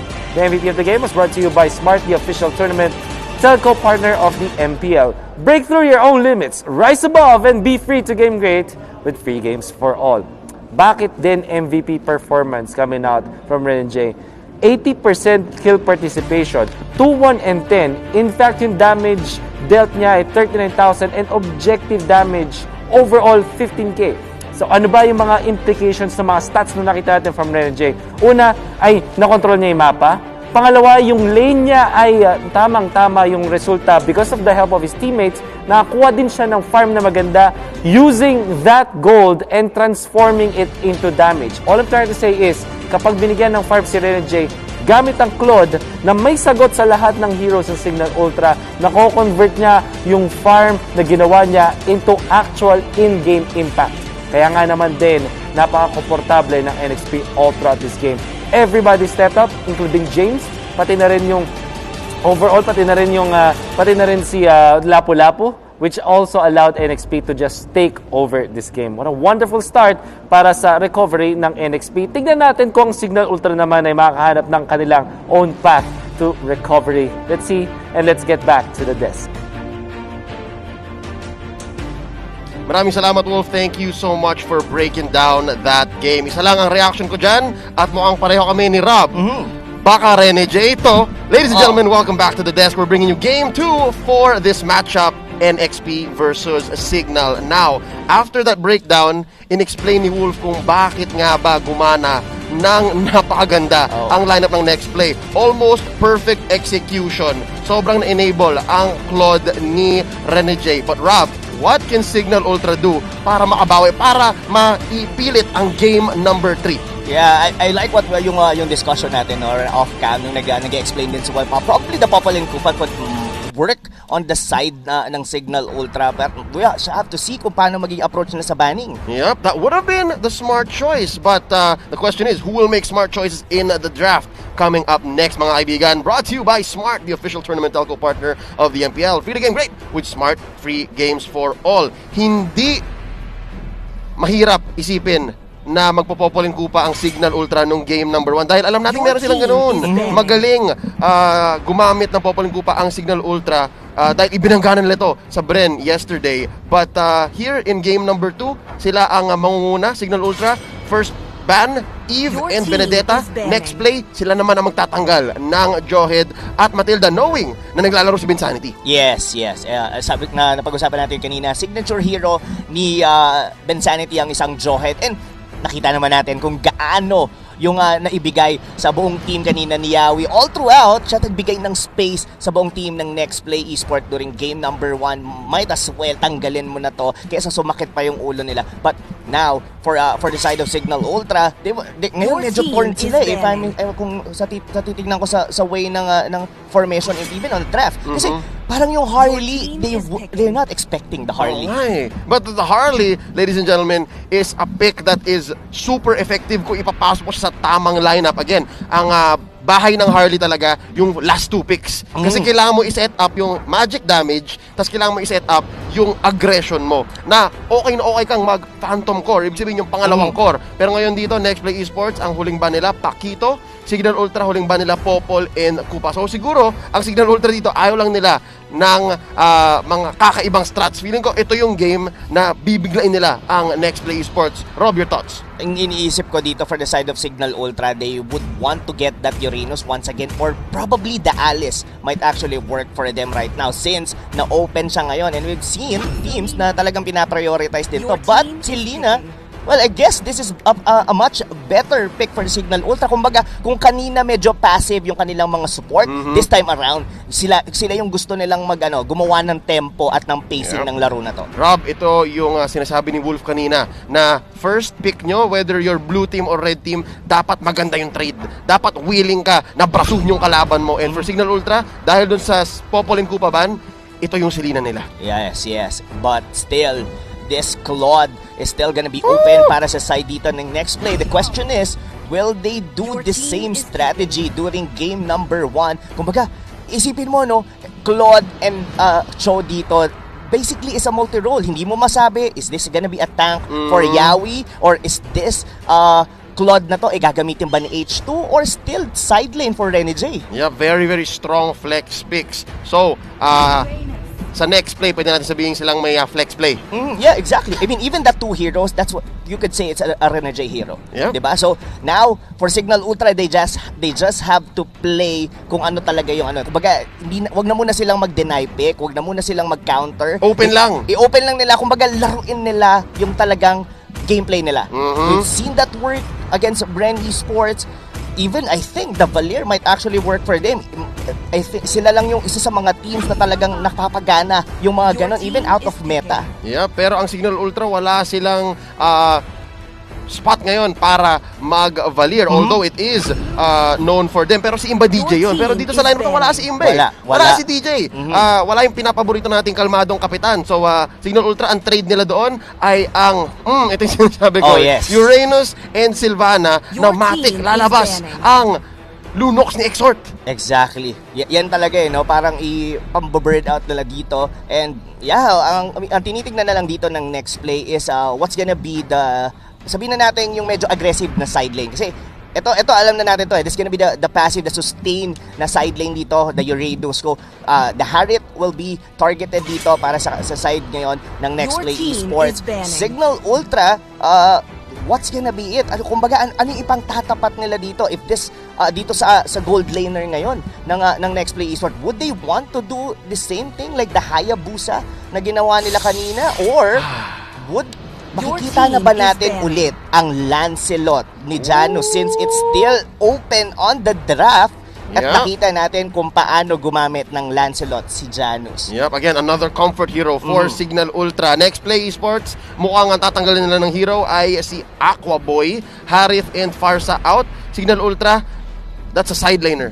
Ang pwedeng gamitin dito si Alice, na pwedeng sila rin naman ang kumuha kanina. Pero ito yung sinasabi natin, Rob, kanina, na kung yung team mo ayaw sa Alice, mahirap ang metagame na to currently for you. I'm not saying that's the way it is for Signal, pero sa choice nila na tinanggal yung Alice, mukhang iba na lang ang ilalagay nila sa side lane. Hold up, mukhang sila may ibang plano rin sa core. Indeed. I mean, banning the Lancelot, it's actually makes sense eh. Kasi pwede rin kasing gamitin ni H2 yun eh. Gaya ng sabi natin kanina, this Claude is still not known kung sino gagamit. But seeing here na meron tayong Esmeralda, oh wow. Medyo ang ganda ng rotation or ikot dito ng drafting ng next play. Alam mo yung parang mind blown ka na, paano ba magiging approach nila dito? And that Esmeralda, I don't think Signal Ultra is expecting that. Yup, again, this is another pick na medyo naitago sa anino ni Alice. Diba? Ito isang malakas na gold laner na parang, sobrang lakas ng isang Esmeralda, dapat natin nakalimutan. And Rob, dadagdag ko lang, the fact na ito yung pick ng next play sa spot 4, talagang na-deny na yung Angela. Kasi pwede pa mag-Angela yung Signal Ultra eh. Pwede. Kasi isa side lane nila yung Sylvana. But already, talagang iba na nga ang hangin. Iba ang strategy ng Signal ngayon. Exactly. One of the reason din siguro kung bakit nila binan yung Alice. Number 1, they're not willing to use it. Number 2, ito lang yung hero na posible na pumasok sa backlane nila. And even that Lancelot. It now makes sense why are they banning it. And we all know, itong 1-1 na to could still work on the gold lane given na I think anyone from the side of next play dito, tingin ko mahihirapan sa isang 1-1. And that YSS together with this Selena would potentially bring the tempo back to Signal Ultra on the early game. Itong Uranus naman na to, alam natin yan. Ganyan lang gagawin. Magka-cut lanes yan. At pag naiwan mo yan, pupunta yan sa mismong base nyo. But nandito ngayon, si Roger Toll. Ito na linabas na ni Dogs. Sabi niya, ang aklat na nakasaad dito para mag 2-0. Oh my. Ito na. This is the play. Sino nga bang tumatalo kay Roger Toll? Binan na Signal. Binan nila eh. Diba? Si Lancelot. Si Lancelot okay. Kaso yung isa kasi hindi pa natin alam. Sa playoffs pa ang reveal. Nako. So ngayon, Yung revelasyon. So gaya ng sabi natin kanina, we are mind blown. So ngayon nilabas dito si Roger Toll. So kayo mga kaibigan, kayo na ang humusga. Paano ang magiging anong ihahatid sa atin ng next play ngayon sa second game? Kayo ang saksi. Yes. Kayo ang saksi. Last slot Roger Toll. Sobrang sabihin ko lang to, Rob, like I'm expecting Signal Ultra to make a comeback dahil sa Ultra Almado gameplay nila. And of course, Bensanity, comfort pick. Actually, medyo comfortable ang draft ng Signal Ultra. Indeed. Pero ang ganda ng firepower dito ng next play. Oo, I agree with you. And not only that, no, for Signal Ultra, to be fair, if they could land a very good abyssal arrow coming from KK Dot, I think they could potentially get the early game. Pero that pick, kumbaga sabihin na natin dito for the side of Signal Ultra, medyo conditional din eh. Yung mga kanilang winning condition. Given that sa NXP, alam natin kung paano magro-rotate yung kanilang mga heroes. Yep, actually, dito sa game number 2, welcome to the Land of Dawn. We are now witnessing Signal Ultra versus NXP. Hindi ako magugulat, Rob, kung ang gagawin ng Signal Ultra ay kapit lang. Kung hindi nila aasimin masyado at aantayin nila na makaporma si Aquaboy. Yes, and I like Leo kung paano na ina-approach to ng Signal Ultra na hindi sila ganon ka-aggressive, hindi nila in-invade doon yung Roger. They know na kaya naman nilang sumabay on the early game as long as Janus gets its buff. Kumbaga hindi siya ma-disrupt agad-agad. And this top lane, this is probably a staple. Kumbaga parang pwede mo siyang iwan na okay lang yan, dalawa na yan dyan. I think slightly James na advantage with Drea in terms of the hero.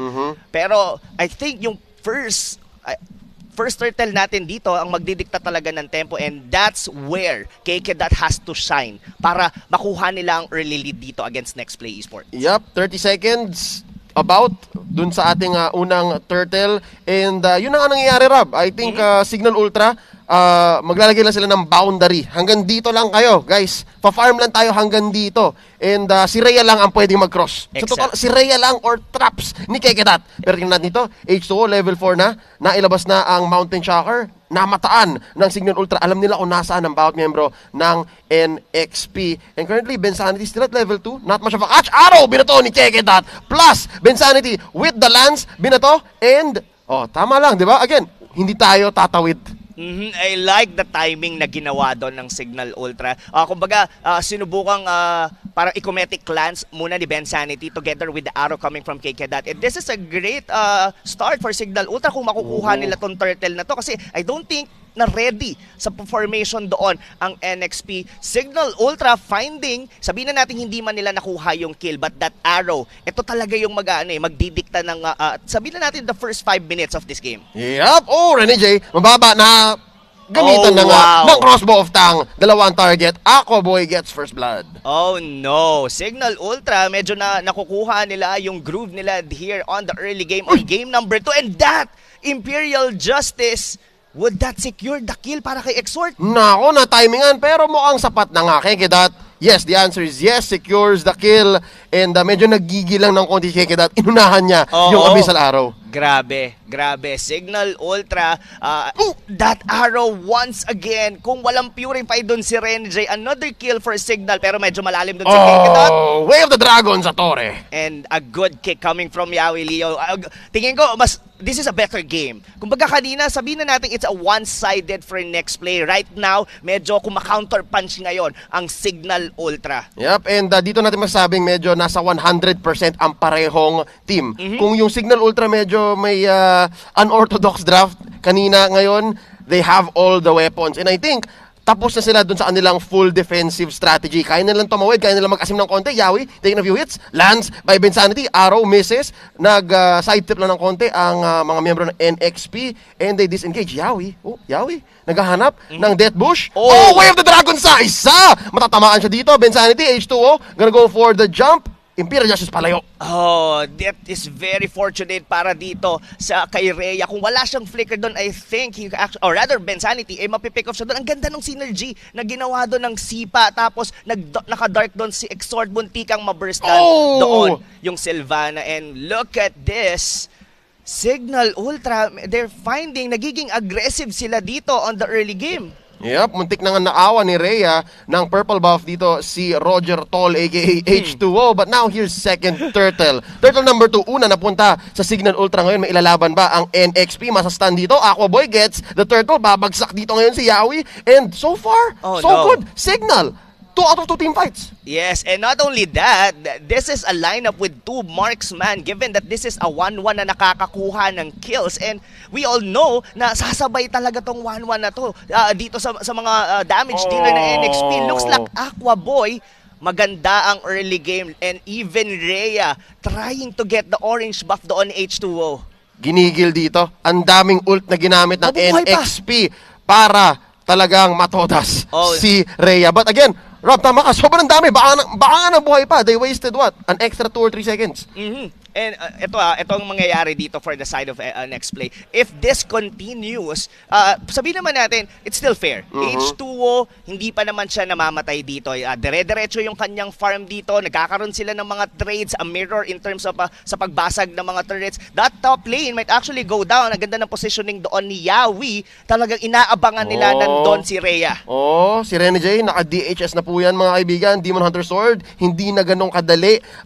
Ang pagbubuli ni Rhea, but he's gonna get away with it. Rene J goes down. Bibili siya ng Oracle dito, pero 3 ang humahabol sa kanya. Papasok dito sa Torre. Ang daming damage dito. Bensanity gonna go for the protect. Wave the Dragon pa ilalim. H2O gets the kill. Bensanity sabi niya, blackout na tayo. That is a miscalculation coming from the side of next play. Akala nila hindi tutuluyan ni Rhea, and given that wala namang ding execute itong isang Uranus natin na to, and I think Yawi wasn't even aware na kailangan niyang bumack up doon nung nakita lang niya na agad-agad.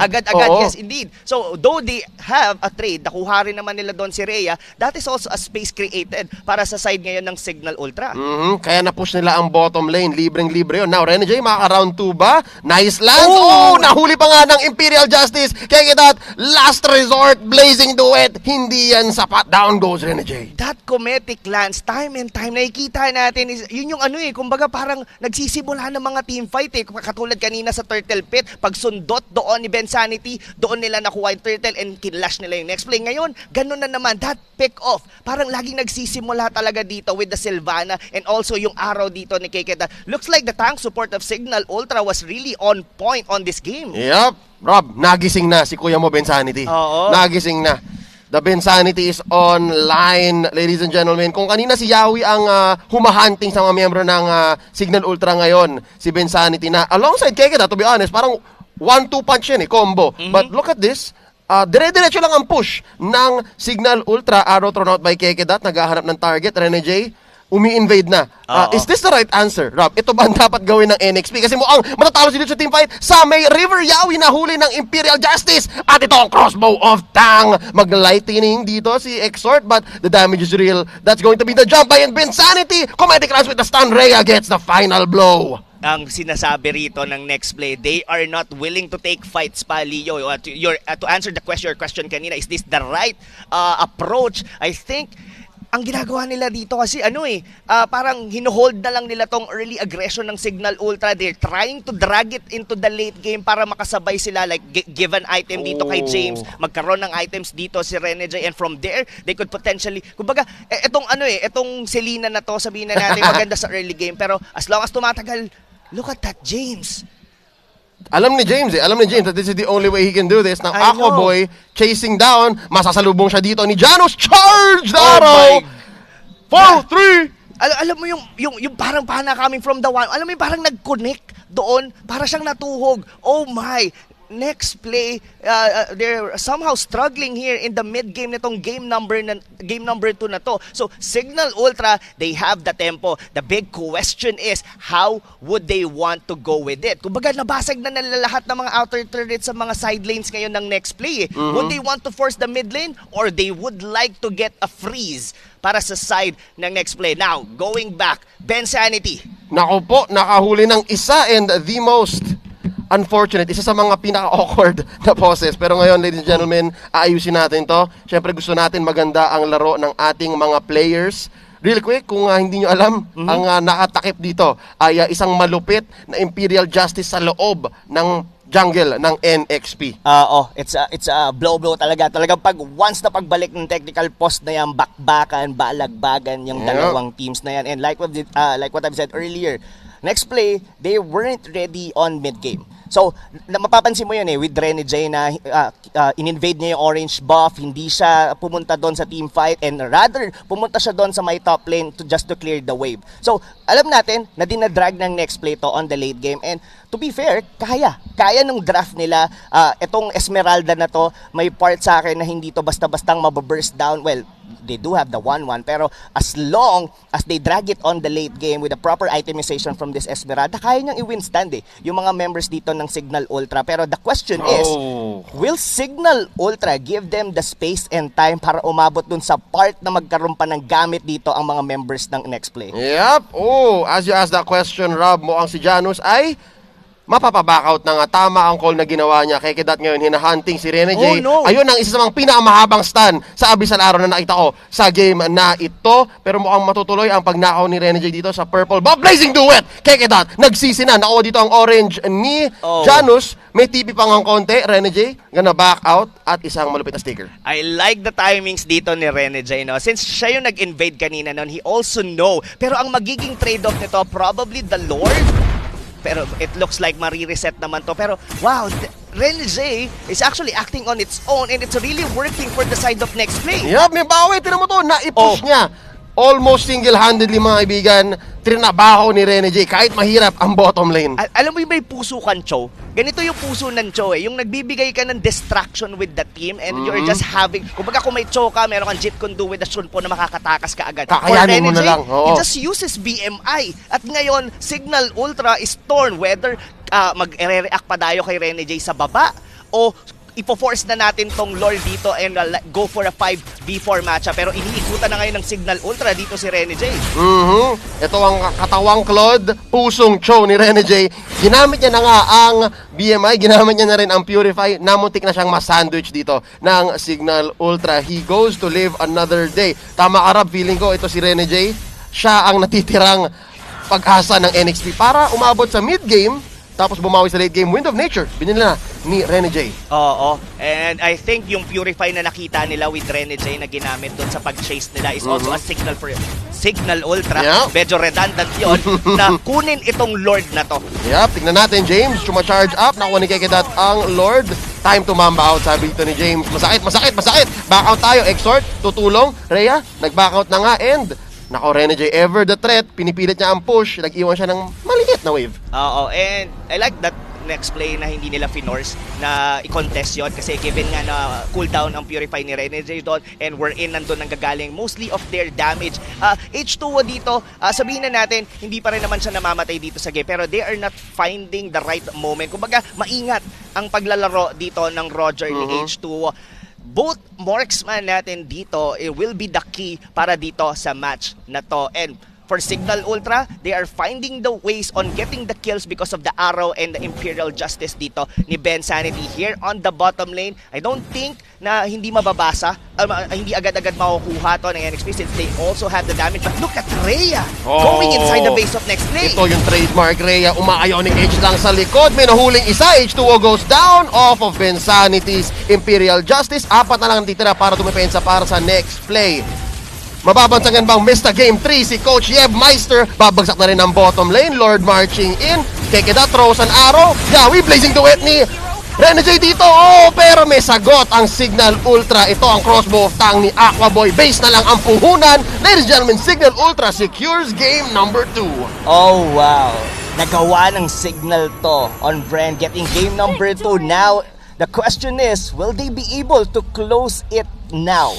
Itong series na to against next play. Masikip yung game na yun. Honestly, there was a small window for NXP para mabawi. At yun yung tinatrabaho ni Renegade. As in, imaginein mo parang prison break. Tapos, si Renegade yung naghukay. Parang 3 linggo na siya naghukay. Tapos dun sa dulo. Kumbaga siya si Schofield. Oo. Tapos dun... You said the prison break. Oo, so siya yung gumagawa ng way para makatakas sila doon sa pag-snowball ng Signal Ultra. Pero nandun yung warden sa likod. Si Kekedat. Si Kekedat, yung kanyang mga pana. Galing, hindi lang actually si Kekedat pati si Ben Sanity. Ben Sanity. So, totoo lang. Ben Sanity, minute 1 onwards, napigilan ng NXP. Kaya magkakaroon tayo ng game number 3. More on this in just a bit dahil ibabato natin kay Wolf, our analyst. Wolf, kwentuhan mo na kami. Anong nangyari dito? Kaya nagkaroon tayo ng game number 3.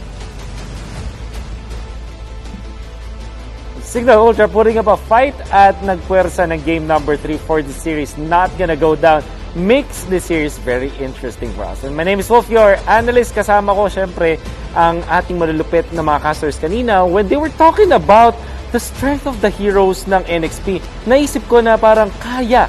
Pero ano nangyari? Let's find out. And why don't we look at the post-game statistics brought to you by Smart, the official tournament telco partner of the MPL. Free to game great with Smart, free games for all.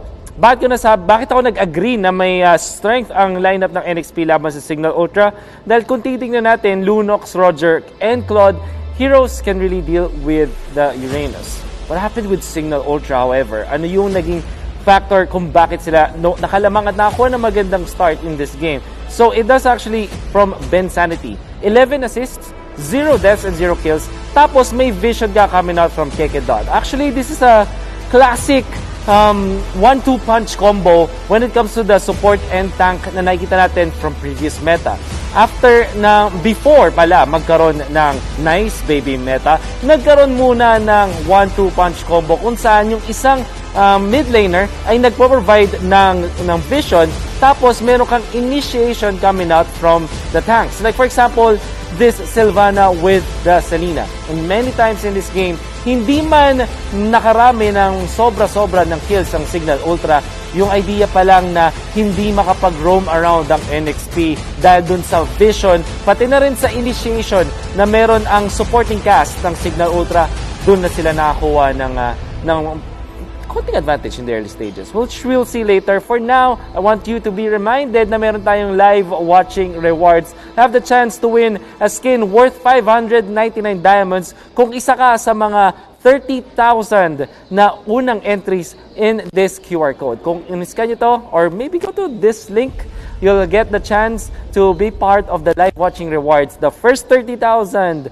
entries will get a chance to win the treasure box. And syempre, kung titingnan natin ang highlights, after all of the statistics that we've brought up, and makikita natin kung ano nga ba yung naging impact ng vision and initiation ng Signal Ultra through the game highlights brought to you by Smart, the official tournament telco partner of the MPL. Free to game great with Smart, free games for all. Now going back, ano ang naging crucial na part dito for Signal Ultra? Number 1 to their key to victory, vision ni Ben Sanity nakikita mo, and the Kekedot with the traps and arrows na kumokonekta para ma-secure nila yung mga early objectives, yung mga turtle, mga turrets. And of course, the next win condition for NXP, make the side lanes good. At actually, ang pinrioritize nila dito is yung lane ni Aquaboy. Well, kung isipin ay nabigyan nila si Rene J ng maraming beses, up to 3 deaths in the early stages. Tapos, binigyan nila ng free game naman si Aquaboy. So, parang ang nangyari is, pinigilan nila yung kalaban na makapag-farm habang sila naman ay na-secure yung farm doon sa kanilang second core or yung sa kanilang gold laner. Now, gonna have to take note, ang ganda ng command ni Janus on this season, Chin. Kahit pa medyo nakontest siya ni Yawi in the early stages, nakakuha naman siya ng magandang takeover when it comes to turtles and turrets. As you can see now, Aquaboy chasing James and Janus getting the 3-pointer, kumbaga. At ang naging development ng ating laban afterwards is just winning the map overall. NXP, makakakuha sila ng split push with Rene J, pero ang bilis ng sagot ng Signal Ultra. In fact, when they're grouping up, mas mabilis din yung tempo sa pag-take nila ng mga turrets ng NXP. Kaya nga naman naging awkward yung pag-split push ni Rene J. Kasi paano niya maa-outspeed yung Signal Ultra Siege kung hindi naman siya, kung mag-isa lang siya, which is just the Claude. Maybe if the game progress ng 5 more minutes, 10 more minutes, masabi mo na malakas na yung threat ng isang side split pushing Claude. Pero kung ganito na ang tempo na nilaro ng side ng Signal Ultra ay mabilis, you're gonna have to really give it to the blue team. The MVP of the game was brought to you by Smart, the official tournament telco partner of the MPL. Break through your own limits, rise above, and be free to gain great with free games for all. MVP of the game, it's Ben Sanity. 0 kills, 0 deaths, all assists. Pure playmaking. 69% of the time, nandun siya sa mga kills ng side ng Signal Ultra. And then, tinulungan siya ng kanyang mid lane, which is the Selena. Kaya nga naman ako sila maraming kills. And if you think about it, yung impact ni Ben Sanity sa kanyang kalaban, pati na rin sa kanyang mga teammates ay maganda. Sa kalaban, nahirapan at naging awkward para kay Rene J, pati na rin kay H2O with the Roger, kasi pwede sila mahuli ng Imperial Justice. Para naman sa kakampi, yung fact na nakakapag-vision si Sylvana gamit yung kanyang sariling hero with what we call the face checking. Tapos may added vision coming out from Sylvana, makes it so na si Janus, pati na rin si Aquaboy ay nakapag-farm ng matiwasay sa laban na to. And that meant great things for Signal Ultra. Bakit hindi natin ibalik sa caster's desk para sa game number 3, decider of this wonderful series?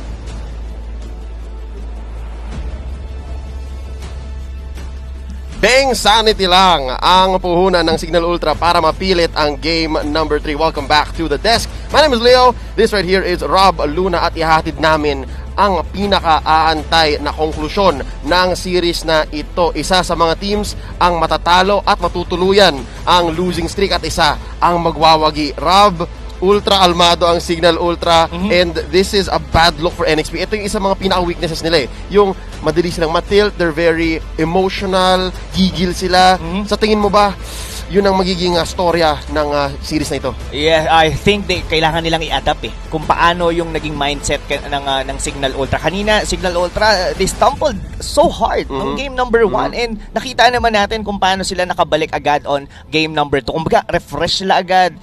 Alam nila kung ano yung gagawin nila, and for next play esports, they really have to at least mimic yung mindset lang na gano'n. Na kalimutan na natin, we're back ngayon, best of 1 na lang against Signal Ultra, and both of the teams are really looking towards to end their drought dito sa liga natin. I mean, this is a very good ender on both of the teams since next week pa, Thursday pa, ilang araw pa yung dadaanan natin bago mag-ano ulit for week 4. Rob, yung sinasabi ko sa lahat ng series sa MPL Season 7 currently, I'm hoping until our final week, lahat must watch, lahat high stakes. Ladies and gentlemen, magsisimula na ang draft.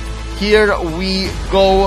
Game number 3, NXP laban sa Signal Ultra. MPL Season 7 is presented by Smart, the official tournament telco partner of the MPL. Free game great with Smart, free games for all. Ang tanong, who is going to be making the smart choices in the draft coming up next? Catch it here, brought to you by Smart. Free game great with Smart, free games for all. Rob, yung lesson na maging ultra kalmado lang, parang ang hirap matutunan nun in just one best of 3. Exactly. I mean, kumbaga, it takes practice. And of course, motivation as well kung bakit mo siya ginagawa. And in terms of motivation, Nextplay Esport, with all known na sobrang motivated ng team na to. One of the teams then, even nung nag-grade kami sa kanila, sobrang saya. Alam mo yung bond nila dito, talagang feeling mo parang magkakapatid silang lahat. Parang sa pagnood ko ng mga vlogs, ng mga streams nila, yun yung vibe. Yun yung vibe. So I'm hoping that power of friendship and brotherhood comes through sa pamumuno ni Coach Doggy dito na nasa bahagyang kanan ng ating screens. Parang full-on critical thinking si Boss Dogs. Yeah, exactly. Pero yung minention mo kanina, no, kung ano ba yung magiging aura, looking at Rene J, even with coming from a loss, nakita mo yung smile pa rin niya. He's actually trying to give the aura. Kumbaga, more energy para dito sa team ng Nextplay. Pero right now, this team, sa dami ng sumusuporta, ang dami talagang nag-iintay na ma-end na nila yung kanilang lose streak. And this is also a good momentum din Either of the two teams na makakuha ng panalo dito, this is probably the first series win for Signal Ultra. And this is, kumbaga ito naman yung comeback. Kasi ang ganda nung pagkapanalo ng Nextplay against Bren Esports Tapos nagsunod-sunod yung kanilang talo. If they get a win here on Signal Ultra, I think, and I'm not think, for sure, magiging maganda ang simula ng Week 4 para sa Nextplay. Yup, and for Signal Ultra, I don't even want to think about it. Sobrang daming layers na kailangang daanan ng Signal Ultra para makabalik sa road to recovery. But right now, it looks like Signal Ultra is going to be on the draw. Silang sasagot, 2 picks.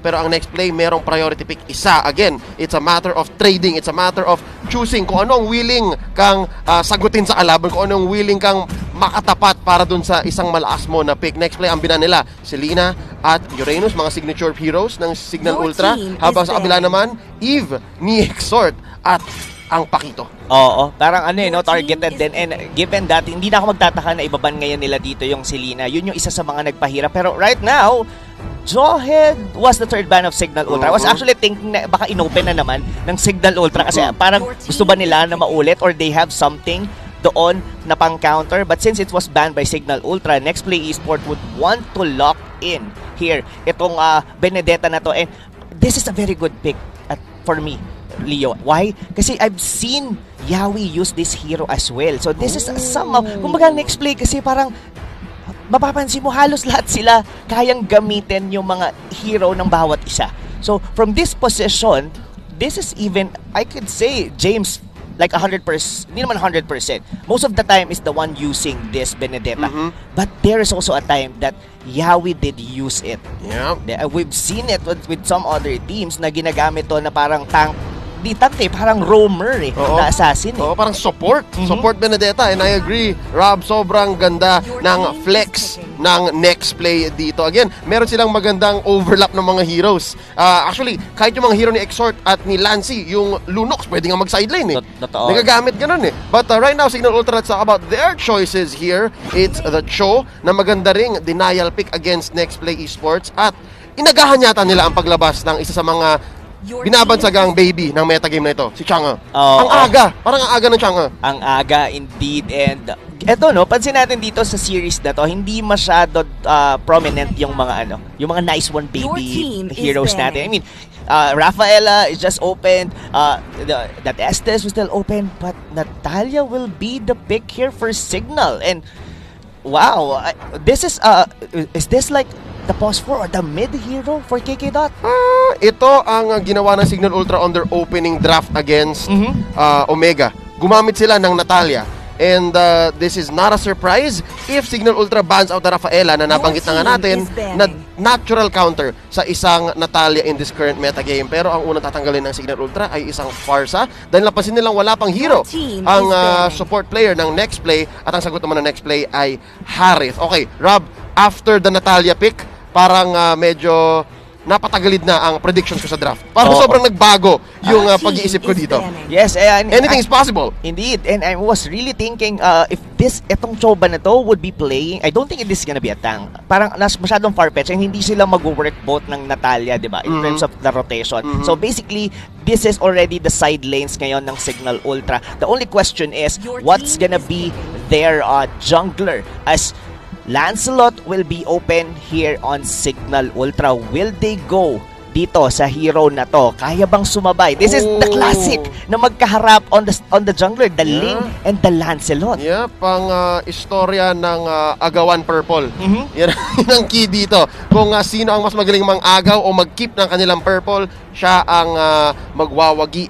Siya ang magkakaroon ng magandang transition into the mid to the late game as an assassin. Signal Ultra, I think if this is the lineup that we're gonna end up with, kung Lancelot nga ito na gagamitin ng Signal Ultra, mukhang maganda dahil meron sila Natalia. Pwedeng silip-silipin yung buff nung Ling. Totoo yan. And one thing din, Natalia is actually gonna work for them. Kasi kung iisipin mo, Rafaela, most of the time, di ba, gamit na gamit on this meta. And this is something like a pseudo counter for a Natalia as well. If you're gonna use the skill 1 ng isang Rafaela, tatamaan ka and marireveal ang isang Natalia. But yeah, Lancelot here will be locked in by Signal Ultra. Janus, I think one of the best players din na nakita din natin na aside from Coral TC na gumagamit ng isang Lancelot na he knows may mga time na nagiging risky siya on playing this hero pero nakukuha niya na yung groove niya lately like doon sa laban nga nila against Bren Esports. Now Yawi dito, sila naman ang gagamit ng Sylvana. We're in. Ito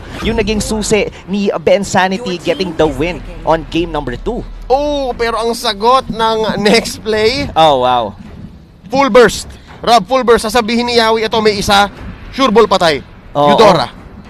Oh no. And ito ang magpapahirap ngayon kay Janus. Kasi given na pwede kang pumasok on the backlines dito ng side ng next play, kung meron naman ditong Eudora. Pero still, it's a tricky no? Pwedeng yung Lancelot will be the one to use para pasukin dito yung Eudora. Pero that Diggy pick, itong malaking tanong dito will this Diggy be the feeding Diggy strategy? Kasi posible What do you think? Ako, Leo, nararamdaman ko posible. Pwede. Posibleng panggulo to kay H2O. Again, anytime Diggy is picked in the MPL, parati mong iisipin na posible ang Diggy feed. Okay? Parang ginawa ng aura noong isang araw. But, honestly, I feel like this is not Signal Ultra's most comfortable draft. Feeling ko talaga, napilitan na lang sila. And yung strategy na to, maganda yung sagot ng next play. I feel like, again, Ben Sanity, he had his hero, Sylvana, nung game number 2. Kaya sobrang ganda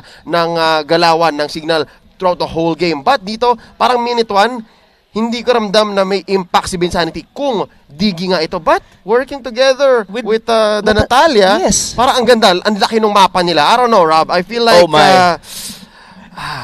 ito lang yung nafe-feel ko. I mean, it's gonna be hard for the side, specifically H2O. Kumbaga, if this is a feeding strategy, Diggy, together with the Natalia, kumbaga hindi mo maiisip kumbaga lagi kang guguluhin nitong dalawa na to. Pero given that it's not gonna be a feeding Diggy strategy, since meron siyang ages dito, pero gamit pa din to. I mean, with this ultimate, ang dami niyang pwedeng cancelin ng mga ultimates dito coming from next play. Pwede niyang kainin lang. And again, the Aegis is there to make the take harder. But hold up, ano nangyari doon? Wait lang. Nanakaw! Nanakaw ni Ben Sanity! Oh no! That is very crucial at nagkamali tayo. This is indeed a feeding Ben Sanity Diggy. Nako, ito ang magiging malaking problema. I mean, itong side lanes dito ng Signal Ultra will just have a good time getting all the resources that they need dahil bibigay sa kanila ni Ben Sanity lahat ng space ng yon. So, magre-react ngayon dito ang next play dito sa Diggy na to. Forced to react now, exhort. Tatalo na ni Rhea at ni Keke Dot. Ladies and gentlemen, ang konsepto ng Diggy strat ay essentially bibigyan ng kills nung Diggy yung mga hero ng kalaban tapos papasamugin nung mga miyembro niya. And right now, it's working to a TK na tumatalon pa loob. Ben Sanity again keeping up to his main strategy. Naku po si H2O! This is gonna be a hard lane game, Leo. I mean, wala kang makukuhang buff sa ganitong ginagawa ngayon dito ng Signal Ultra. Next level to. Rob, this is not crazy. This is Ben Sanity. Hindi niya kailangan ng retrieve. Aegis lang. Grabe. Signal Ultra is actually giving us an excitement dito sa game number 3 against next play. Exotic.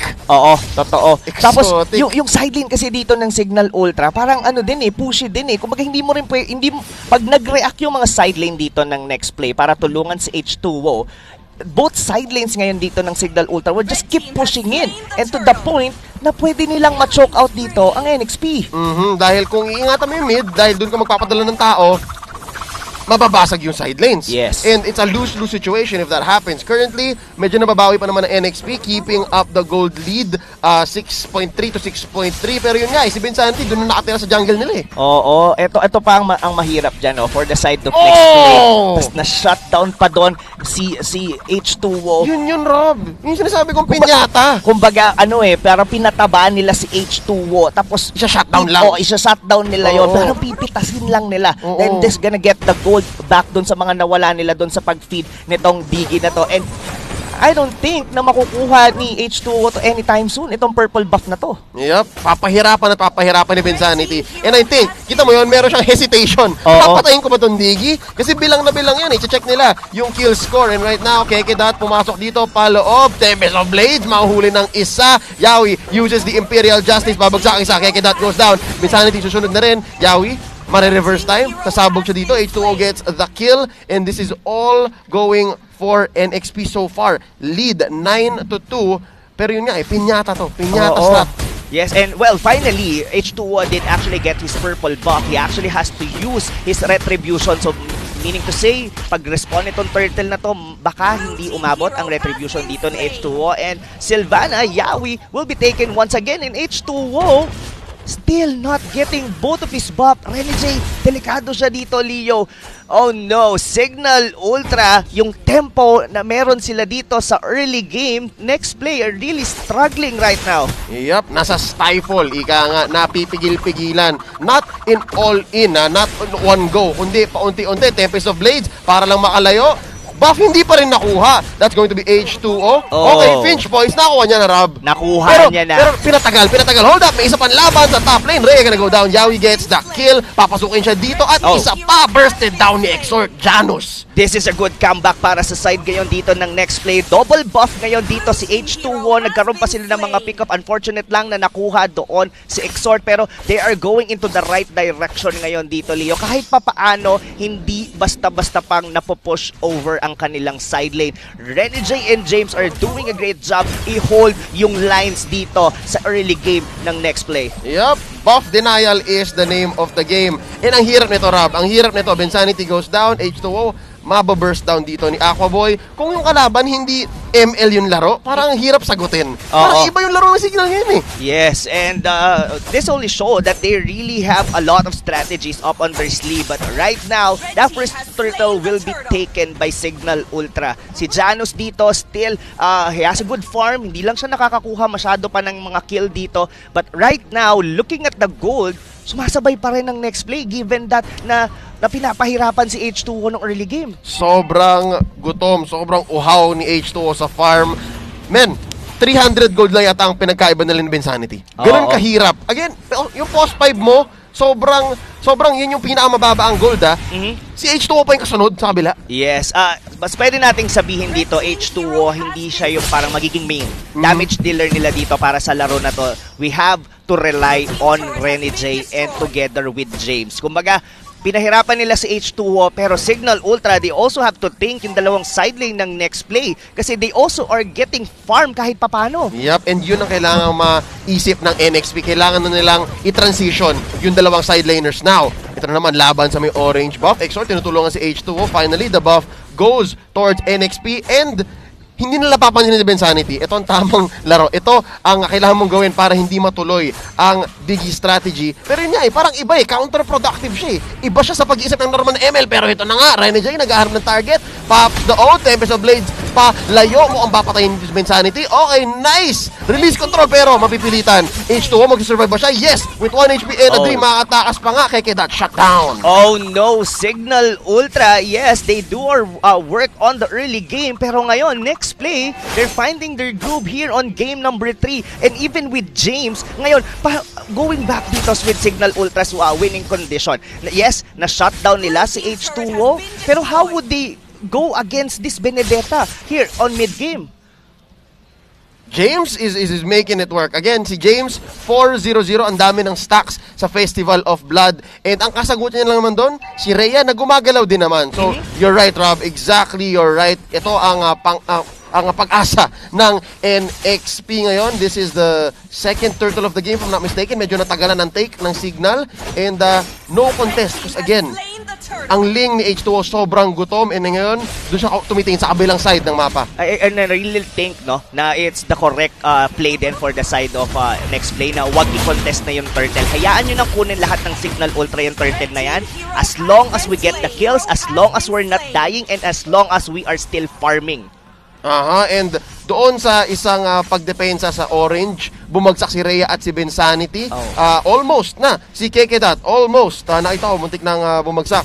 But currently, NXP, I think they figured it out. Nagets na nila na, okay, ito tayo. H2O, parang ikaw pa rin yata yung pinag-iinitan eh. Hindi nila gets na tatransition na tayo sa side lanes. Oo. Saka, this is also the time na hindi na magiging effective yung feeding strategy ng isang Digi. Kumbaga, mag-transition na siya as a full support para sa Signal. Pero Rob, meron naman ding ibang hero ang Signal Ultra. Yawi, kamunti ka ng maisahan dito ni Aquaboy at ni Janus na napakaganda rin naman ng farm. Papabagsakin ang first tier turret dito sa mid. Exhort, muntik ng ma-burst. Bensanity still maintaining the pressure. Dito siya talaga natira sa may buffs ng NXP. That could have been a double kill, triple even for Signal. Yes, and going back dito for next play, Leo, so I like what H2O is doing right now. He's doing the split pushes dito. He's trying to get a reaction or probably makakuha siya dito ng mga Lord. And kumbaga, lalaruin na ngayon to ng next play yung mga split pushes nila dito. Pero this is a good pick-off in case na makuha nila ulit si H2O. But no! Wow!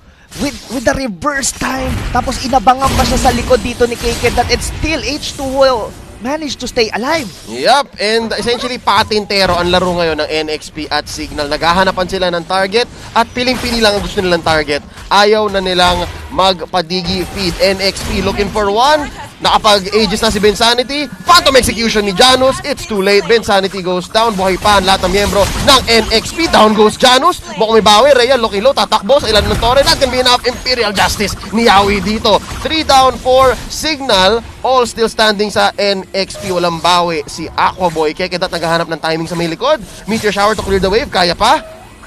Oh no! Ito magiging mahirap ngayon dito for Signal Ultra. Pagka naging ganito na yung gameplay, yung habol-habulan, lugi sila dito. Kasi kung iisipin mo, next play dito, they have all the mobility that they have. May flinch poise tayo dito na manggagaling sa kay H2O. Tapos may flowing blood with Trinity. Parang ang hirap habulin. Yes, they have a hard crowd control with the Way of Dragon dito ni Rhea. Pero after that, what's gonna be it? Isa lang yun. Isa lang yun. Paano tayo maghahabol? Pipili sila ng target, Ralph. Indeed. Mapipilitan silang pumili ng target. And if they get the wrong target, again, there's so many wrong targets on the side of NXP. Nako, kukulangin ang Signal, which is why at least for now, mid-game, ladies and gentlemen, okay na okay pa ang Signal Ultra. Pero yung NXP, mukhang nalaro na nila ang early game ng Digi strategy. Nuggets na nila. Nuggets talaga nila. And H2O, siya pa rin ang apple of the eye, ang target dito ng Signal Ultra. Pero he still managed to stay alive.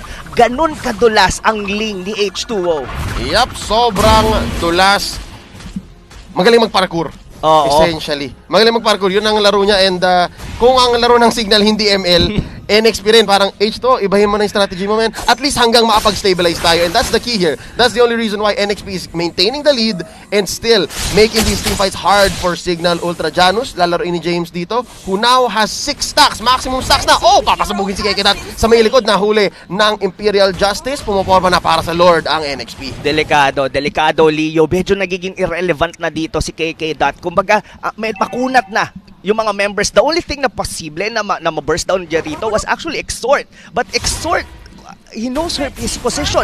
Alam niya kung saan lang siya pwedeng magstay. And look at this, Signal Ultra, delikado sila dito sa gitna. Times journey dito ni Bensanity. Is it enough to save Rhea? Answer is yes. Janus, sabi niya, back muna tayo guys. Clear muna ng waves. And even Signal, who now is also on the defensive. parang interesting ang magiging susunod na magalaw ng mga teams dito dahil walang definitive na makakapag-lord. Walang libreng lord. Wala talagang libreng lord. Pero kasi this is still working for next play as the game prolongs. Habang tumatagal to, mas lalong nagde-depreciate ang value dito ng dalawang heroes ng Signal Ultra. Itong Natalia na to and itong Digi na to, this might not actually help them on the late game. Pero tignan natin, nahuli ng Wave the Dragon sa may taas. Si James, Electro final blow pa, layo. He's going to be fighting back. Maganda ang stacks niya dito ng Festival Blood. Dan goes second at nakaisa na siya. Isa pa ba? Rhea, na-stand dito ng eye for an eye. Naka-double kill si James. Janus goes down in mid lane. 4, 5, wipeout. Naubos na ang Signal Ultra. Oh my God! Pang TikTok yon, Leo. Yung ginawa ni James doon, yung sinayaw-sayawan niya doon, yung mga members ng Signal Ultra, ubos ngayon ng mga miyembro. And mukhang kaya nilang tapusin to. Diretso yun na nila, Rob. It's what? 1 second? Aqua Boy coming out. Enough ba ang clear waves? No! Mahuli si Yawi dito pero sobra-sobra na, sabi ng NXP.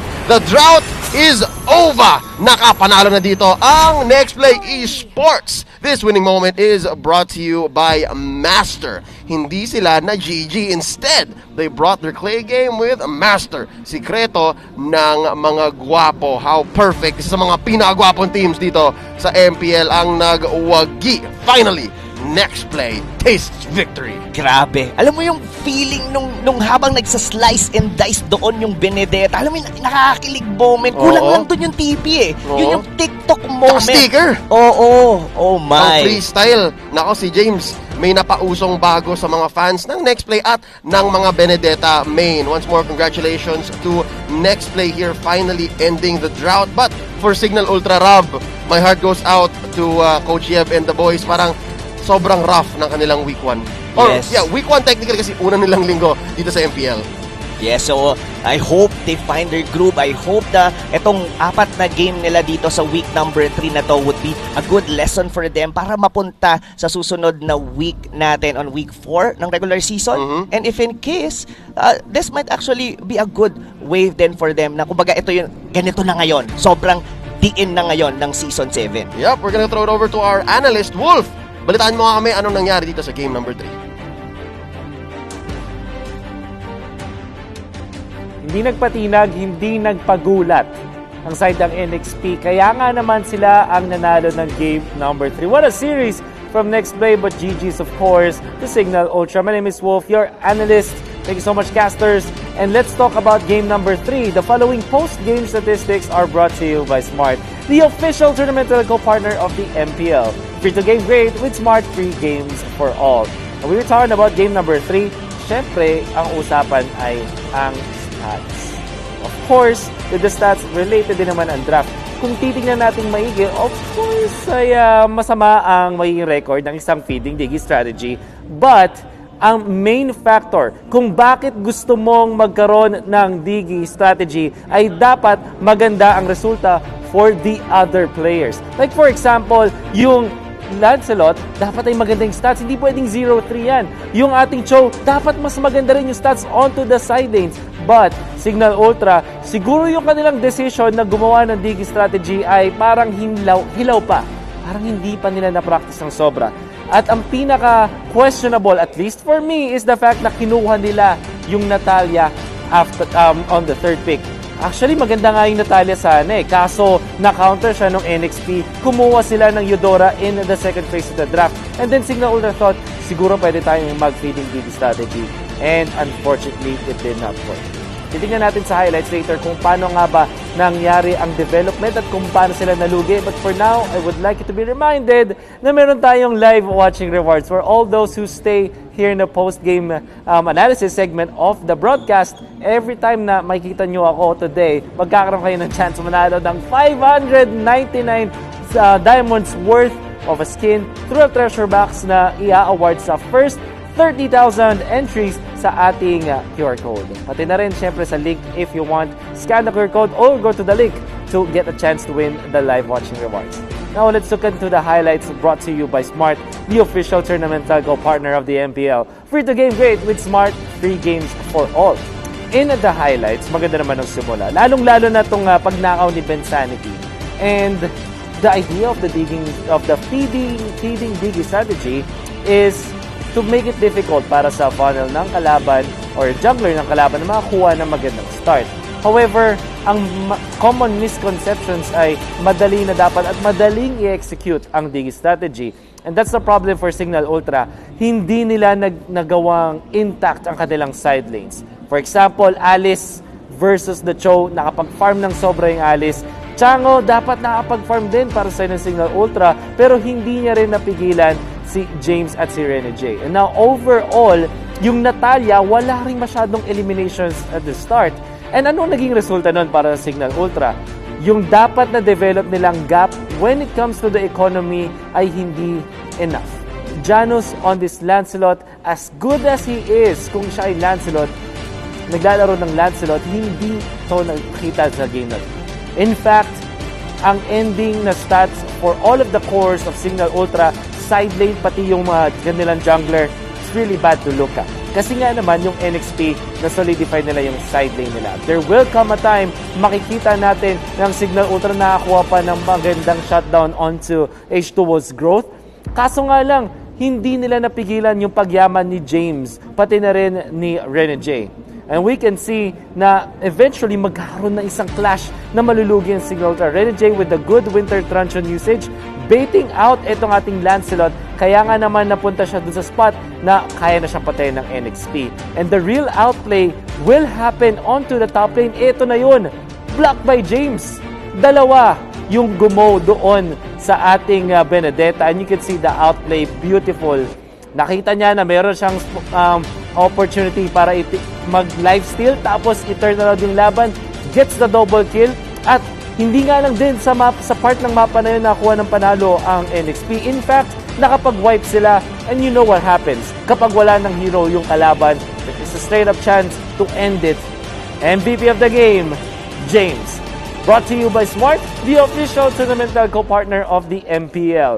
Break through your own limits, rise above, and be free to game great with free games for all. 31% kill participation, not too bad. Siyempre naman, feeding Digi strategy to. So, hindi mo pwedeng tignan yung mga kills. But what you can look at is yung damage dealt on the opponents as well as damage taken, really being the dampener para sa side ng NXP. And then, nakakuha din siya ng mataas na amount ng gold overall in this game. Kaya nga naman din, nung nagkaroon na ng time, nabakbaka na kung saan ginagamit na nga nung pare sa teams yung inipon nilang pera onto the early stages into the mid game, doon na nakakuha ng control ang side ng NXP. To add to that, Alice and Benedetta, super duper solid side lanes. Ang ganda ng control doon sa mapa para sa side ng NXP. Kahit yung kanilang jungle ay mid lane inahirapan dahil sa DG strategy, yung side lanes naman, sobrang intact for NXP, and that's why they were able to get game number 3 and eventually ending their losing slump. Para naman sa Signal Ultra, back to the drawing board for sure. That has been my analysis for game number 3 and the series of NXP and Signal Ultra. And let's throw it now back to the casters.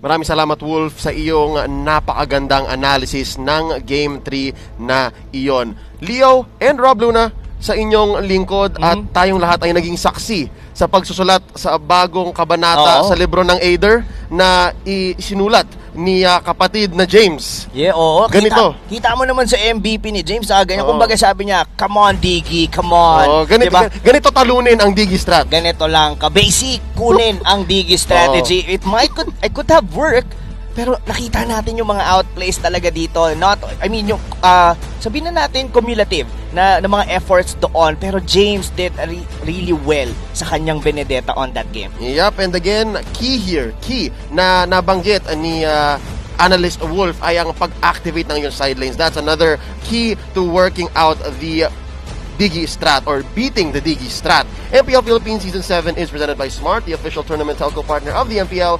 Free to game great with Smart, free games for all. And of course, this is all under the supervision and regulation of the Games and Amusement Board. Ladies and gentlemen, thank you so much again for joining us for this lovely 3-game series. Sa inyong lingkod, ako nga pala ulit si Leo, kasama natin si Rob Luna. We have one more series here in Day 4 of Week 3. Huwag kaya alis, magbabalik ang MPL Season 7. Welcome to the Giga Life. Your passions, your stories, your life. Simplify simplified with just one app. This is the future. The Giga Life in just one tap. Experience more Giga moments when you make the smart choice. With the Philippines' fastest mobile data network.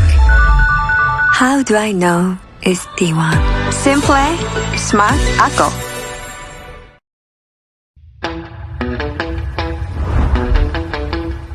Are you keeping it real? I'm calling shotgun, wanna see my baby run. Oh, what's the word on the sea? Kicking up the dust, if you know what I mean. We got a good thing going. We got a good thing going on.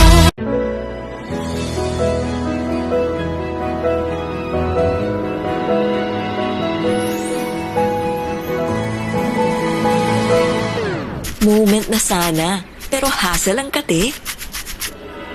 Yung kati na yan, dahil sa dandruff yan. You need Head and Shoulders. Unlike beauty shampoos, tanggal ang dandruff that causes kate. No more hassle sa moment. Goodbye na sa kate dahil 100% dandruff-free ka. Sikreto ng mga gwapong Master Gamer? Para fresh all day, bring your clay game with Master. New Master All-in-One Clay Wash. Fights germs, controls oil up to 12 hours, and helps prevent pimples. New Master All-in-One Clay Wash. Sikreto ng mga gwapo.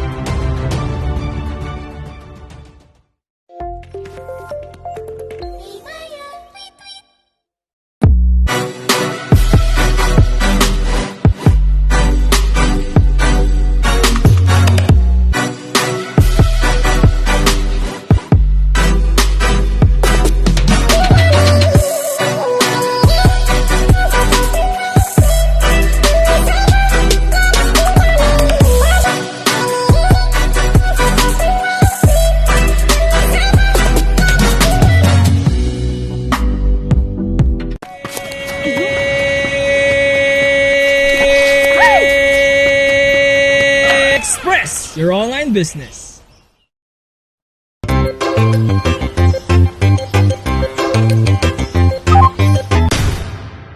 Express your online business.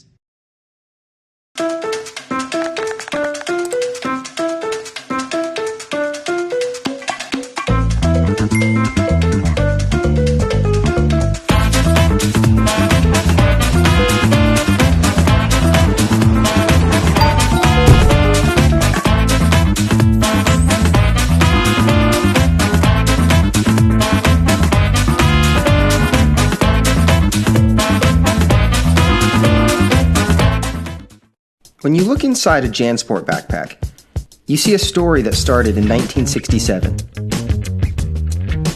Since then, our mission has expanded to helping protect our environment for future generations to enjoy. It's a work in progress, but just this season we've used the equivalent of 13 million bottles worth of recycled polyester in our most popular backpacks.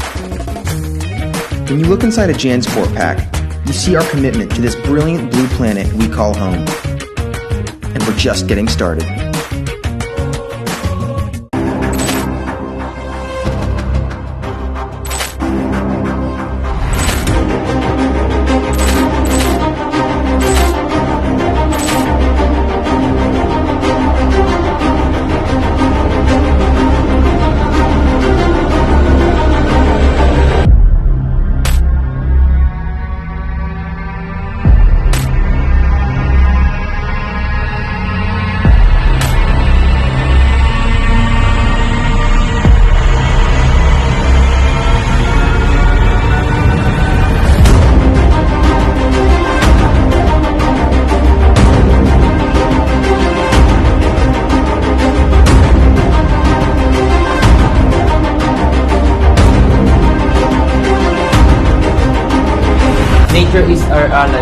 our end. We rely on nature as our life support system. We are all connected. This is our opportunity for a new balance with nature. It's time to step up our game for conservation. Let's gather for a team fight. There is no other option. This is our end. We could be the last generation to save the world. Together we can protect and conserve species and their habitat. Because together, anything is possible. Victory, victory, victory, victory, victory for nature. Together, together, together, together, together, possible.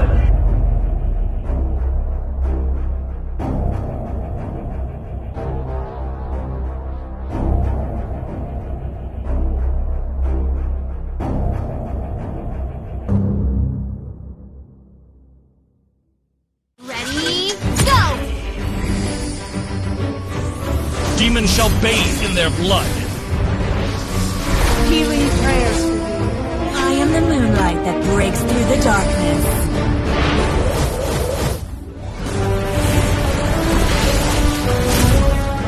I am Karamet. Welcome back, Anna.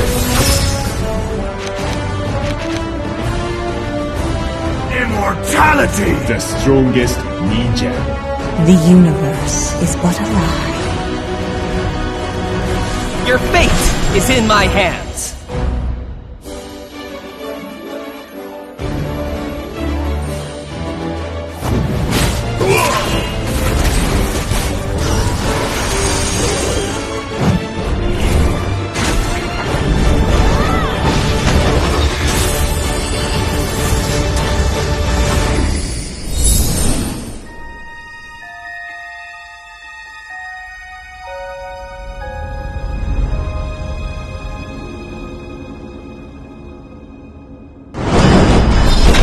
New adventure, new legend!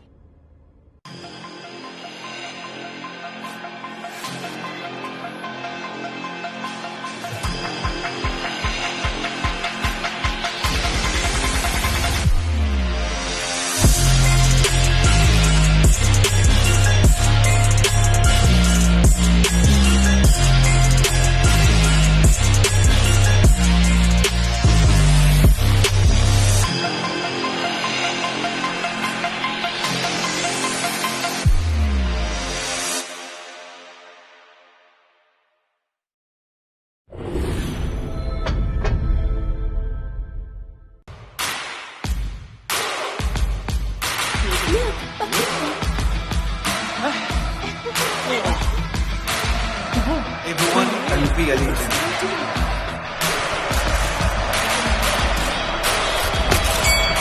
I must win.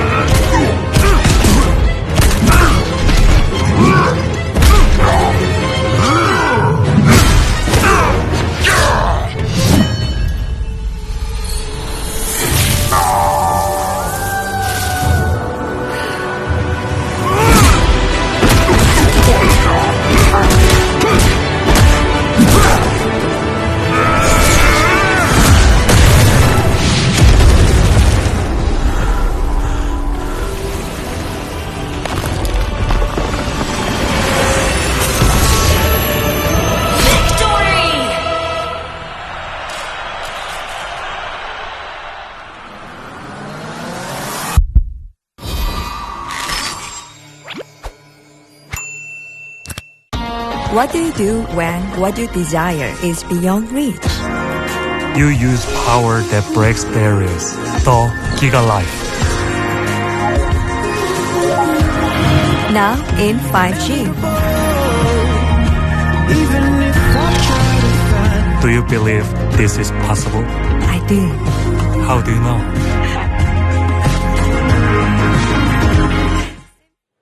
It's the last series of our 4-day triple header. Welcome back to Mpl-Ph Season 7, presented by Smart, the official tournament telco partner of the MPL. Free to game great with Smart, free games for all. Eto na ang ating mythical raffle draw winners from last week kanina. Talagang iniimbitahan ko kayo para dito. Makikita na natin kung sino nga ba ang 10 mga ka-ML natin na mananalo dito. So ang ating winners for today makakakuha ng in-game items. Makikita natin kung sino nga ba makakakuha ng panalo dito sa araw na to. And these are all from last week winners. So makikita nyo dyan ang inyong ID numbers at makikita nyo din yung ibang numero na nakikita nyo sa inyong Mobile Legends app. Kung isa kayo dito, maghintay lang kayo ng mensahe mula sa Moonton. Check out your inbox sa inyong MLBB app to get and claim the prizes. We had 53,504 participants. And out of that, itong 10 na to, ang makakakuha ng sobrang gandang papremyo. Kaya dapat lang palagi kayong tumututok at sinasagot nyo ang ating mga katanungan. Now, we have a brand new mythical raffle draw. Check this out. Ang ating QR code, nakikita nyo dito. Scan it, hurry up, finish the quiz. Sobrang dali lang yan. So you will get to win the prizes. At para din ma-congratulate kayo ng inyong mga kaibigan, malay nyo kayo ang manalo ng Epic Skin. Ganda yan. Meron din tayong live watching rewards. Just for watching, you get a reward. I-scan ang bagong QR code na makikita nyo sa inyong screen. And the first 30,000 every game day makakakuha ng treasure chest. Papayam! Maraming mga prizes dyan na talaga magugustuhan nyo. Mpl-Ph Season 7 is presented by Smart, the official tournament telco partner of the MPL. Break through your own limits, rise above, and be free to game great with free games for all. Get 1 gig a day from Mobile Legends, Facebook Gaming, and more, plus free 1 gig a day for 7 days. Just dial *123# or download the Giga Life app and choose free games. Kasama ko ngayon sa ating panel, dalawang experts, Nomad and Leo. Ito ang ating last series of the day. Alam nyo, sobrang exciting labanan na to kasi napaka-intriguing dahil for the first time, etong si Coach Dale now with Aura facing his former team. We're gonna have a matchup, Mpl-Ph kontra Omega.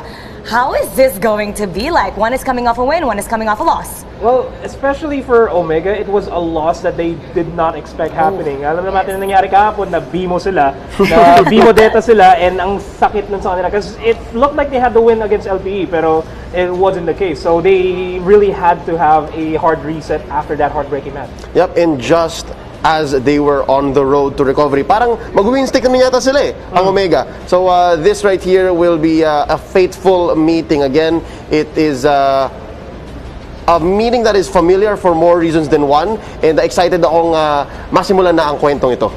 Ang Mpl-Ph nasa taas ngayon ng ating Group A standings with 3 wins and only 1 loss. Kung mananalo sila today, they have a chance to take the number 1 spot if they show great work. Ito na ang Mpl-Ph.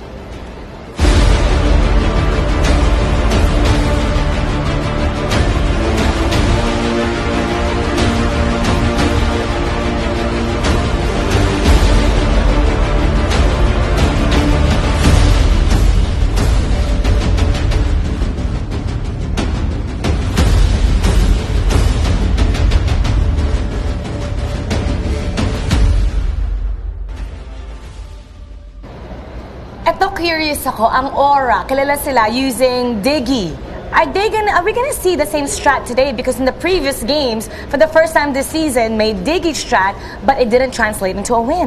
I hope not, honestly. Diggy strategies are super weird to watch. And yeah, nakaisa na naman ang Aura.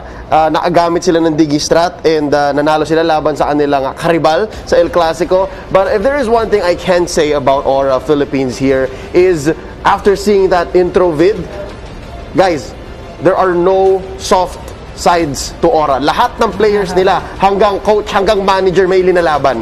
They're not the kind of team you want to be on the wrong side of. Titingnan natin kung sino nga ba ang lalaban ngayong araw na to. Ito na ang ating lineup for today mula sa Aura. Rafflesia, Greed, Hades, JP, and Benny Cutie. And the highlight of the day yesterday was the JP Diggy. And I saw a post on social media na may picture ng Omega and may picture ng Aura with the Diggy stats from both of those teams. And whose Diggy is going to win? Is it the killing Diggy or is it the dying Diggy? That's the main question. But of course, we're not discounting the fact the coaching staff of Aura has been on point with their drafts as well. So if anything, this is more so a battle of the drafts than the battle of skills here. Mas maraming ang panalo ang Aura PH pero dangerous ang kanilang kalaban ngayon dahil sa kanilang loss yesterday, gigil silang makabawi today at nais nilang makanig na malakas na victory! Eto na ang Omega Esports.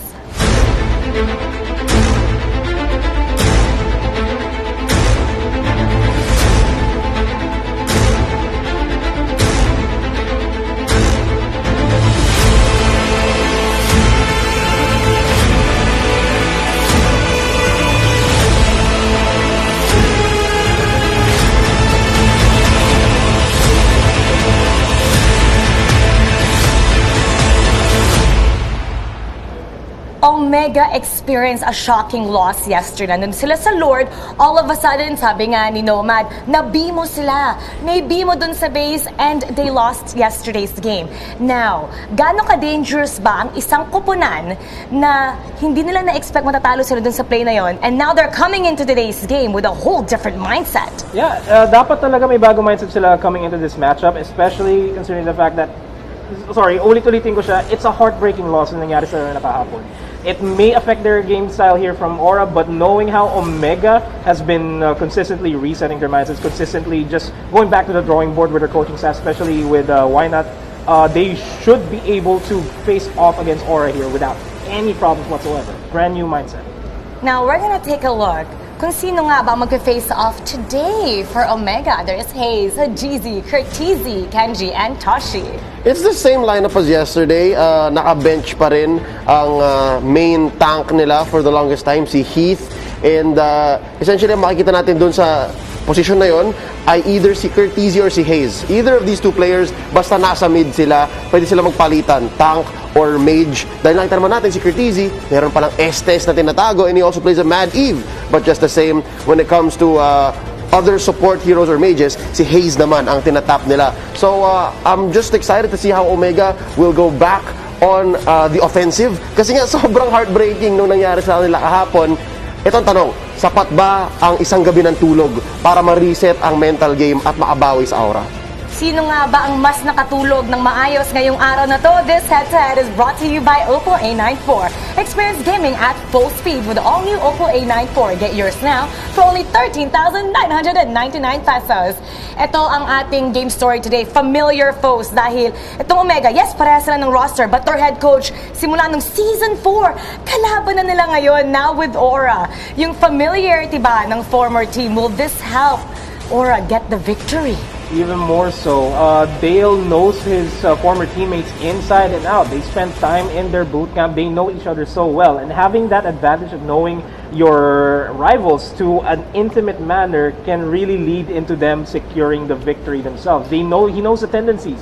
He knows how they play. And all Dale has to do, as well as Arcadia, is to just draft out a good draft that can go against the disciplinary lifestyle Omega has. Kulang na lang yata meron silang player swap eh. Parang yung players lang talaga yung hindi nagko-cross ng boundaries, but yeah, you already mentioned, very intimate ang relationship. As professionals, mind you, ni Dale at ni Why Not, nagsama sila sa quarantine sa Singapore. Yeah. Imagine mo, isang buwan kayo magkasama, di ba kayo magsawa? Hindi ba kayo magkahawaan ng ideas? And that's what I hope we will see here. Yung rivalry, the battle of brains dito. Now, taking a look at their stats, Aura has more wins, less loss. Pero parang mas maganda ata itong stats ng Omega.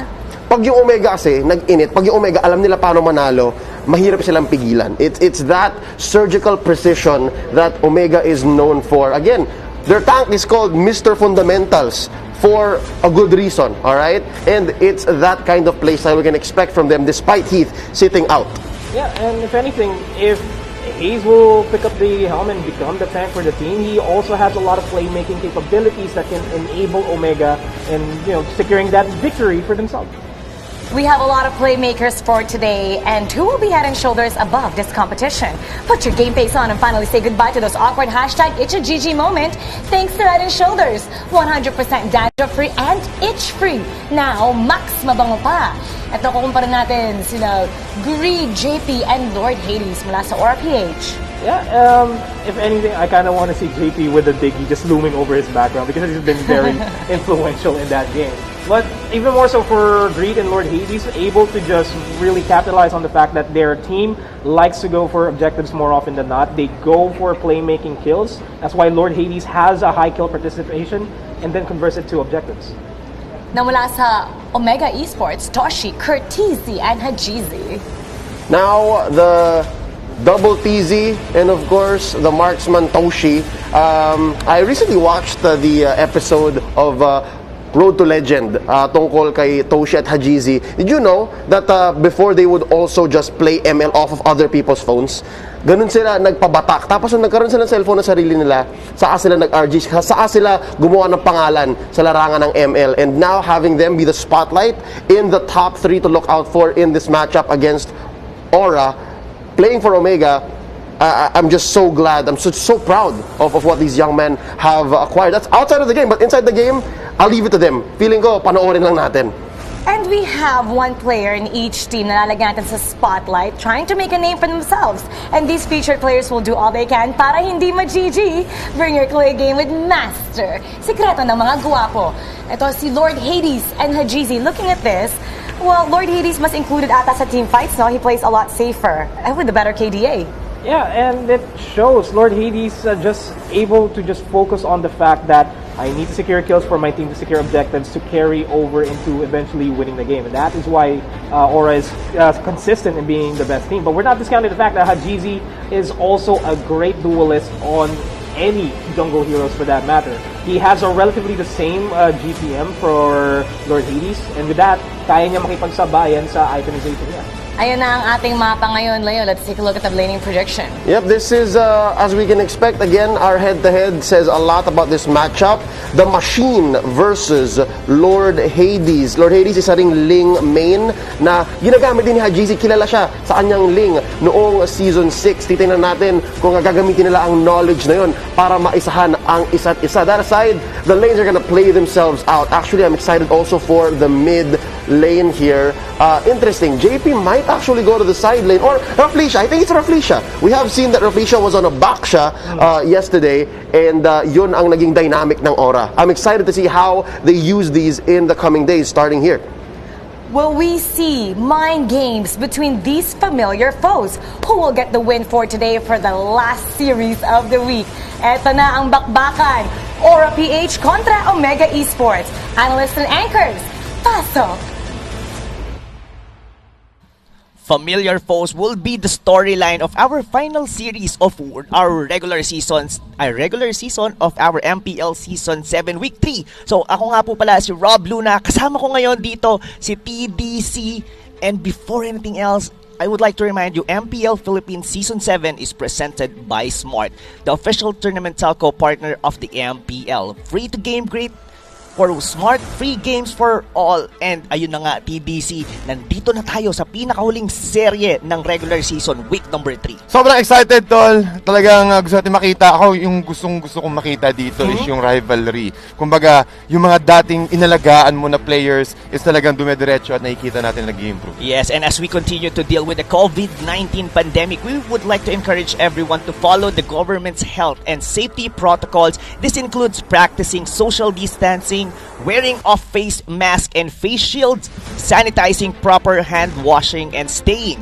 at home as much as possible. Let's do our part to stay safe and help stop COVID-19. And now, who will make smart choices in the draft? Catch it next, brought to you by Smart, the official tournament telco partner of the MPL. Free to game, great with smart free games for all. I would like to ask you ngayon, TDC, sinabi kanina ng ating panel, familiar foes. Yeah. This only states na yung dating coach ng Omega ngayon nasa Aura. Tingin mo ba makaka-apekto yon sa drafting natin ngayon? Honestly saying, Rob, malaking factor yon para sa akin kung sakaling yung coach mo dati, yung mga kalaban mo na ngayon. Kasi alam din ng coach kung paano maglaro yung mga dati nilang players. So I think this is a factor, pero syempre, meron na rin mga recent changes na ginawa dito si current coach ng Omega Esports, which is si Otits. So why not? So most probably, there are some changes, but the factor is still there. Hindi mo kayang ibahin ang ugali at playstyle ng mga players. So merong idea dito ang Mpl-Ph how to play it out. Totoo yan. And kumbaga, wala kasing nabago sa mga players ng Omega coming from Season 6. So, probably alam dito kung paano counterin dito, pero for sure, why not? And the rest of the gang, nagkaroon sila dito ng adjustment. And itong series na to, medyo magandang testament din to in both of the teams to be able to hold their momentum. Kasi Mpl-Ph, given na I think Kilowash will still not be playing. So, JP, we've seen them with the Digi strategy. So, pero sila ngayon ang nag-ban sa Digi. Kasi Omega Esports is also capable of using this hero. Indeed, at may nakita nga akong meme kanina na talagang Digi pati Omega Kumbaga parang yung sino mas magaling makakuha ng Digi. Kumbaga, ang difference ng Digi kasi nila for Aura is the fleeting Digi strategy. Meanwhile naman, sa Omega Esports, it's more on a full talagang literal support. It's like their main tank yung kanilang usage of this Digi. Pero there's also things na parang sabihin na natin very unique for Omega Esports. What do you think about like the Beatrix na usual na pinik ng Omega Esports? I think they use it against LPE yesterday. Yeah, yesterday. Yung Beatrix pick ng Omega Esports is really good when it comes to a team fight. Nakita natin kung gaano nakakuha agad ng maraming kills dito si Beatrix yesterday for Omega Esports. But unfortunately, sabi nga ng ating mga panel kanina na split sila ni Bimo from and also stealing that win, the series against Omega Esports. But yeah, I completely agree. Beatrix is also a possible pick here for Omega Esports, pero nakikita natin dito ang Mpl-Ph, ready na rin sila sa mga ganong klaseng laro. Eve, alam naman natin na kapag nahuli sa loob ng real-world manipulation, it will be easier for Mpl-Ph to move around at makakahuli. Kasi yung edge nun yung chessboard, pag lumpas ka dun, babagal ka, sobrang bagal mo, at yun yung nagiging strategy dito ng Mpl-Ph. Yung real world manipulation ng isang Eve na pag pumasok, pag nandun ka sa loob, basically slow ka. Tapos pag pumunta ka pa dun sa edge, meron siyang like sa split second na para mai-immobilize ka pa So, would you think Rafaela ba since sa mga ilang series na rin tayo dito sa regular sa week 3 natin na gamit itong hero na to, itong Rafaela, and most of the time yun din yung nagiging kaduo, kumbaga yun yung taga Nice One Baby ng Granger. Laging ang taga na ngayon tuloy, no? Nice One Baby meta. Nice One Baby, kaya alam ko tuwang-tuwa ang ating mga player na couples ngayon kasi meta ngayon. Sige baby, laro ka na ng favorite mong Rafaela, laro ka ng favorite mong Angela. Kasi nakikita namin sa MPL, ito yung laging ginagamit. Pero maganda kasi doon, TDC, since binanggit nga natin kanina, practice social distancing. So, meaning, imbis na lumabas o gumala ang ating mga couples, naglalaro na lang sila. Mag-ML na lang tayo. Mag-ML na lang sila. Kasi, meta ngayon ng mga couples, ng mga duo. Yan. Well, actually, that is really true, Rob. At magandang point yan. Kasi nakikita naman natin ngayon na lahat ng teams, talagang ni-utilize nila ang kanilang support. And also, nakita rin natin kanina from the previous series, dalawa pa nga ang pinipiling support. Estes pati Rafaela na magkasabayan. So, kumbaga signature talaga ng nila Venus, probably or even the whole Blacklist International, and I think they're one of the few teams talaga na makakapagpagana nun. Kumbaga hindi siya yung pwedeng bastang i-pick mo lang Kumbaga praktisado talaga yon. Pero going back dito, TDZ, the ban of the Mpl-Ph dito gonna be the Lunox. Basically kasi wala pang mid-hero dito ang Omega Esports. What do you think will be the yung magiging magandang fit sa kanila as they're hovering right now for their 4th pick dito sa Omega Esports? Ang nakikita ko sa Omega Esports, what's a viable pick is probably another marksman hero, because nakikita natin kahapon na mahilig sila sa marksman na core or other marksman na another sa side lanes, another the lane. Pero ang pipiliin dito ng Omega Esports is the Benedetta. Benedetta, he shines when it comes to playing around with his mobility at magkakaroon siya ng madaling access dito para ma-pick off kagad si Eve. Kasi alam naman natin yan, Eve talaga ang lakas ng impact niya when it comes to team fight and also with the control from the slow. Sa side naman ng Mpl-Ph, they have removed the Lunox and also the Natalia. So, Aura PH understands na kapag Natalia, ma-expose dito si Eve natin. So, I think the first 3 picks, since Aura PH prioritizes Eve as well, they will heavily protect this Eve as early as possible. And with the mobility prowess dito ng last 2 picks ng Aura PH is the Baksha and Daling. So, madali talaga makakaiwas. Oo. So, I like that you pointed out, itong Benedetta na to could just simply go doon sa may mismong backlane ng Aura PH. So, it would be hard for this Eve na ma-maximize yung kanyang real-world manipulation. And not only that, meron din sila, of course, there's probably a kick na manggagaling dito sa Cho, but Franco will be used here by Omega Esports. So, what do you think about this? I mean, is this a good pick ba? Kumbaga, ito ba ang magiging sagot for Omega Esports para counterin dito ang mga aggression na pwedeng gawin ng Aura PH? Kumbaga, yung the mere fact pa lang na pwede mong i-hook yung mga buff dito for the side of Aura PH is already, kumbaga, sakit sa ulo na. Jungle control, I completely agree dyan, Rob, kasi alam naman natin na kapag Omega Esports pipili sila ng Eve, you need someone to protect the Eve. So, ang mangyayari dito, kapag merong sumalubsob sa Omega Esports, kumari, for example, si Benedetta, that is the main target. Isang Iron Hook lang or maybe the Bloody Hand, that is enough for the Eve to burst him out or kung kahit sinong hero na pwedeng rumess back or at least mag-follow up dun sa Bloody Hand dito ni Franco. I really love this pick from Omega Esports. Pero syempre, sabi ng Aura PH, sandali lang. Medyo na-check tayo dun na-check tayo dun. Maghahanap tayo ng isa pang paraan para ma-burst yung Eve, which is the Kagura. Oo, I like that you pointed out, that Kagura is also the signature hero ni Greed. So, nabuo na Nabuo na kung paano ang gustong gawin dito ng Aura PH, and most likely, sila ang magsiset ng tempo dito since they have this Granger. We all know na ang bilis ng ng power spike ng isang Granger. Indeed. When it comes to power spikes, alam naman natin, once na nagkaroon kaagad siya ng level 4, meron agad siyang access din sa Sonata. Kumbaga, with that, mas mabilis yung pick-off potential dito ng Aura PH, and also, given the fact na meron din siyang Rhapsody, he can burst someone out. So, Omega Esports needs to keep an eye on their positioning every time, especially dun sa Eve. Kasi that Sonata, siguro kapag hindi nakapag-farm or mas mabilis yung farm dito ni Granger, isang BOD, kaya niyang i-burst up to half yung HP ng Eve at sobrang bilis na lang maka-pull off using the Benedetta. Yeah, pwede nilang tunawin agad-agad yung Eve. Pero the good thing about the draft naman ng Omega Esports, they have a Baksha, which is most likely na mag-soak up or mag-absorb ng mga potential damage na pwedeng ibato sa mga squishy heroes dito ng Omega Esports. Pero in terms of the draft doon, so parang how would you think ang mangyayari dito? Am I correct that the early game masiset talaga ng tempo dito ng Aura PH, or is it the other way around? Is it Omega Esports will be the one to do that? Ako, Rob, ang gustong-gusto ko, well, to answer your question, gustong-gusto ko yung draft dito ng Omega Esports. The reason why is, again, the positioning. Nakita ko kahapon kung paano maglaro yung Omega Esports at alam nila kung paano nila gamitin yung Eve.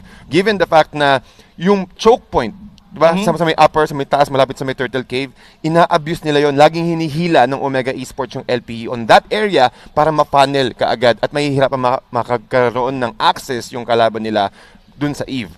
But given the fact na nag-Franco sila, merong crowd control, merong jungle control, dito yung Franco, again, yung Iron Hook para palabasin yung purple buff, nako-control nila para at least ma-stop yung power spike, yung snowball factor dito ng Granger. And also, given the fact na nandun yung Eve static lang siya, ang pinakamadaling gawin dito ng Benedetta is to move around the Eve. Isang Iron Hook lang kapag nakakuha, disabled ka agad yung Benedetta. So, dalawa agad ang sinasagot dito ng Franco Pay. Oo, saka pwede mo rin siyang sabihin na panghuli din for that Benedetta kasi we all know na mahirap talaga hulihin ang Benedetta, of course, with the Electro Final Blow, tapos yung kanyang eye for an eye, tapos yung gaya na sabi mo kanina, nung pinik yung Benedetta na pwedeng pasukin yung Eve doon sa may backlanes. And of course, the ultimate coming from the Franco is a suppress na wherein na hindi mo makakancel ng anything on your side. Kumbaga talagang kailangan mo siyang tanggapin. The only thing is kung mababurst down nila doon yung Benedetta. And now, I'm very excited dito sa pinakahuling series natin na to kasi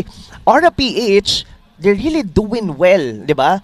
Sabihin na natin, specifically with JP, na ang dami niyang napoprovide sa buong team nila. Kumbaga, ang dami niyang multi-role siya. Na pwede siyang mag-tank, I think he will be the one to use the side lanes. Yeah. Tapos, pwede mo rin siyang gamitin as jungler. Yeah, nakita rin natin si JP as a support recently, di ba? So, the flexibility of Aura-PH, that's what makes them strong against other... meron din naman mga teams na talagang flexi role, di ba? Pero nakikita ko dito ang pinaka-flexible is yung Aura-PH. Pero ladies and gentlemen, nasa technical post muna tayo at the moment. So, tingin ko mas magandang oras ito para pag-usapan natin yung mga yung mga play style ng mga teams natin dito. Nakita natin kahapon yung Omega Esports playing a very clutch game. Tol, sabihin ko sa iyo, tol, tatayo na ako sa upuan ko kahapon. I know. Habang nagkakas talagang sobrang lupit, pero keeping that, so parang malaking lesson din yun para sa Omega Esports na you need to always keep an eye on your minimap. Oh, is this the Bimo Benedetta Bimo you're talking? Benedetta, okay. yes.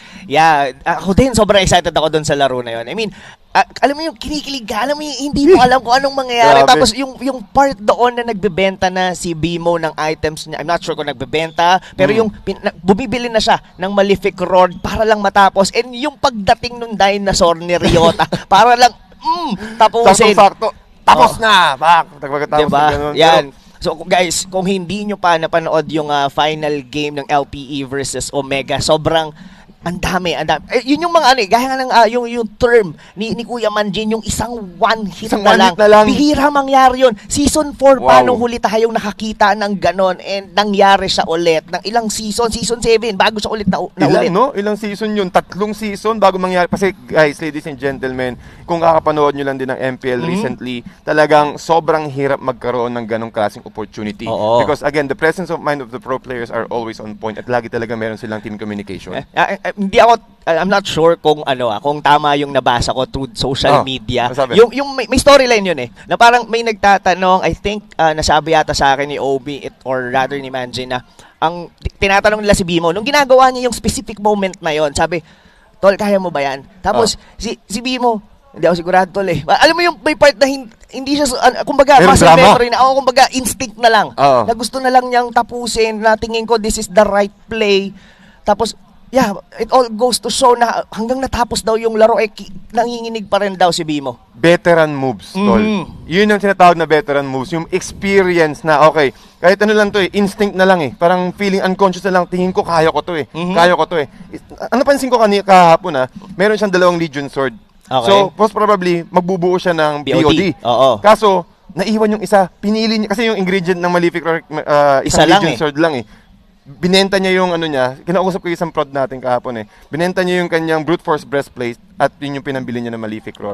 Talagang minama, talagang experience rule. Yung mga ganong moment kasi yun yung presence of mind. Presence of mind. 'Di ba? Yung pinakamahalaga doon. Yun yung split like ilang seconds lang yung mangyayari, like 5-10 seconds of your game na kailangan mo maisip kagad doon. Yun yung mga part din like sa mga mabibilis na mag-isip and ng mga kamay. Yung nakakapag-juggle sila ng Winter Truncheon, na bigla silang bibili ng Winter Truncheon pag mamamatay sa magagamit nila. Even they are sabihin na nating physical type of hero, then ibebenta na lang nila ulit. Kumbaga, yung mga specific moment na gano'n, tas naka-ready ka, hindi mo magagawa yun Ang hirap. Tol, ako medyo hindi ko sasabihin yung edad ko, pero minsan napipindot ko pa, pero most of the time hindi na pero yung ito kasi mga bata na to, they're really mechanically skilled. Alam na natin yung mga bata ngayon na talagang reaction. Sinubukan ko yan yung mga reaction time sa Cupra ko. Sinubukan ko talaga. Kumbaga, na ganito nangyari. Kuwento ko sa inyo guys since we are still on the technical post. Tinamaan ng pana. Si Roger Tol. Tinamaan. Cupra ko. Tinamaan ng pana. So, naisip ko agad, pwede kong gamin yung flicker ulti. Yung ulti ka muna sabay pi-flicker. Nagawa ko yung ulti, pero yung flicker sa kabila. At least andun yung idea. Andun yung idea. Wala yung execution. So, ganun yung nangyari. So, ang nangyari, parang nag-put yung hands up in the air yung Cupra ko, pumalakpak mag-isa. Pero panalo kami. Panalo naman. Yun ang importante, mga kaibigan. Kasi yung sa mga ganung klaseng pagkakamali, doon ka matututo. At least ganito pala yun. Sabi niya ni Pakito. Diba, kung lalaroin mo yung bagong skin ni Sir Manny, si Pakito, kumbaga paghabang nilalaro mo, sasabihin niya sa'yo, hindi ka natalo, ikaw ay natuto. Kaya kung ako sa inyo guys, kung hindi nyo pa, kung may trial kayo, bili nyo. Tingin ko, isa sa pinakamagandang skin talaga no bias. Kasi Mm. maganda yung skin, tapos kinakausap ka pa ni Sir Manny Oo. habang naglalaro ka. Sa previous. Buti nga wala sa doon yung ano eh. Yung ano yan? Happy New Year! Meron ba gano'n?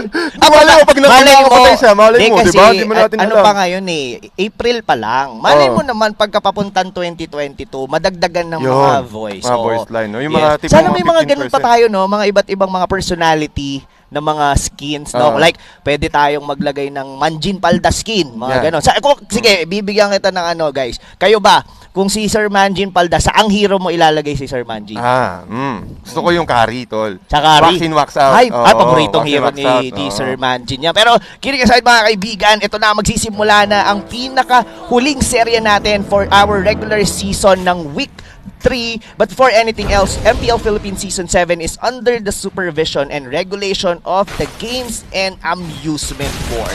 At mga kaibigan, tinan natin, 1-3-1 position kaagad dito ang Mpl-Ph at Omega trying to assist the medyo kumpul dito at nag-cut dito si Toshi. Really wise para kay Toshi since she is abusing or he is abusing the fact na kaya niya agad mag-clear ng waves with the Stardust Dance and also with the Sarmon Shield. So kayang-kaya niya kaagad mag-cut dito. So all about play. Sabi nga natin dito, nakalimutan sino nagsabi dito, but it's one of the casters na si Toshi, isa sa mga pinakamahirap na i-contest dito sa may side lane. Oo, saka given din kasi na sobrang multi-talented talaga si Toshi and given any hero, dati kilalang kilala siya as marksman pero ngayon sobrang lalim na ng hero pool niya. Pero not only that, ito naman dito sa side ng Aura, JP is actually the one who's just using this tank show. Ako, ina-expect ko kanina si Intersection yung nagamit nito. Kaso, nangyari si JP ngayon. Ano ba? Sige, nakikita mo talaga yung flexibility. No? Sabi mo nga kanina, Kuya Rob, tama ka eh. Na talagang na-abuse. Ito yung good thing about meron kang 6th man or 7th man sa lineup mo eh. Nagiging flexible yung mga teams mo at nagagawa mo yung mga ibang klaseng playstyle na pwedeng pang sorpresa sa mga teams na hindi gaano nakapansin yung ganung klaseng play. Oo, so medyo yung game natin na to, parang slow yung pace ng laro. Parang both of the teams know na hindi sila pwedeng mag-invade basta-basta. Probably the Franco, siya lang yung talagang nanggugulo dito. Pero for the side of Mpl-Ph, kumbaga, JP is just providing vision with its show. And pero ito na, papasok na sila dito. That shit Kundo might actually hit at yun na, Franco will be the one na makukuha dito ng Mpl-Ph pero may susunod, may kapalit. That's gonna be Green. Well, it's Kagura naman ang pinalit na buhay doon for Omega. So is that an even trade, TDZ? That's a very good exchange para dito sa side ng Omega. Again, it's only Haze na naka-pull yourself together. So magre-respond siya kaagad. He's willing to give his life para makakuha lang ng exchange at magandang trade. And nakikita naman natin dito, kahit medyo lamang ang Mpl-Ph when it comes to net worth, but it comes to positioning and also lane advantage, lumalamang dito ang Omega. Oo, I think medyo slowly but surely but Haze will be taken down dito. Bumawi kagad si Greed. Alam mo, pag-respond niya, palag-palag agad pero hindi pa natatapos sa mga laban dahil dito sa baba, nagkakagulo pa Kenji with Raflicia's Benedetta. Sabihin na natin stalemate itong side na to TTC. What do you think will be the proper approach? Since buhay na ngayon yung turtle dito, Hades mo ang iniikutan niya na to para malaman kung ano, pagkatingin ko, pinopormahan na ngayon ko dito ng Ore. Information yung nagiging key dito. Kenji medyo sumalubsob pero wala siyang nakita. Saktong-sakto yung positioning dito ng Mpl-Ph, tagong-tago at wala gaanong aggression or at least medyo delayed yung information na naibigay dito sa Omega. Nakikita naman natin na si Hajizi is trying to steal the red or rather the orange buff away from Mpl-Ph pero hindi na napapansin na kailangan ng responde kagad ng Omega pero dito. meanwhile kasi na ini-invade yun doon ng link, kukunin naman ngayon dito ng Mpl-Ph yung turtle ng laro na secure ngayon yun dito ni Hades pero nakuha naman siya dito ni Kenji. That back siya is going in with a double kill. Raflicia naman ang sunod sa may bandang likod. Sino-zone out lang sila dito ng Franco. Doon nakuha siya at napatay siya dito ni Greed. Kenji is still alive. Gaano ba kakunat ang gulong na to dahil buhay pa rin siya ngayon pero nandito na ngayon ang Lee with the Tempest of Blade pero nakatakas naman doon si Greed sa may bandang likod. And now, sino ang mas nakalamang sa trade na yun? Tol, nakita ko doon lamang na lamang dito ang Mpl-Ph. Nagamit nila ang Ratio Umbrella Flea ni Greed at saktong-sakto rin yung pagka-kill dito sa side ni Haze or rather ni Kenji with the Concussive Blast. Pero nakabawi kaagad dito ang Mpl-Ph. Yes, what a great comeback doon. I really thought na makaka-teleport na si Kenji getting that 2 kills. Pero still, Omega has actually been doing very well dito sa early game natin, and Mpl-Ph is still struggling to find the aggression that they need. Mukhang ito na yon TDC, since naiwan si Rafflesia sa may baba. So you're talking about power spikes, tol, no? Talagang nakokontrol ka agad ng Omega. Pero syempre, ang Aura, gumagawa pa rin sila ng play na pwede nilang gawin. Look at this. 3 miyembro ng Mpl-Ph ang nasa ilalim at they're eyeing for a kill here para kay Kenji. Rafflesia trying to bait the rest of Omega to respond sa mga ganitong klaseng play, pero sobrang layo pa rin nila. Pero Rob, napapansin natin dito, Aura, ibang galaw ang nakikita natin dito. Saka medyo patient sila. Nag-take twice din doon yung yung Mpl-Ph since nakita nila na hindi nila kayang i-burst down kagad si Kenji. Pero speaking of burst down, na-burst down ngayon dito si Courtesy. That Eve wasn't alive, pero dito papalag pa naman Benny Cutie on the backstage. Kukuha pa sila ng isang kill. Si Hayes ang sumunod. Nako, nawawala na yata dito sa formation ng buong Omega Esports. Pero pumalag pa naman dito si AGC with the Tempest of Play. Pero wala siyang nakuha doon. 4 na members ngayon ng Omega ang nabura, and this tower on the mid lane mukhang mawawala. Mawawala talaga at maglalaho. At nakita mo naman kung paano tahiin ng Mpl-Ph ang kanilang objective pagkatapos sa mid, dumiretso sa turtle. Pero isa sa mga nakita ko dito, yung utilization ng skills ng Mpl-Ph is really on point. Wala dun, hindi ka nakapag-responde yung Omega Esports doon sa fight na yon sa middle lane. Ano din may part sa akin na parang na-audition sila eh. Di ba? Nasipa na, doon yung Eve, tapos parang nagkasunod-sunod pa, and I like what you've said. Tinahi-tahi nila doon yung mga members ng Omega, and Kenji right now, siya ngayon na magiging target dito ng Mpl-Ph, and even that, hindi nila basta-bastang mabuburst ang isang backsha. Yep, at sobrang hirap. Again, with the concussive blast, magdadalawang isip ka kung talagang lalapitan ko ba to o kilahayaan ko siyang tumakbo. Kasi meron siyang mobility, meron siyang shield unity na kaya niyang mag-chase out sa'yo kung sakali. Pero given the fact kanina, sinubukan din ng Mpl-Ph na i-burst, gamitin ang yin yang overturn combo ni Kagura, but unfortunately he's way too tanky. Pero nakikita natin dito yung opening ng Mpl-Ph. Talagang pag nabigyan ng isang opening dito ang Mpl-Ph, kaya nilang tahiin. And look at that, from the middle lane, now to the turtle, now they have the advantage at kailangan nilang i-capitalize to. Sabi mo nga kanina, medyo bumabagal yung playstyle ng Aura, pero yun pala ang dahilan. Naghahanap lang sila ng magandang butas. Kumbaga, proper timing talaga, at nakita nila yon. Eh, napansin din natin doon na nung nawala at nasipa si Courtesy with the Eve, parang na-dismantle yung buong formation ng Omega eh. Kumbaga, pag wala yung Eve, parang hirap sila pagdating sa team fight. Wala kasing real world manipulation Pati pinag-usapan natin kanina, Rob, na talagang priority ang Eve dito. So again, si Eve kailangan laging tignan yung yung positioning niya. Lagi dapat siyang nasa likod ng Franco o at least within the area kung nasan yung back siya. Saka kung iisipin mo, no, Kuya TDC, pagka real world manipulation is sabihin na natin their crowd control. They have a Franco, but this is only for a single target. What if hindi makahook dito si Hayes? So, it's gonna be hard for them to get a pick-off dito para sa side ng Mpl-Ph. Yep, mahihirapan talaga. Pero kung sakaling makapwesto ng maganda dito sa Courtesy, ginamit niya yung kanyang slide after that real world manipulation, he can dish out damage pero mas ma-amplify yung slow capability ng Omega. Ang nangyari lang dito talaga sa Mpl-Ph is si JP. Again, with his tank Cho, hindi mo kailangan mag-damage as a Cho, but your main role is to catch out Eve and then reposition the rest of Omega. Oo, speaking of reposition dito, Benny Cutie is going in at nabura kagad doon si HGC. Wala ngayon jungler ang side ng Omega Esports, nasama pa si Kenji. This is bad news para sa side ng Omega TDC. Now, JP, mukhang hahanap pa siya dito ng isa pang target dahil hindi pa siya nakakasipa. The Iron Hook will not connect to any members ngayon dito ng Aura. Delikado ton top turret ngayon ng Omega TDC. At meron pang siege minion dito ang Mpl-Ph at ang bilis nilang tapusin kaagad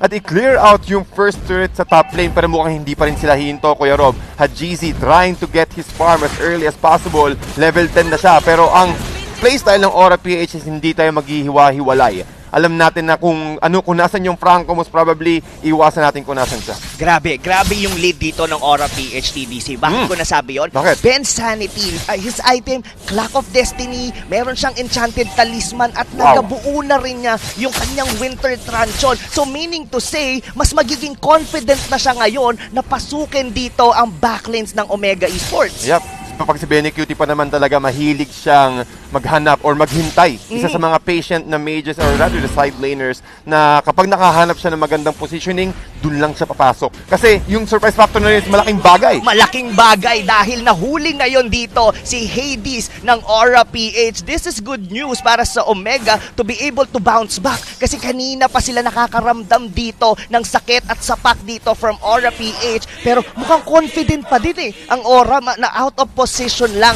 si Hades doon sa middle pero mukhang may bawi. Pero the flame shot will not connect to Hades. Whoa! Greed! Nakita mo naman yung presence of mind niya. Kung sakaling nakuha o kinuha ni Hades yung last blade sa pinakadulo, matatamaan siya ng flame shot. And Greed, one of the best players na kumukontrol ng Kagura, he's just able to control and at least burst out Hades. Pinos niya na gamitin yung kanyang Tempest of Blades defensively. Pero nakita dito mayroong bakbakan ng turtle lane. Grabe yung Shunpo doon, TDC. Tinagusan niya doon si Kenji. Sabay may sipa doon sa Franco. Pero ngayon, Benny Cutie, hinaharap-harapan niya. Wala na siyang pake kahit ito pa mismo kontra sa kanyang back siya. Dinidikitan niya na. Sige, mag-ulti ka, Kenji, kung kakayanin mo. Now, Mpl-Ph with an outstanding lead. Grabe, paano magiging bawi dito ng Omega Esports? Ang kailangan gawin dito ng Omega is to go for pick-off. Shutdown Greed as soon as possible at yun ang gagawin nila, mga kaibigan. Hades will be the ones to secure the kill. Yun na nga, pero may sipa pang nagawa dito si JP. Nakatakas pa naman doon si Hades, pero hindi. Dahil si Benny Cutie nandun sa likod, makasasama pa nila dito si Hayes and 2 members down para sa side ngayon dito ng Omega Esports. Going back to my question, TDZ, paano ang magiging comeback ngayon dito ng Omega Esports? Omega Esports, kailangan nilang maghintay. Sila ngayon ang nasa defensive position at kapag inangat yon o kapag nakahanap sila ng magandang opportunity o makahanap ng magandang position dito sa Curtis gamit ang kanyang real-world manipulation, pwede nilang i-turn things around at mag-attack position naman. Pero Hades, nakakahabol na siya unti-unti. Kailangan nilang talagang i-stop dito si Greed kasi dito nang gagaling yung magical damage nila Totoo. And not only that, hindi nag-work sa kanila yung Franco na to. He's on a 0-6 para sa hero na to. Delikado pa dito. Kenji will be taken down once again dito, mga kaibigan. Real world manipulation dito ginamit na ni Curtis. Pero hindi na mahalaga yon. Though nakuha naman niya dito si Greed. Pero sobrang confident ng Mpl-Ph. Wala na silang pakialam dito sa torre. Papasukin nila, i-invade nila dito ang Omega Esports. And this is how they do it, TDC.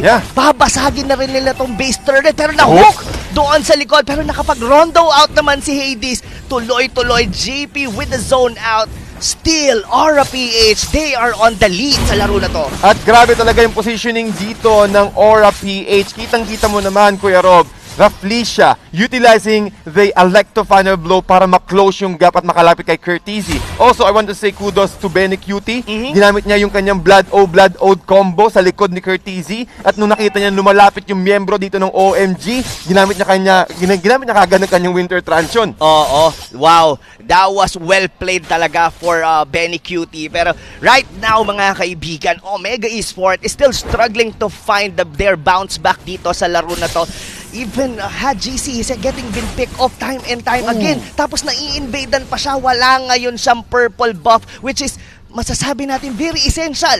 Lalo na nag-respond na ngayon ang Lord. Oh my! What we need to do here for OMG is to contest this Lord as soon as possible. Kahit walang blue buff, or rather purple buff dito si Hades, they need to find a way. They need to still play defensively here. Pero alam ng OMG na kung sino ipaprioritize nila. Greed every single time. Lord Hades, yes. Pero with the crowd control from the Yin Yang overturn, talagang masasaktan ang OMG dito. So Toshi at the top lane nag-aabang lang ng at least makakuha ng unti pang gold para sa kanyang team para i-push up niyo yung top lane. Oo, pero look at JP, no?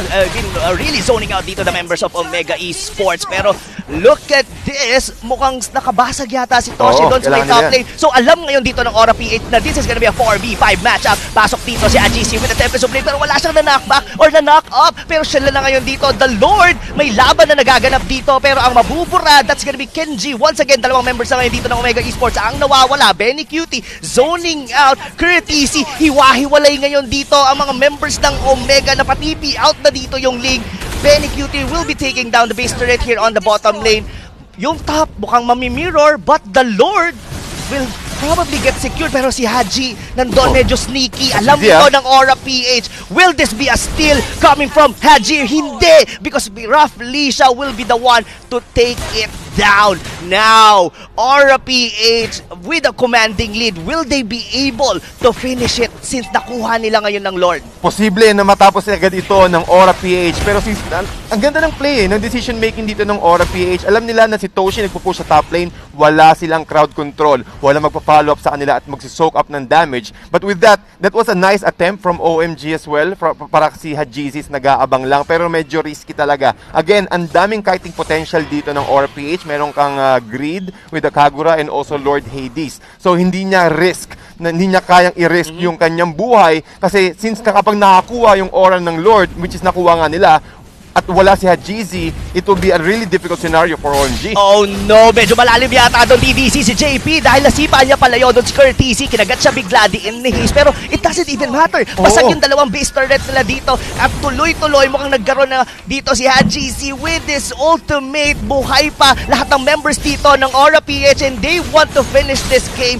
right now with Iron Hook. May nahuli pero si Benny Cutie yun, masyadong makunat at hindi kayang reverse down. Nakalock na ngayon dito ang Aura-PH sa base ng Omega and they will be taking game number 1. Tinahi-tahi ng Aura-PH ang lahat ng objective dito against Omega at sila magiging makakuha ng W para sa first game natin dito. Rob, nakita naman natin dito yung decision making and Toshi did his best na para makakuha at least ng additional gold and no objective para sa side ng Omega, pero nakita natin yung opening ng Aura-PH. Yes, definitely, but that winning moment is brought to you by Oppo A94. Experience gaming at full speed with Oppo A94. Get yours now for only 13,999 pesos. And yes, TDC, I like your term na tinatahi-tahi doon ng Aura-PH. Kaya makikita mo rin yung yung aggression and ni JP, talagang pinapasok nila yung Eve. At talagang pinapasok nila yung Eve dito kasi siya yung main damage dealer ng early game and up to the mid game ng Omega Esports. But unfortunately, with JP, the way of the Dragon isolating at catching Eve every single time, that gave them the double. Yes, and I like that. Pero tingin ko, ang ating resident analyst na si Wolf, marami pang i-explain sa atin kung paano nga ba nangyari doon sa game number 1. Wolf, take it away.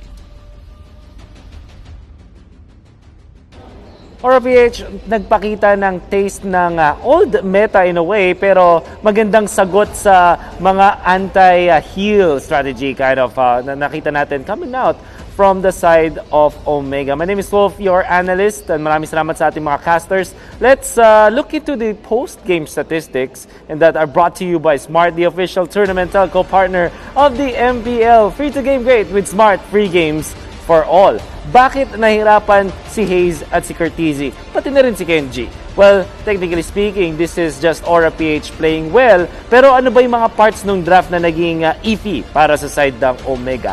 Una ay pumili silang kumuha ng isang Franco, and then meron na silang backshot na nakuha. Along the draft, nakita natin din na hindi hinayaan ng Aura-PH na makakuha ng magandang heroes ang Omega in the second phase. Napuwersa din na makuha ang Ling, which is definitely answered by Aura-PH. Now, yung backsha, maganda naman siya na kunin for Omega, lalong-lalo na sa early stages ng ating draft kasi pwede siyang way para i-counter yung Alice in a way, or tanggalin siya, i-deny siya sa Aura kasi nagro-run ng Esmeralda ang Omega. And it's also a choice against all of those support type of heroes. Kaso nga lang yung Aura, ang ganda nung sagot. Kumuha sila ngayon ng isang side lane Benedetta and then the Granger that can deal with the damage. Tapos, gumalaw pa sila ng mas maganda over Omega. And if we're looking at Omega, their kill potential is there. Meron kang Ling tapos Franco na pwede mang burst down. Meron kang AoE with the Eve. However, Aura-PH, inabuse lang din nila yung mga timings na pwedeng gamitin laban sa Omega, which we will see later on. And by the way, sa lahat ng mga nanonood ngayon ay pwede kayong magkaroon ng chance na makakuha ng skin worth 599 diamonds if you're part of the first 30,000 entries sa ating QR code for the live watching rewards. So all you have to do, get to this QR code. Ayan. At syempre, pwede rin kayo doon sa ating link na nakikita ninyo sa inyong screen. So, I do hope that you get the victory, get the win. Well, speaking of the victory, how Aura-PH were managed to get this win? We've seen the highlights, brought to you by Smart, the official tournament co-partner of the MPL. Free to game great with Smart, free games for all. Kind of missed out dun sa mga early stages, but you can see na tatlo agad yung mga heroes ng Aura doon sa may mid lane to get the first kill onto Haze. And continuously, ginagawa ito ng Mpl-Ph para din naman makapag-farm si Raflesha pati si Benicuti doon sa side lanes. And by the way, Raflesha, we know him as a tank player, pero subbing in for Kilowash, parang ganun pa rin eh. Yung kanyang way para i-master yung pag-control ng mapa by attracting the attention of Omega, also getting so much farm, goods na goods. It kind of feels like si Kilowash talaga yung naglalaro the way na yung macro ay ginawa ng Mpl-Ph. Benicuti, ang talagang magandang ginagawa ni Benicuti pag ginagamit na niya yung Alice, alam niya kung kailan siya magpa-farm at alam niya kung kailan siya lalaban.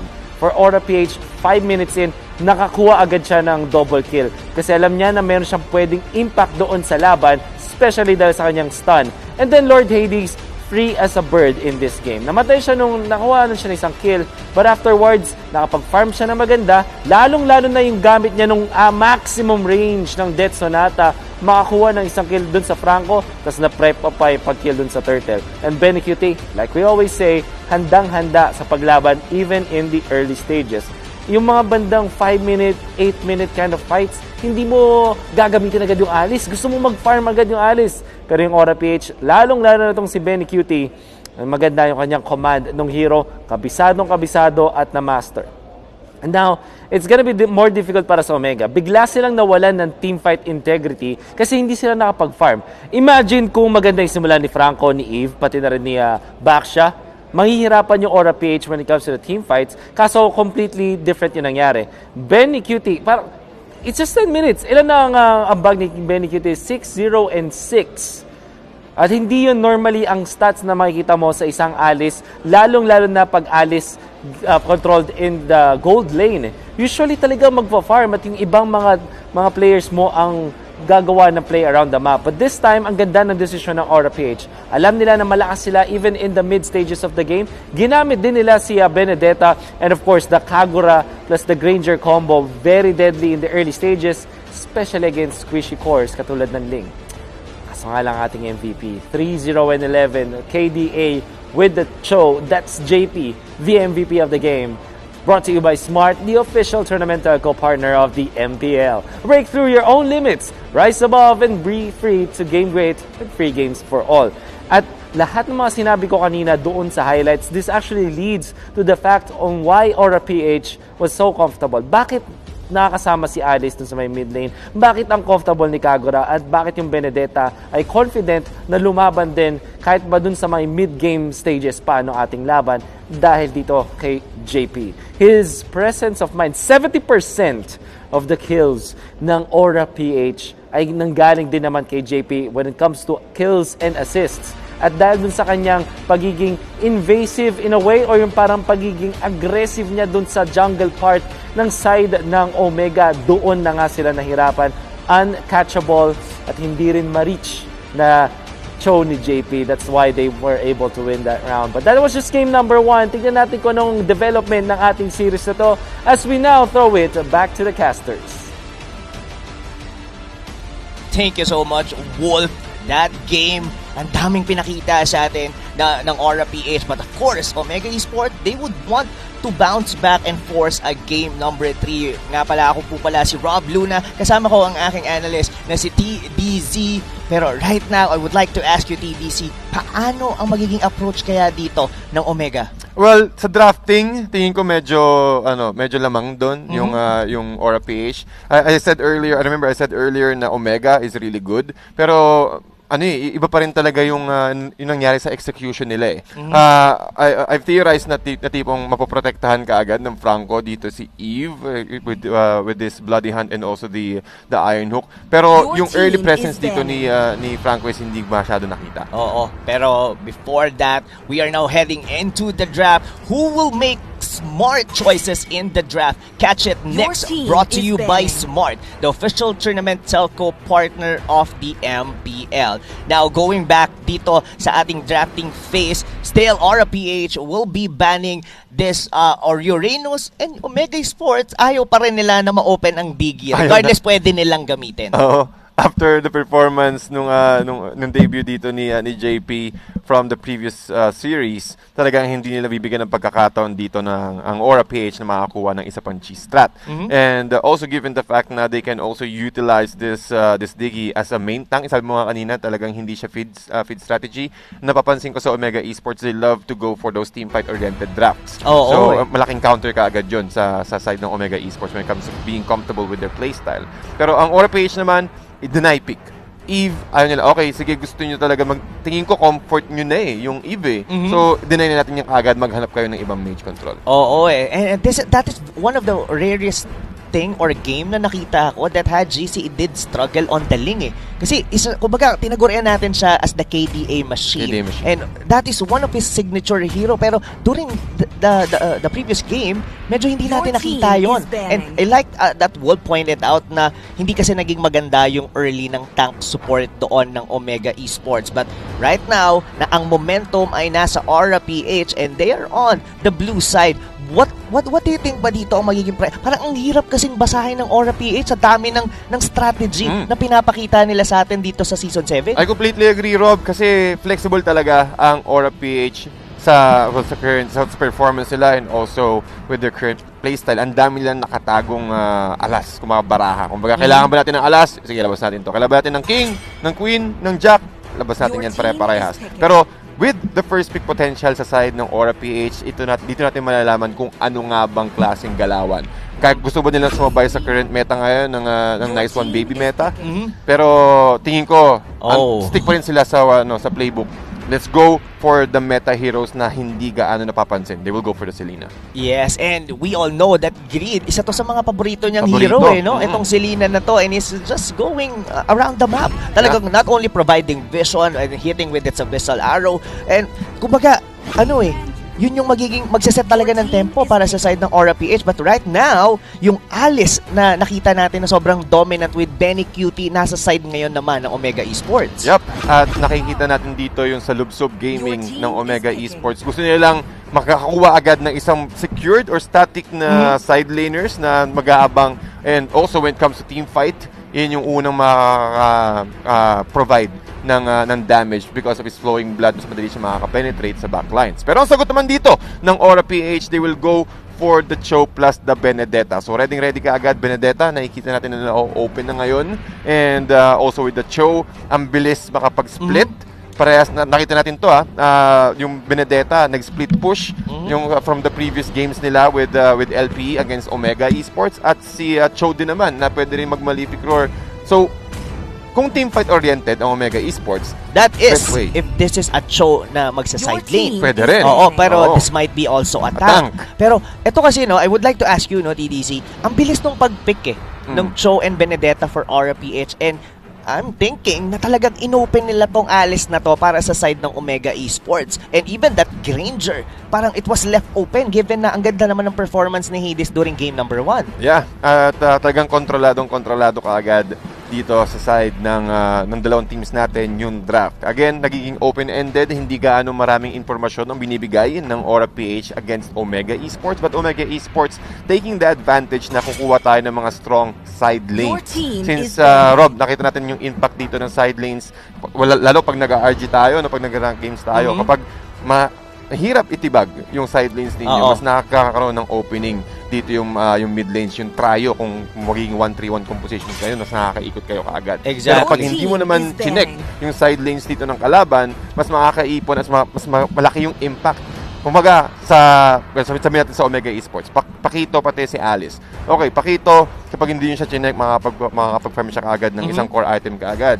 Pwede na sabihin yung Bloodlust Axe. Or kapag i-contest nyo naman, magkakaroon din siya kaagad ng stacks sa Festival of Blood niya. Yes, and there are also rare moments that Pakito ginagamit din siya sa tanka, as tank role.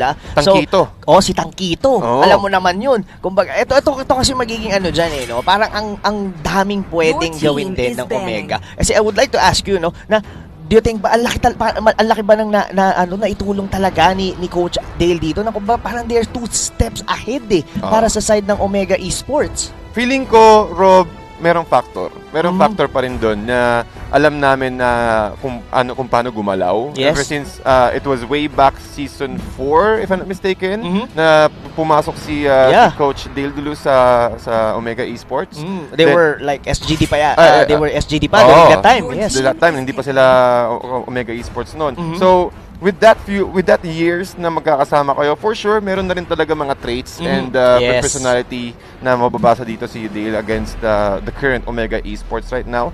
While we are waiting for the draft, ladies and gentlemen, Rob, nakita mo naman yung Mpl-Ph kinounter nila kaagad yung counter sa Selena nila, which is Popol and Kupa. Yes, nakita natin yun, no? Talagang pagka yung Popol and Kupa, tapos parang nilock lang sa isang mid-hero nyo, or specifically itong Selena, which is very squishy. And not only that, your arrow, pwede ring masoak up din kasi ni Kupa. I really like din, yun nga, yung naging ban dito ng Mpl-Ph. So, what is lacking ngayon para sa side ng Omega Esports TDC? Given, meron na silang Alice, they have already their jungler, hindi pa natin ma-determine if this Pakito will be a tank. Kailangan nila dito ng isang pang-mage na magbe-burst such as Kagura. It's also with specialized when it comes to the crowd control. But I think they will go for the Chang'e. I love the Chang'e at some point na mabibigyan sila ng pagkakataon na lumaban ka agad, giving or at least splitting the team fight. Kasi yun ang ginagawa ng Chang'e. Meteor Shower, mapo-force ka ba na kung lumaban kayo straight up, i-absorb nyo yung damage ng Meteor Shower dito. But we are seeing another Harley dito. Nagiging popular na dito ang Harley din sa atin sa ngayong season 7. We've seen this earlier with H2O na naging maganda ang performance.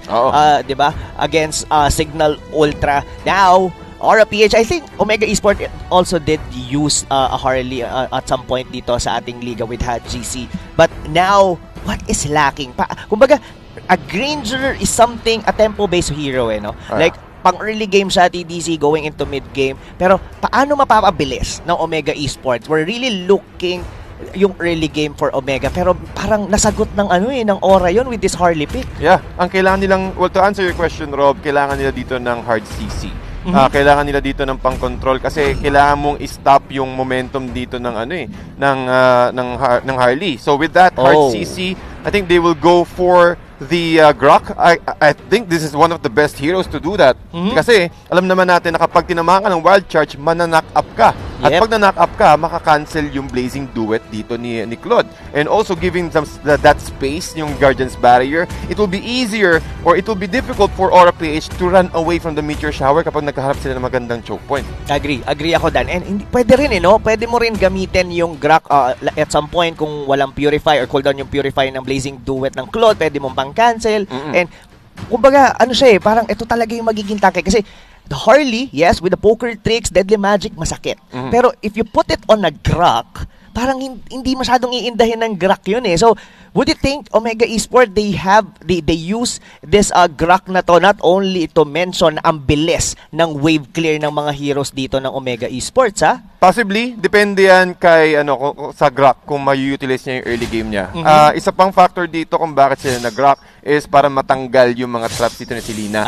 And also, Ancestral Gift, hindi siya may stun kapag narapit siya sa walls. So, ang hilig pa ng mga Selena players dito is kabit, ilagay yung traps mahilig sa loob ng mga brushes. And he is actually on support emblem, focusing mark. So, meaning to say, pagka tinamaan ka ng isang power of nature tapos na-solid ka ng Rhapsody, ng isang Granger, talagang matutunaw ka talaga. Matutunaw ka talaga doon. And look at this, ladies and gentlemen. We're on our game 2 for our last series dito sa Day 4 ng Mpl-Ph. Pero nakikita natin Omega with their draft. Enough ba, Rob, na maka-force ng game 3 dito ang Omega with that Grok pick? Ako, I'm really hoping, no? I'm really hoping kasi gusto ko pang parang bitin pa ako sa mga kaganapan. And given this is the final series, pero look like Mpl-Ph, mukhang ayaw na nilang ibigay yung Game 3 na hinahanap natin dito, TBC, as they are going ham against Omega Esport. Kenji dito, palag-palag, Winits Pakito, pasok doon. And still, Raflisha pa yata ang makakakuha sa kanya dito, a first blood with this Benedetta. Gamit na gamit ang lahat ng skills dito at pasok na pasok ang lahat ng bato dito ni Benedetta. Again, utilizing his passive elapsed daytime and also Phantom Slash, nakakuha ka siya kaagad ng isa pang kill. And also with the rotation from Mpl-Ph, dinisable nila kaagad yung purple area ng OMG, making sure na hindi agad makakapag-farm dito sa GZ. Pero, given the fact na meron din silang courtesy with the Chang'e, pero agad siya makakuha and steal sa other side ng Aura kapag naka-level 4 na siya. Oo, pero kasi TDC, ang problema dito, nag-level 4 na agad yung Harley. And nakita naman natin, even at Pakito is somehow tanky kahit papaano. Pero nakita natin, nabura siya agad doon with the ultimate. So, hindi in-anticipate. And that's the second time na nabura or rather namatay dito ng isang Pakito. So, the question is, yung early game ng Omega parang unti-unting nawawala. Itong first turtle na to, tingin mo ba capable ang Omega na makontest ito? Kaya niyang i-contest yan or at least i-disrupt rather sa side ng OMG kapag nakakuha sila ng magandang Guardian's Barrier, pero mukhang alanganin. Alanganin talaga dahil nakuha na ni Hades dito yung unang turtle ng laro at hindi pa sila humihinto dahil dito pasok with the Deadly Magic doon na nilagay nila kay Hades. Medyo halos mamatay pero sabi natin kanina makunat yung Grok, pero baliwala yun dito sa mga members ng Mpl-Ph. They're going in at may sticker pang kapalit. Wow. Kita mo naman dito yung connection at alam, basadong-basado dito ng Mpl-Ph. Kung mamamatay ba yung kalaban with the Deadly Magic? Oh my, had GC na pick off siya dito. Grabe yung invasion na ginagawa dito ng Mpl-Ph. Halos hindi nila pinapahinga yung mga members dito ng Omega. Alam mo yung kakabuhay mo pa lang, kakakuha mo pa lang ng buff, nandun na naman dito yung mga members ng Mpl-Ph into the top lane naman. Toshi ngayon, nandito nakamata ang mga members ng Aura. Will they be able to take him down? Ako, lumabas sa loob. Buti na lang sumakto na nagtitipi na rin yung Cho almost. That was a very risky face check, TBC. Yep. At nakita naman natin, Deadly Magic plus the Poker Tricks kaagad, almost half HP ka ang na-deal na damage para kay Toshi. Pero Rob, isa ang nakikita ko dito na nanonotice na hindi nanonotice si Benny Cutie. Hindi siya na-check as a Claude na naka-avarice. Delikado yun. Kasi ito Raflisha dito with the Benedetta is having a great time. Tapos given yung Claude pa rito ng Aura is also farming. So, this only state that both side lanes dito ng Mpl-Ph as uncontested. Tapos ang nagtatuloy-tuloy pa yung invasion na ginagawa dito ng Aura. Look at that. That shit condom. Actually not hit. Pero tumama pa rin naman lahat yung Sipa at doon yung Deadly Magic doon sa Chango na yun. Pero medyo malalim dito with the Shunpo out. Haji will be able to secure a kill dito sa Cho na to. Pero oh my, yung aggression dito, that's not, is it a good trade? I don't think so. I really don't think so. Si JP, well, even though he is a tank, alam naman natin yung pressure na pwedeng ibigay ng tank as sa side ng Mpl-Ph. Pero look at this, Rob. Nako. May ipit. Mukha ngang may ipit dito and na-force na rin dito si Toshi na sumama sa team fight. Turtle is already been up. Tinitignan na ngayon dito at iniikot-ikutan dito ng Omega. Pero look at JP, even with 4 members dito ng Omega, wala siyang pake. Ganun siya ka-confident na gumamit dito ng Cho. Pero sa sobrang confident niya, siya ngayon ang nabura. Pero ngayon, the Turtle, sinusubukan na ngayon dito at zinozone out ni Hades yung mga members ng Mpl-Ph. Subukan yung mag-contest. Pero pa rin yun ni Hades. It doesn't really matter kung mayroong nagbubuli sa kanila sa likod, pero yung retry na yon pa rin ang pinakamahalaga. Pero may kapalit yun. Nakuha naman si HGC. Oh my! Yung mga trades na nagaganap dito sa dalawang team na to, by far, laging Aura ang mas nakakalamang. Totoo yan, Rob. At nakita naman natin kanina, after stealing the turtle away from Omega, nakakuha agad sila isa pang kill with Deadly Magic at mukhang makakuha na naman isa pang kill dito si Benny Cutie sa top lane. Pero enough lang din yun para patakasin si Toshi. Kita mo yung buhay ni Toshi dito, unting-unti na lang at hindi pa siya na-check, Rob. Anong kailangan nilang gawin dito with OMG? I don't really know kung paano. Omega, they have a decent wave clear pero parang sila pa ang namomoblema dito dahil dahil halos lahat ng mga minion wave papasok sa kanilang base. Technically, nabasag lang nila yung gitna, pero yung dalawang gilid dito. Pero mamaya na yon, look at that Electo final blow. Pasok dito, Rafflesia, pero may pana na tumama dun sa likod. Grid will secure a kill doon sa ating Grak, and Steel or Mpl-Ph are doing well dito sa early game natin sa game number 2. TDZ,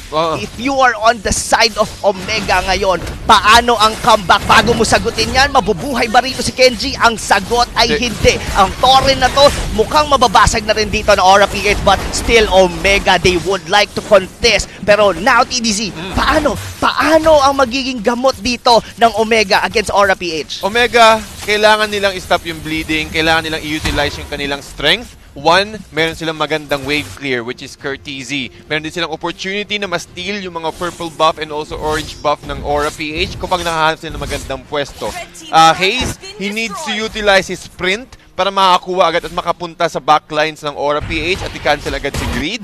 And kailangan nilang protektahan yung jungle area. Kasi Rob, napapansin ko dito, simula nung first few minutes ng game natin, Mpl-Ph, kinokontrol agad nila yung jungle. As you can see, hindi sila umihinto dito. And Lord Hades, lagi nilang ginagamit yung kanilang mobility with the and also with the burst damage from the poker tricks plus the deadly magic combo. So they need to group up as early as possible. So kailangan din nila maglaro, fight fire with fire. Kontrolin nyo yung jungle area ng Mpl-Ph. Kailangan nga nila talagang sabayan dito ang Mpl-Ph dahil tignan mo dito, even Rafflesia, ganun na siya kalalim. Alam niya na hindi siya basta-bastang mababurst down dito ng mga members ng Omega. And just like that, single-handedly kinuha nung Harley yung turtle na yun. Pero ang susunod nila kukunin dito is gonna be the purple buff. Look at Rafflesia, nandito sa ilalim ng jungle. Ngayon dito ng Omega, pero hindi siya mamatay with the slicing and dicing. Nakalabas pa siya doon, tumagos sa pader, and still, Omega are really struggling on game number 2. Wow, kita mo naman, ang Omega, ladies and gentlemen, ginagawa nila lahat ng kanilang makakaya para lang makahuli ng isang pick-off at makakuha ng stable momentum or at least a stable draft. But unfortunately, the mobility from Rafflesia, walang huhuling hero para sa kanya, kaya siya nakaka-confident na makakuha at tumasok sa loob. Tignan mo dito, Toshi is getting pick off on the top lane. Itong Harley na to, in the early game, yung pana tumama doon kay HGC. Hindi lang umabot doon si Greed, pero look at Haze trying his best na mag-defend dito sa may top lane. JP already know where is the location dito ng mga members ng Omega. Courtesy na lang ang nagiging hadlang dito sa Torre sa gitna, pero siya na ngayon dito ang mabubura with the Wave of the Dragon dito kay Haze. Will they be able to take him down? Ang sagot ay hindi, pero look at the position dito ni JP. Ganun na siya. Sobrang lalim na nila. Look at the blazing duet dito ni Benny Cutie. Nabura si Haji Z, and now Mpl-Ph, I think this is a game to lose for them na eh. Kumbaga, iisipin mo, paano matatalo ngayon dito ang Omega? Sobrang lahat ng heroes nila dito, well-farmed, kahit yung tank nila, may damage, what do you think? Paano nang gagawin nila dito, TDC? From tingin ko, play safe muna. Since kailangan nila intindihan na momentum to ng Mpl-Ph. Sinamaan dito ng arrow, pero makakataka siya with the flowing blood for sure. Pero magandang ginagawa din ni Toshi, risk ang kaya niyang ibigay. Kinakat niya kaagad yung dalawang wave, pero he will be punished for it. Pero as I was saying, control the lane equilibrium at Toshi with that cut from sa loob ng tier 3 turrets, tama lang yun. Binibigyan niya ng space yung top lane and also the bottom lane para makapag-farm dito yung Omega. Agree.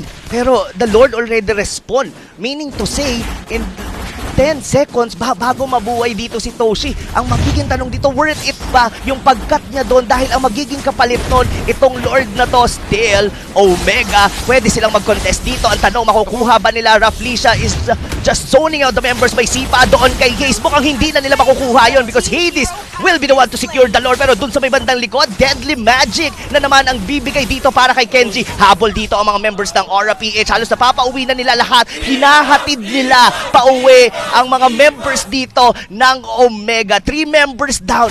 In Mpl-Ph, wala man lang ni isa sa kanila ang namatay. Wala, at sila pa ang nakakuha dito ng Lord. And now, the Lord is already marching into the bottom lane. Kailangan agad mag-react ng Omega dito. Death timer, 7 seconds para kay HGC. Pero ito may aggressiveness dito ni Lord Hades. Just really confident na walang makakastop sa akin eh. Meron, Blood Ode, Blood Oath. kay Toshi, pero wala si Toshi, at yun lang din yung pwedeng nila, yung secured stun sa side ng Omega. Agree ako sa'yo. I mean, kahit mag-hat-trick papasok doon itong Harley, parang paano nga naman ipukunin dito or i-burst down dito ng Omega? Though, nakuha nila doon si Greed, but still, the Lord is still alive dito sa may bandang baba. Meteor Shower, ginamit na dito ni Current TC, but still, buhay pa yung Lord. Will they be able? Ang tinatarget dito ng Mpl-Ph is the base turret dito sa may bandang gitna. They will take it down. Meron pang mga minions sa taas at sa ibaba. Mukhang objective na ngayon dito ang Mpl-Ph. They want to remove all the turrets dito, and look at how Benny QT zones out the members of Omega with the blazing duet. Ubos ngayon ang torre ng Omega. Kinaya pa sa baba dahil hindi nabasag yon ni Raflesia. Pero the main question is, paano na ngayon sa Omega? Dahil yung isang torre na yan, kumbaga, intayan na lang to, TDC. Pag once na makuha na naman dito ng Mpl-Ph yung susunod, the Lord. And that might be it para sa side ng Omega. Waiting game indeed, Rob, para sa side dito ng Omega. Since alam nila na, okay, sandali lang, kailangan nating kontrolin dito or at least stop yung momentum na nakukuha ng Mpl-Ph. But unfortunately, they don't have the tools to do so. So what they can do is makakuha ng mga ganito kasi pick off, gamitin nila yung brush in their advantage, go for a surprise gank or at least surprise attempt na makakuha ng isa pang pick off. Pero hanggat ginagawa to ni JP just checking all the brushes, making it difficult for Omega to go and check it out. Actually, di na nga brushes eh. Nagsusun-pusun lang siya doon sa may, or rather, jeet kung doon sa may bandang gitna. Ngayon, dito si Hayes ang nawala. And this is a 4v5 situation para sa side ng Omega. They have definitely a decent wave. Kasi ganito ngayon na nangyayari dito for the side of Omega. Kinukulang din sila ng damage. Yeah. Kasi napilitan din na mag-defensive dito si Haji C. Look at that, Toshi. Muntika na siya doong mabura. Ngayon, susubukan na dito ng Mpl-Ph na basagin ang base ng Omega, but still, pinupusuan pa to ng Omega. There is still almost a minute na magre-respond ang Lord. Yeah, kailangan nang hintayin dito ng Mpl-Ph and also Omega. At least i-contest yung Lord. Kasi kapag hindi nila nakuha to, kailangan nila yung super minions para i-shove lahat ng wave. Pero hindi pwede TDC na i-contest nila yun. Pero hindi na maghihintay ang Mpl-Ph na umabot pa or mag-respond pa ang Lord dahil kukunin na ngayon nila dito yung Grok. Hayes is being able to take him down. The arrow will connect kay Toshi pero hindi muna magiging aggressive. Disiplina. For Mpl-Ph. They have this game. This is, sabi ko nga kanina, this is already a game to lose. Kumbaga, they already have it. Pero kung magkakaroon sila ng mga risky moments, probably mag-bounce back dito ang Omega. Pero mukhang hindi natin nakikita yun para sa side ng Mpl-Ph. Nahihirapan talaga sila. Kasi wala sila gaanong CC. Yes, meron silang knockback, pero meron silang Blood O, pero hindi enough pa rin yun eh. Kumbaga, ang daming mobile heroes dito sa side ng Aura. Again, you need to keep in mind of Benny Qt's BMI. Greed, meron siyang Garrote plus yung Soul Eater. Yung hat tricks dito ni Lord Hades, Raflesia again with his mobility, JP with the Shunpo. So ang dami mong kailangan sagutin. Yes, one of the reason probably kung bakit willing ibigay yung yung Mpl-Ph yung Alice eh. Kasi isipin mo, saan siya? Tingnan mo dito.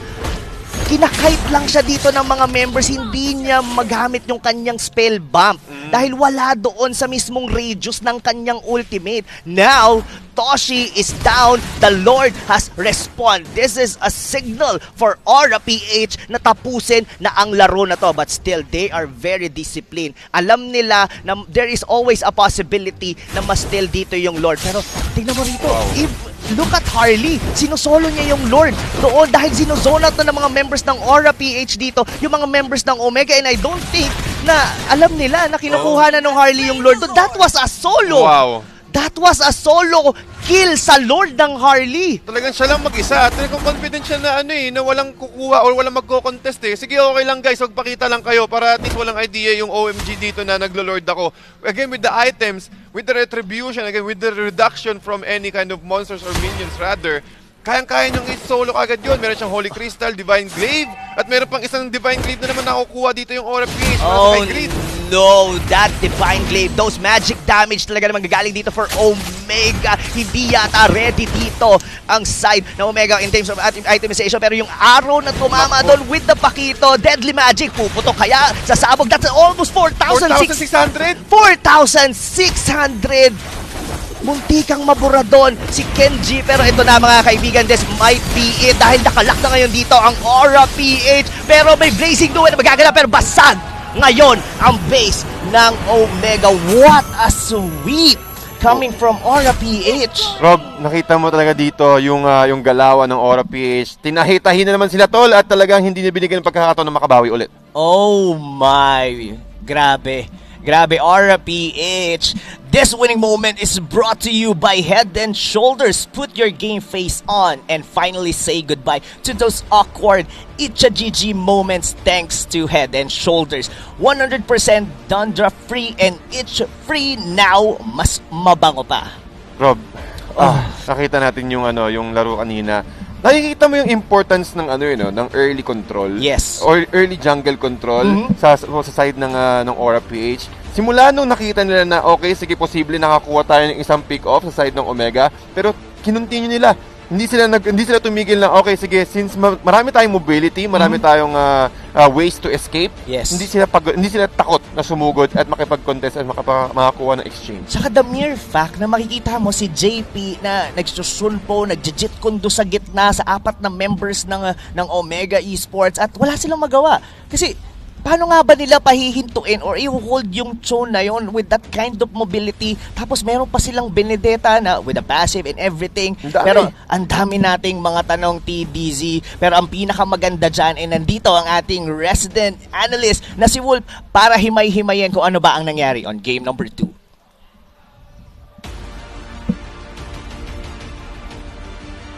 Thank you so much, casters. What a wonderful way to end the series para sa Mpl-Ph. Nakita natin na maganda at dominant ang kanilang commanding victory in this game number 2. Katulad ng game number 1. This time nga lang, ang difference is wala masyadong teamfight na nangyari. Pero yung genius ng Mpl-Ph ay makikita mo sa pagpitas nila. My name is Wolf, your analyst. And why don't we look at the post-game stats brought to you by Smart, the official tournamental co-partner of the MPL. Free to game great with Smart, free games for all. I can see in the draft na hinayaan ng Omega na makuha ang Selena ni Greed side of Mpl-Ph. And Mpl-Ph, hindi man lang nagdalawang isip. Kinuha agad ng Selena. He also went for Benedetta na by the way ay mukhang bagong trend para kay Reflesha because of how he is able to master it. Now, looking at I would say, isa sa mga pinakamalupit na players all throughout the weekend, Lord Hades. On this, Harley, 6-0 and 9. We'll talk about his performance later, but gonna have to take note, siya ang dahilan kung bakit napaganda ang mga pickups para sa Mpl-Ph. Now for Omega, I want you to look at the itemization of GZ. 1-4-2 with the Granger. Nakakuha ng Raptor Machete. Actually, dumating sa point na yung items ni Lord Hades ay dalawa na, apart from the level 2 jungle item, dahil din dun sa kanya mystery shop na out-farm niya si GZ at bukod dun ay mas maganda pa yung impact ng mga items na nakuha agad-agad ni Harley. To the fact, of course, na nakuha pa sila ng pickoffs in the early stages up until the mid-game. 4-0 in the early stages para sa isang Harley. It's gonna be very scary. You know what? However, para sa mga viewers natin, I know that you're watching and I know that you want some giveaways. So ito, perfect na perfect sa'yo. Every time nalalabas tayo sa post-game analysis segment, magkakaroon kayo ng chance na makakuha ng skin worth 599 diamonds. All you have to do is to scan this QR code. Make sure na isa kayo sa unang 30,000 na entries para sa ating live watching rewards as you get the chance for the treasure box. Now, speaking of treasures, ang talagang treasure para sa side ng Mpl-Ph is yung galawan ni Lord Hades. And this is also backed up by Selena of Greed and Reflesha's good performance on the side laning Benedetta. And by the way, these game highlights are brought to you by Smart, the official tournamental co-partner of the MPL. Free to game great with Smart, free games for all. Again, Mpl-Ph utilizing yung kanilang side lanes early on. Kasi nga naman, Benedetta plus Cho, ito. This is a good duo kasi ang daling pumunta sa ibang parts ng mapa. Lord Hades yung kanyang unang dalaw dito sa may bottom lane. 4-0 agad ang Mpl-Ph 4 minutes in. And if you're looking at Lord Hades, 2-0 and 2 agad. 100% kill participation in the early stages. Makakuha Omega ng return kills pero para lang kay JPN. And Lord Hades with the clutch usage of the Retribution, he is also a level ahead of Haji sa time na yon. Level 7 lang kasi, level 6 lang si GC, level 7 pa lang si Lord Hades noon. And we know na kapag lamang ka ng levels sa retrihan, lamang na lamang ka talaga. Lalong-lalo na sa second turtle. Now, Toshi gonna be pummeled dun sa may top lane. Unfortunately para sa Omega, yung kanilang way para i-split yung mapa gamit ang Alice, pati na rin itong Pakito ay hindi nila na harness. And this is because of the overall maneuvers of Mpl-Ph. Lalong-lalo na rin si Benny QT. Just like in the previous game na impactful ng kanyang Alice play, this time as the COD, make sure niya na hindi siya na-contest dun sa may top lane, nang hingi siya ng tulong pag kailangan at lumalaban siya kapag feel niya na kaya niyang kunin. And look at this, JP zoning out the members of Omega, Lord Hades untouched once again. Dahil ang Omega hindi makapwesto ng tama sa panggugulo nila Greed, nila JP at nila Benny Cutie sa may likuran. And unstoppable agad dito ang Harley ni Lord Hades for Mpl-Ph. And this has also really helped a lot para sa Mpl-Ph. Kita mo yung stuns coming out from Greed and yung panggulat nila dahil sa damage output coming out from Reflesha as well as Benny Cutie. To top it all off, the Harley was phenomenal all throughout this match. And I think this Mpl-Ph lineup, bukod sa maganda yung draft na nakuha nila in this particular game, comfort playstyle din nila yan, and they also played well. And look at this, Greed, signature hero with the Selena 4-1 and 6. Don't let Greed touch the Selena or else you'll lose. The MVP of the game was brought to you by Smart, the official tournament telco partner of the MPL. Break through your own limits, rise above, and be free to game great with free games for all. And Greed, making this a free game for Harley, I wanna say. Bakit? Yung vision pa lang. Pangalawa, yung stuns pa lang nakuha niya. And many pro players that I've always asked, OP ba talaga ang Selena? And they always say, hindi. Pero pag binigay mo sa mga players, sa mga teams na kabisado paano gamitin ang Selena, it's very scary. The vision is there.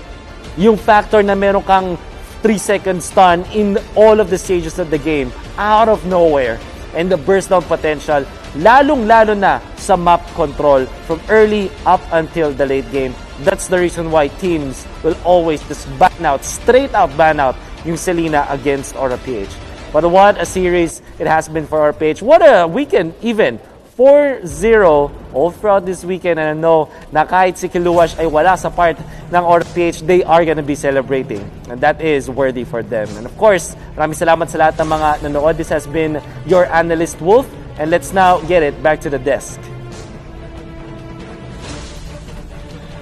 Oh wow, kitang-kita natin doon, TDZ. Pwesto pa lang ni Greed, kaya naman pala laging on point ang mga bana ng kanyang Selena. Pero wow, what a game for Mpl-Ph. Even this is a very a fantastic week para sa kanila. Yep, at nakita naman natin talagang dumedire-diretso ang pagkapanalo dito ng Mpl-Ph at for Omega, still kailangan nilang makuha ulit yun after that devastating defeat from LBE. Pero syempre mga kaibigan, simula pa lang to at marami pang mga aksyon na makikita within these coming weeks dito sa Mpl-Ph Season 7.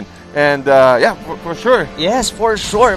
But again, MPL Philippines Season 7 is presented by Smart, the official tournament telco partner of the MPL. Free to game great with Smart, free games for all. And yes, TTC, sobrang excited pa ako sa mga magaganap pa. Pero not only that, marami pa tayong mapapakinggan, hindi pa tapos ang gabi na to because we would be hearing a lot of things more sa ating panel, Leo, Nomad, and of course, Maher Aquino. And by the way guys, my name is Rob Luna. Kasama dito si TTC. Ating ngayong pakinggan ang ating mga panelists. That was the first clean sweep of the day. Now you're watching the post show of MPL. MPL Philippines Season 7 is presented by Smart, the official tournament telco partner of the MPL. Free to game great with Smart, free games for all. Eto na ang ating bagong mythical raffle draw. Pwede kayong manalo ng mga papremyo. All you have to do is scan this QR code right over here. Answer the quiz that we have in there. Sobrang dali lang, 4 or 5 questions para manalo kayo ng mga in-game prizes. Hindi lang yan, just for watching. Kung ayaw nyo sumagot ng quiz, meron tayong live watching rewards. scan this code right over here. First 30,000 to fill up the form can win every game day. Magkakaroon kayo ng treasure chest kung saan pag na-open nyo yun, pwede kayong magkaroon ng skins or diamonds. Meron tayo ng skins worth 599 diamonds. So sobrang exciting yan. And exciting din ang mga laban na nasaksihan natin ngayong araw na to. Ito ang match results for today. Today's triple header. Itong Work Oster Force and Blacklist International. 2-1 ang Blacklist ang Work Oster Force. Second game natin, another 2-1. Next play, winning this game kontra Signal Ultra. And we have the first sweep of the day, Mpl-Ph ng Ibabaw kontra Omega Esports. Anong masasabi nyo dun sa laban na yon? So first, let's start with Work Oster Force kontra Blacklist International. It was a battle of the top. And if anything, it was Work Oster Force almost breaking the code sa Blacklist International. Ang lapit na nila eh. It was just that one play from Team Arteezy that he checked the brush and he fell down. Ang ganda sana ng defense nila dun during Game 3 to turn things around. It's sad to see na ganun nangyari sa Work Oster Force, pero at the same time, we're coming closer and closer to breaking the code of Blacklist. Parang alam ng Work Oster yung way eh. Hindi lang nila na-type. Alam mo yun, alam nila yung code pero hindi lang nila na-ipasok. They forgot to press enter and it led to a 2-1. Grabe kasi silang dalawa, they're at the top, but somebody had to come tumbling down. And in this case, unfortunately for Work Oster Force, it was them, but Blacklist International still unblemished record. Oh, by the way, ito ang ating current team standings. Updated natin ngayon dito. Mpl-Ph, ang lakas nila with 11 points sila ngayon. Nauna, umakyat sila. Ang Work Oster Force naman, bumaba sa ating second place with 10 points. Very, very close. Followed by Brent sa gitna, Onyx, and Signal Ultra. Sa Group B naman, Blacklist International, wala pa rin tumatalo sa kanila 100% match win rate at 11 or 13 points. Followed by Exe, NXP tumaas, Omega bumaba naman sila ngayon sa number 4 spot, and LPE at number 5. Are there any surprises right now with the changes in the standings? Honestly, I thought, well, not talking about the specific matches, but I thought someone would have beaten Blacklist by this week. But as Bonchan and the rest of Blacklist have shown, talagang mahirap i-decode ang ginagawa ng Blacklist. But that aside, I'm also surprised with how tight the competition is in Group A. Yeah, it's as tight as it can get, right? You're tying a knot over another knot to just make sure it's secured, and that's exactly what Aura and Work Oster Force have been showing. 11 and 10! 11 and 10! Kahit na nag-sweep na, ang Aura, nagmamadali yata sila kanina, may lakad yata. But again, there's nowhere to go. It's still a lockdown. You have to hit the sack early dahil meron tayong curfew. But nagmamadali sila and they swept Omega. Still, 1 point lang ang pagitan. 1 point na yung pagitan and can still turn everything around for themselves, you know? And napaka-importante talaga na magkaroon kayo ng 2-0 para mas umakyat kayo ng standing sa mas mabilis. Dahil kapag na 2-0 nyo inyong kalaban, automatic 3 points yan. And meron tayo ngayon na MVP of the Week, Blacklist International, making a statement. Blacklist International was tested in 2 matches this week, but they end week 3 as the only undefeated team in the tournament and the leaders in Group B. And one reason for that has been the play of Oheb. His use of Alice proved to be too much for Next Play Esports back in day 2, while his use for Harith and Alice helped Blacklist fend off Work Oster Force in their battle of the group leaders. Now for that, he earns the nod as the MVP of the week. Man, Oheb's Harith has only lost twice throughout the entirety of the season so far, and he's just showing that he is one of the best side laners that we have in the league, and even more so for Blacklist International. His perfect usage of Alice as well, especially in some of the other games that he has played throughout this entire week, just proved how crucial his timing is with the Blood Orbs, getting the micro stuns when it matters, and just propping the proper use of the Winter Truncheon to just add a little bit more time for his team to back him up. Yep, all that, and this proves that to be a great MVP and to really do your job in your whole lineup, hindi mo kailangan maging masyadong flashy. Sa totoo lang, Oheb just stuck to his heroes, played what he knew, and did what he needed to do to help out Blacklist International stay on top again, undefeated. Kamunti ka na. I understand what work Ossifor was doing today. I think they tried to choke out a little bit of the side lanes as well, force Oheb into heroes that maybe he wasn't as comfortable with.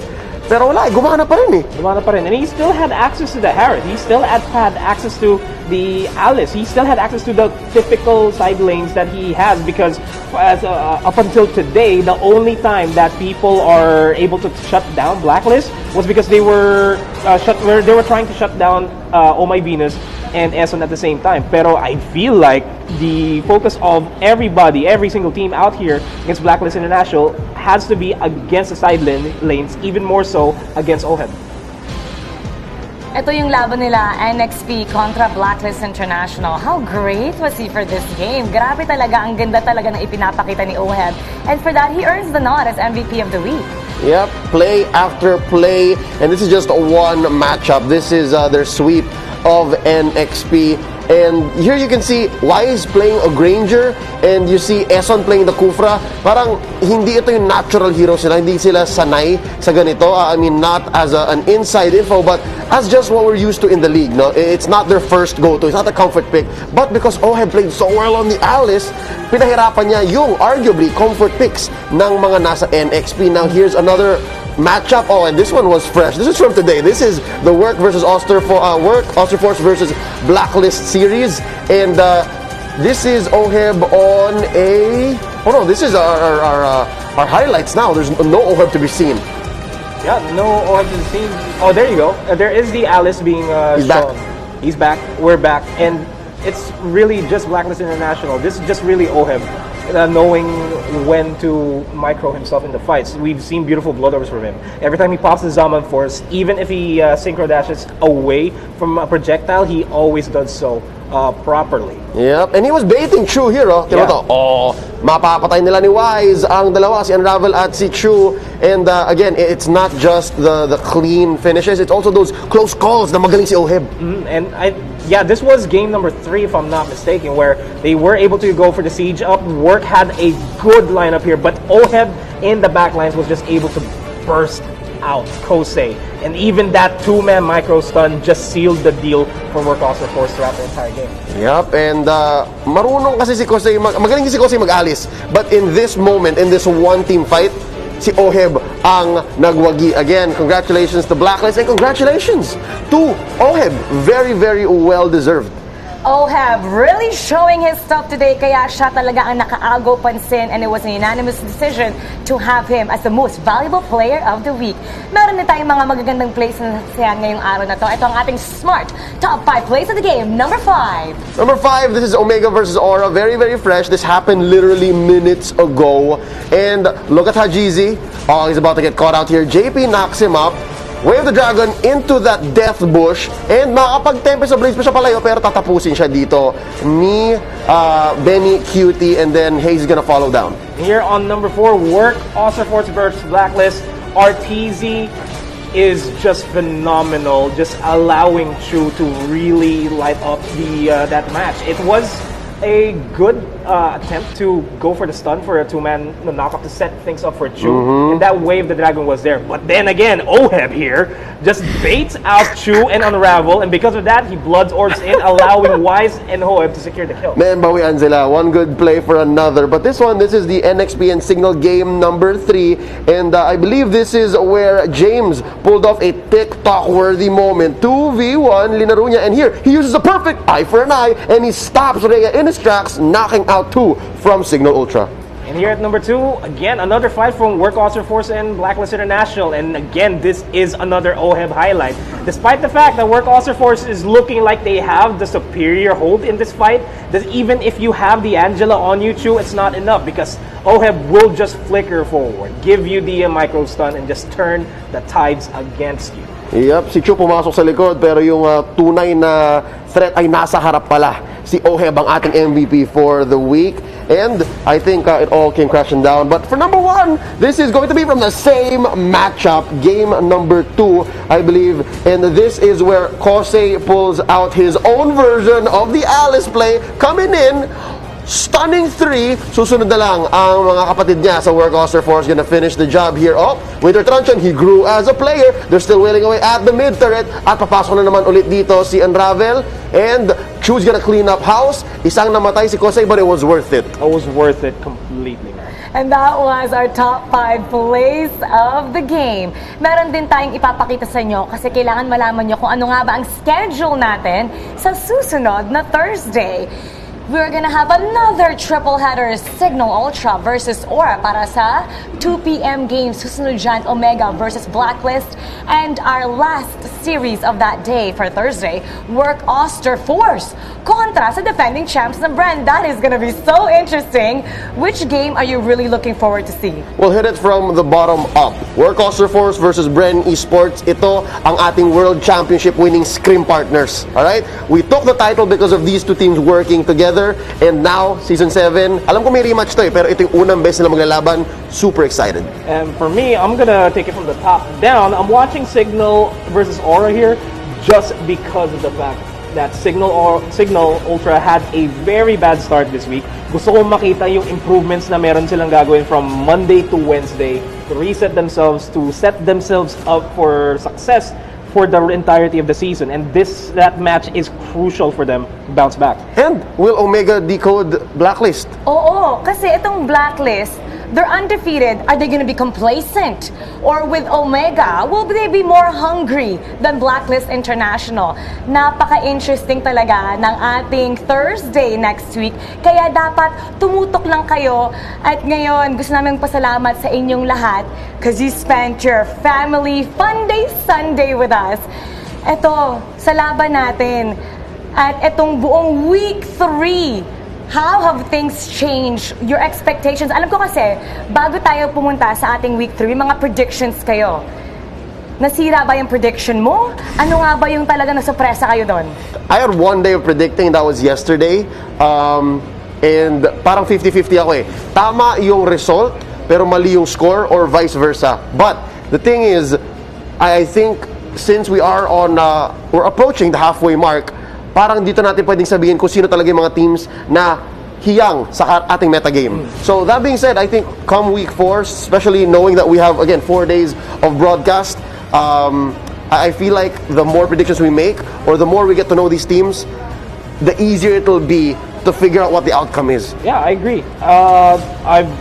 Me personally, my expectations were mostly broken. I got surprised by some of the results that we've had throughout the past 4 days dito sa MPL sa week 3 natin. And one of them is Signal. I expected them to be coming out the corner strong, swinging already. And another one is Workhorse Force coming out on top of the leaderboard in their groups. That's surprising to me. Congratulations to Blacklist, to Aura. At sa koponan ng next phase, siguradong nag-iingay na naman ng kanilang mga fans sa social media. And speaking of social media, suportahan po natin ang ating mga paboritong koponan. Let's leave them great comments to motivate them for the upcoming week 4. Maraming salamat po sa inyong lahat sa pagtutok. Next week, samahan niyo muli kami. Another 4 days straight of triple header. At mamaya, abangan niyo ang pinakabagong episode ng Mpl-Ph is gonna come out later on today. Ako po si Mara Aquino. Sa ngalan ni Nomad, ni Leo, ang ating mga shoutcasters sa English and Tagalog broadcast, at pati na rin ang ating fairly hardworking production staff, we're wishing everybody to be safe and be protected. As we continue to deal with the COVID-19 pandemic, we encourage everyone to follow the government's health and safety protocols. This includes practicing social distancing, wearing face masks, face shield, sanitizing, and proper hand washing. Most importantly, staying at home as much as possible. Let's all do our part to stay safe and help stop COVID-19. MPL Philippines Season 7 is presented by Smart, the official tournament telco partner of the MPL. Free to game great with Smart, free games for all. Stay safe, everyone, and keep it good vibes. See you next week. Welcome to the Giga Life. Your passions, your stories, your life. Simplified with just one app. This is the future. The Giga Life in just one path. Experience more Giga moments when you make the smart choice. with the Philippines' fastest mobile data network. How do I know it's T1? Simple, smart ako.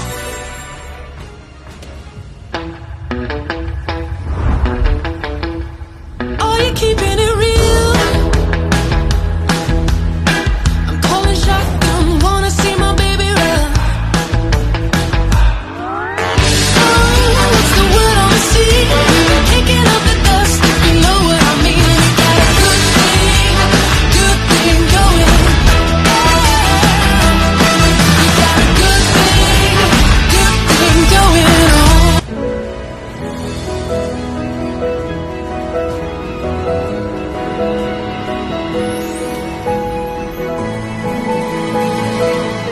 Moment na sana, pero hassle ang kati. Yung kati na yan, dahil sa dandruff yan. You need Head & Shoulders. Unlike beauty shampoos, tanggal ang dandruff that causes kati. No more hassle sa moment. Goodbye na sa kati dahil 100% dandruff-free ka. Sikreto ng mga gwapong Master Gamer? Para fresh all day, bring your clay game with Master. New Master All-in-One Clay Wash. Fights germs, controls oil up to 12 hours, and helps prevent pimples. New Master All-in-One Clay Wash. Sikreto ng mga gwapo.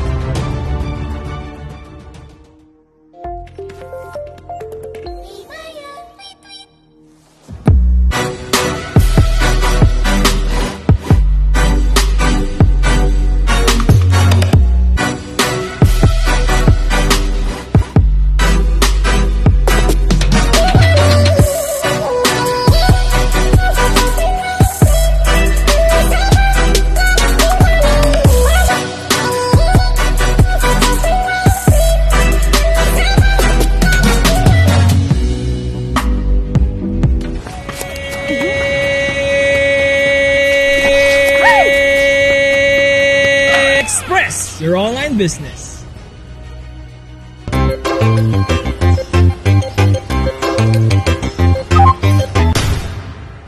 Express your online business.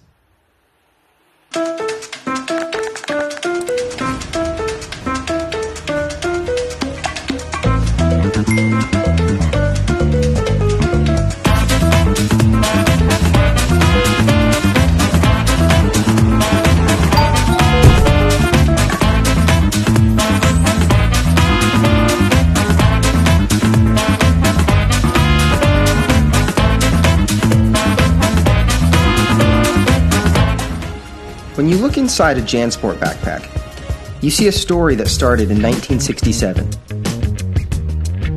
And since then, our mission has expanded to helping protect our environment for future generations to enjoy. It's a work in progress, but just this season we've used the equivalent of 13 million bottles worth of recycled polyester in our most popular backpacks. When you look inside a JanSport pack, you see our commitment to this brilliant blue planet we call home. And we're just getting started.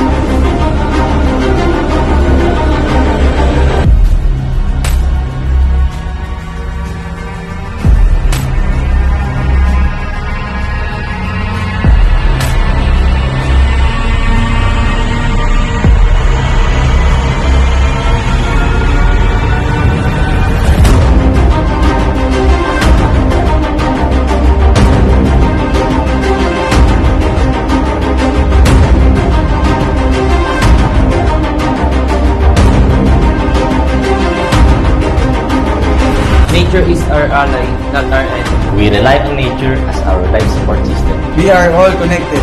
This is our opportunity for a new balance with nature. It's time to step up our game for conservation. Let's gather for a team fight. There's no other option. This is our end game. We could be the last generation to save the world. Together we can protect and conserve species and their habitat. Because together, anything is possible. Victory, victory, victory, victory, victory for nature. Together, together, together, together, together, possible.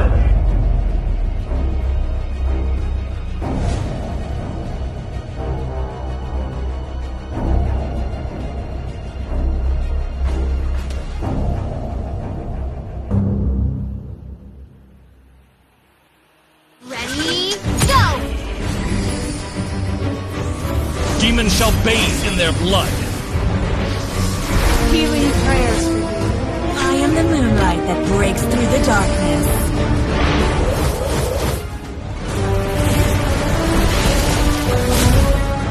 I am Karamet. Welcome back, Anna.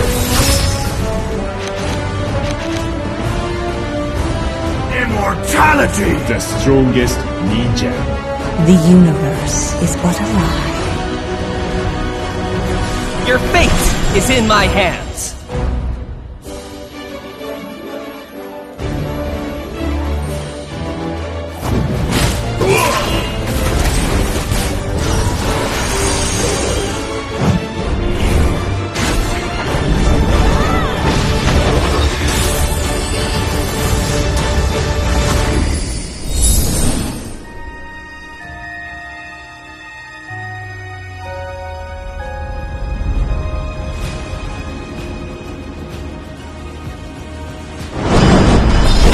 New adventure, new legends.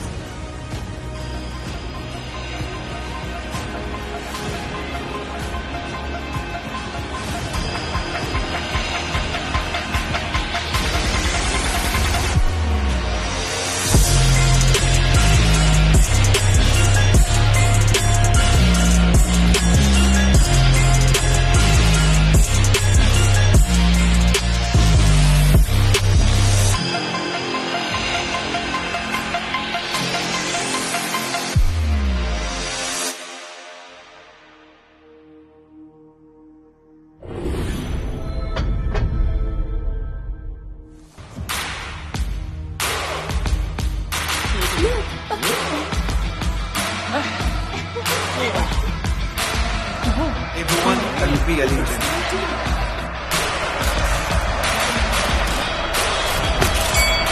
I must win.